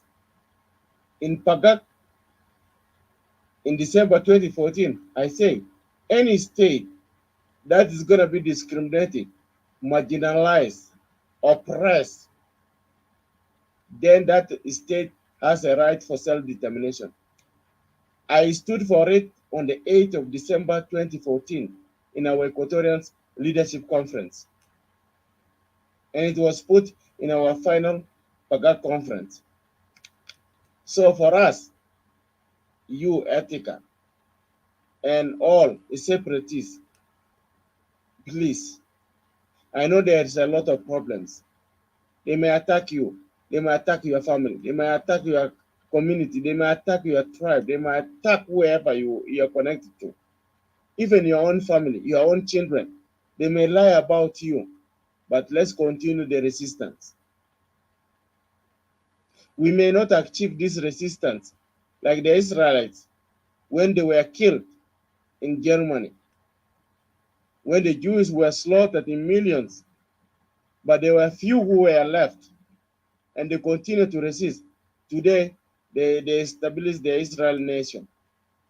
That's how Equatoria, that I call the Federal Democratic Republic of Equatoria, will continue to exist. Whenever you're coming here, let's not dance two, like a feather of two feathers of the same bird. If you're a separatist, you're a separatist. Don't continue when you have bring a unionist, he talk nice and then say, oh yes, I'm a unionist. No, you're a separatist, separatist. We can live in neighbors with our fellow Dinkas. We can live neighbors with the fellow Shulu, Nuer, or whoever neighboring us. But we don't want somebody to come and oppress us. We don't want anybody to come and take Equatorial land. We don't want anybody to rape our women and children and men and humiliate our own people. Exploit our resources on their benefit. Control our borders. And keep us in exile. And question our identity. And tell us that we are foreigners. That's what we don't want in our own, the Federal Democratic Republic of Equatoria. Let's continue the fight. Let's continue the resistance. Let's continue creating awareness among our people. Everybody have a right. Like we did the right to get out of South Sudan. Equatorians founded that. I mean, when South Sudan get off of Sudan, it was Equatorian who did that foundation. They built that foundation on the 18th of August 1955 in Torit. The final battle took in place in my village of Ere. That is in Itahile land. That's where the Anyanya get the victory on the 8th of November 1963. This history, nobody is talking about it. There were nobody there. They were all Equatorians. No Nuer, no Dinka, no whoever they was there. It was all Equatorians. They stood and defeated the Arabs. Itahile was the first village to be burned because they supported Anyanya one. So this resistance is not a one-time resistance. We will die, they will kill us, they will slaughter us, they will spy on us, they will do all the best to eliminate us. But Scotland and other countries that is still fighting for their freedom, they continue to exist. The freedom fighters continue. Look the humiliation 2 days ago. Atikata Yes, I am. General Lajede, Major General Martin Abuja from Madi, an Equatorian in SPLA Mayo, was slapped by a colonel. The Rabube colonel. How can a Major General be slapped by a colonel? Ma Brigadier Zato. Imagine, Charles, imagine. What a shame. This is what I'm asking you. And all those unionists who think that unity is attractive. Somebody is going for his funeral, a family who died in Uganda and want to go for the funeral. He was slapped by a colonel. Was Sigiruo Dubat Kulu. Colonel Susunu Brigadier Kulu Sigino. Is really, are we free in our own nation? Equatorians fought for that country. Dinka fought for that country. Nuer fought for that country. Everybody in that country fought. Why are we humiliated in our own country? That's why this topic today is very important. The experience from the Israel. Did the Israel people give up? Because they were genocided in Germany in millions. Did they give up? No, they stood up. The remnants of the Israel, the survivors, stood up and established the current nation called Israel? Why don't we Equatorians, the survivors, and those who are freedom fighters, stand up for Equatoria so that we can have the Federal Democratic Republic of Equatoria? Are we not the same like Israel? Are we not the same people? Are we not having the same blood? Are we not having the same spirit? Are we not genocided? Are we not discriminated? Are we not marginalized? Are we not oppressed? So thank you very much, Etika, Didi, CJ, whoever, our freedom fighters. You have now seen that we shake the South Sudan nation. We have more enemies from Equatoria to other tribes.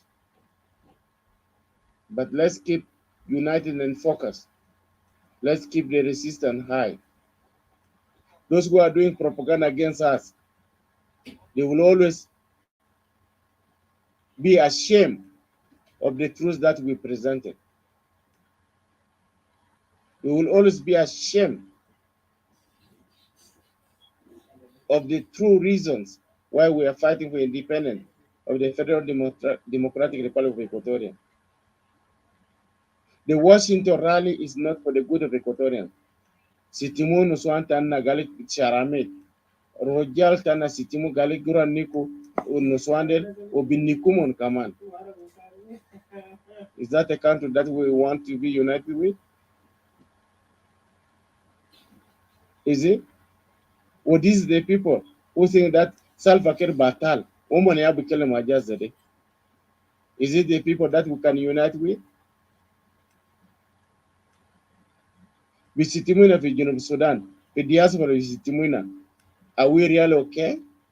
Equatorians who are unionists here, are you okay? Those who curse us every day, and those who change from separatists to unionists, they change now to be Salva Kiir, are you okay? So shukran Tamon Didi, or shukran Etika, and all the moderators, and all those who have spoken on behalf of Federal Democratic Republic of Equatoria, and all the separatists. I salute you all. Happy Easter, good night, and I love you all, our citizens of Equatoria. Equatoria is for Equatorians, for justice and equality and prosperity for all. This is General Charles Pearson, the leader Let and the me chairman of the interject. Commander-in-Chief of CPI don't go for away. Equality and Justice. CPI don't go. I need to reply to you. Who is this? Mr. It's J. me. Freeman. But before Jay. that, let Didi say something. Go ahead, Mr. CBI. I just wanted to say thank you, Charles. Thank you for persistent. For keep you keep on. You came back when your network was really acting up. Thank you so much. It was good to listen from you. Thanks. CPI, let me reply to you. Listen to me very carefully. Who is this? I'm Jay. I'm Mr. J. CJ or J? J. No, J. J. Freeman, the one in your left. I mean, in your right. Sorry. CPI. He's Equatorian. No, he's just listen to him. He's trying to give you some interesting points. I'm going to give you an information, very, very important information. When we had problems, when Equatoria had problems with the Mahdi, I was there. Okay? We solved the problems within a day.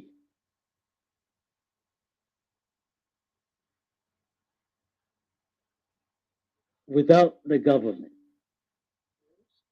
Equatoria has a big potential. I was in I'm not going to mention that. Equatoria has the potential to defend itself, but we didn't use that. When the Mahdi's tried to get into Equatoria, I was in one of the areas where Jeff the Freeman. experts have been. Jeff Yeah, I'm here. Freeman. Can you Wait, listen? wait. Can you finish? No. Wait. It won't help you. It won't help you. You have to listen to me. Dega Jeff If Freeman, it you are will making a not mistake help here. you, it will not help you. You have to listen. Wait. Point of order, but You just let him not- finish and then You are you our get a leader. chance. You are our leader, but you have to listen to your people.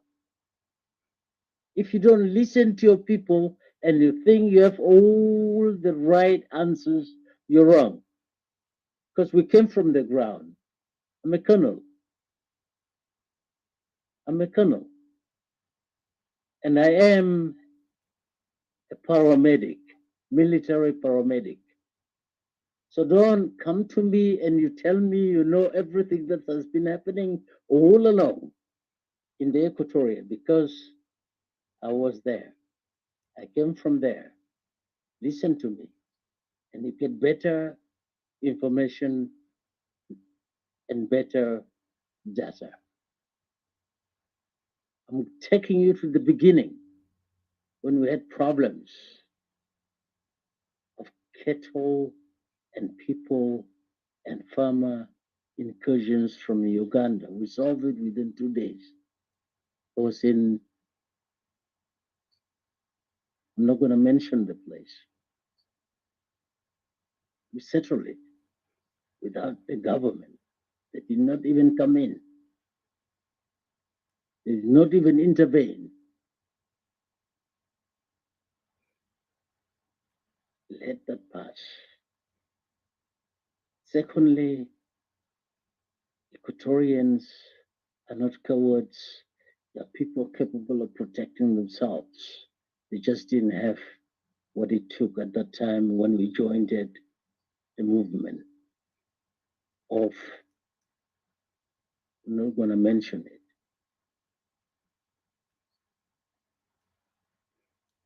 People were running from Juba to Uganda. They asked us, where is the nearest border to Uganda? We said, no, you people are not running anywhere. Stay here, stand your ground, and protect the country. We held them, and they stood their ground at the border. Zaire, South Sudan border with Uganda was well protected. But we didn't have any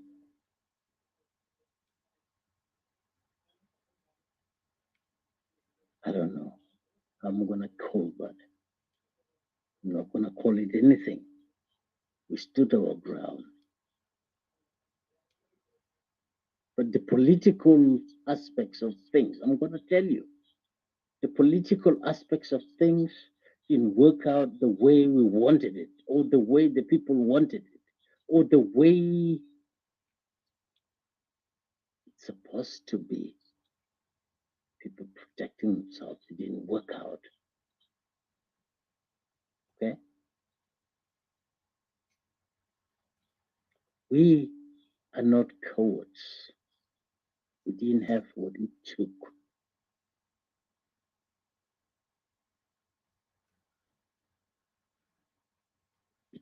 We didn't have it. So we will have to reevaluate our standpoint.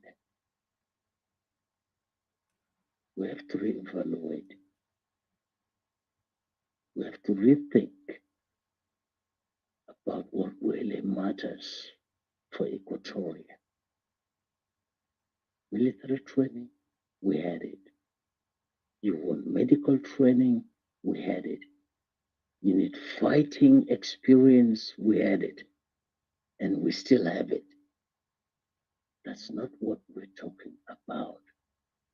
We're talking about where are we standing as people? What do we want? What are you fighting for? What are you struggling for? What is it that you want as people? What is it that's gonna solve our problems. What is it? Problems with the Nubians, people who we consider to be allies. Problems with the Dinkers, people who've been fighting the Arabs against. Because we all want people. What is the next solution to the problems that's going to deliver? It's not about emotions. It's not about we're farmers. Yeah, we've always been farmers. And they've always been cattle raiders. What is it that you want? And who's going to help you? Who are your friends in this Freeman. Jeff Freeman. problem? Hold on, guys. I just want the time. Hold on, I'm Mr. done. Yeah. Okay, just to want to say something, because also we have today the main topic: what can Equatoria learn from the struggle of Israel for statehood? So I want to end this room because I don't want to lose this recording because it's peeping up. I got like a couple of minutes, so if you don't mind, guys, I will also give excuse to my brother Rotem. Thank you for your time, and we appreciate we'll be in contact. And till the next time, of course, we're gonna set up the time that we can be able to talk on if third part, or maybe like bringing Mr. David, because that would be one of our also legendary. We want to also give him thanks from the bottom of our heart as Equatorians for Mr. David. Even if we did not have the chance to host him, just please give him our thanks and gratitude that he was one of the heroes that will never be forgotten. And definitely we honor him and honor all the people of Israel for what they did to us in that time. And also we look forward to have a longer and fruitful brotherhood relationship, like I said, like Jonathan and David, because you don't have to be born from the same mother or the same father to actually know what brotherhood is. Brotherhood is more about the spirit and the mind that makes us connect as people. So I appreciate you, Brother Otem, kindly for your time, and good morning to you there. I know I forgot Bukirtov, because I remember some Hebrew, but I forgot. I used to remember it well. Now I forgot a lot, but I'm trying to return back to learn the Hebrew language again. So we will be in talk definitely. Thank you so much, brother. And so, guys, I have to pardon you. I will shut this room and I will open another one. It'll be a different topic, but it's going to talk about Equatoria. Yes, sir. Yes, sir. Please let me just respond to Freeman just in 1 minute. If you don't mind, because the time is going to end now. No, I don't want it to lose the record. Not even 1 minute, 30 seconds. What is it? 30 seconds? Because if I don't want to lose the, because I have a timer. If it goes close to that 30 seconds, I'll have to end it because I don't want to feel like the thing lose the recording. Thank you. Yes. I just want to tell Freeman that Mahdi are not foreigners, they're Equatorians. When he was talking that Mahdi, I didn't say that CPI. Forget about let that. me answer to you. Please. Let Don't interfere. Odysseus. You already talked. Let our son Odysseus The timer. So the timer peeping, guys. I got 12 seconds. 10, 11. Thank you, guys. Equatorians, they are not foreigners. So you are at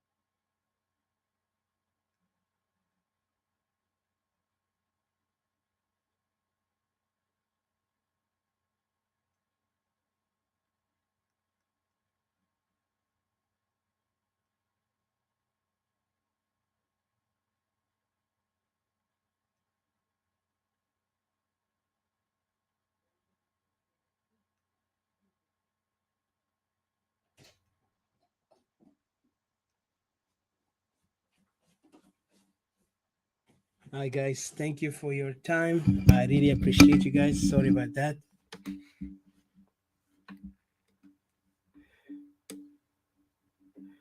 Um, yes, thank you so much, guys, for your time. And we just want to say good day to you, good morning to you, good afternoon, and happy Easter to everyone, and also happy Passover. And also to all those who just joined us earlier. We appreciate. So this thing will be recorded, and you can return back to the recording and listen to it live. So right now, I'm just going to end this. And again, have a great day. Like I said, long live our people, and long live the struggle until our people become free. I know some people are mocking us. They laugh. They think we're just playing around, but we're not. We're serious about our mission, and Equatoria will be free. If it takes whatever, we'll work on it. I know the struggle sometimes challenging, but not to the extent that it's impossible. We are warriors. You challenge. You swim around the water like swimmer. You have to paddle your way in, your way out of the water. So, if this is the struggle of Equatoria, it needs us to paddle all the way to get to the shore. We will do it happen. So, thank you. Until next time. God bless. Let me put music before I end it. Sorry about that. Let me be Equatorian. I hope you guys are hearing me because I know I have some issues with my recording. So if you see anything says that restricted or whatever, because I know I put some music, I forgot to put that. I don't have the copyright, authority. But anyway, just make sure you play without the music. But this one is going to be We Are Equatorian, the song. So until next time. Oh na na na na na. Oh na na na na, yeah. Banana kala. Na na na na na. Anina wa, anina sawa. Oh yeah. Anina Equatorian. Nasawa, anina Equatorian. Bele dwahe, anina Equatorian. Anena, anina Equatorian. Oh yeah, kanita minyambio, kanita mintori, weleta minjuba, yeah. Anina Equatorian. Teresia samagesi wanena. We strong, we stand together. Kanina gulu wahi, Equatoria biraba. Yapigwa pijama, asanbele na biraba. So give us pen, don't give us guns. Oh yeah. Give us ipanabule. Oh yeah. Anina Equatorian. Nasawa, anina Equatorian. Bele dwahe, anina Equatorian. Anena, anina Equatorian. Oh yeah, kanita zande, kanita mai, au kukuye, anina Equatorian. Kelele na hibona fusina, kebili ya kede maferiganina. Salam wa sahaba, behaja derino, hasan bele na biraba, arif ma bisaido. So give us pen, don't give us guns. Oh yeah. Give us ipanabule. Oh yeah. Anina Equatorian. Nasawa, anina Equatorian. Bele dwahe, anina Equatorian. Anena, anina Equatorian. Nina kulu sawa jama. Zoma pelfanan ngala. I love my people, and I'm the voice. Ajoli ya buka ya baka, kuni ya balanda mari, kamu wakini kukuku, lango lugoya, ajoli kukusa mulu, yanga mulu remadi,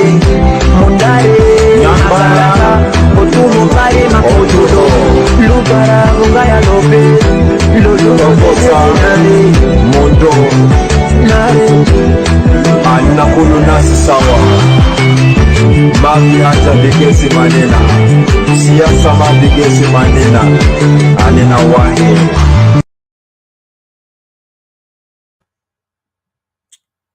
Alrighty, until then, we'll talk later.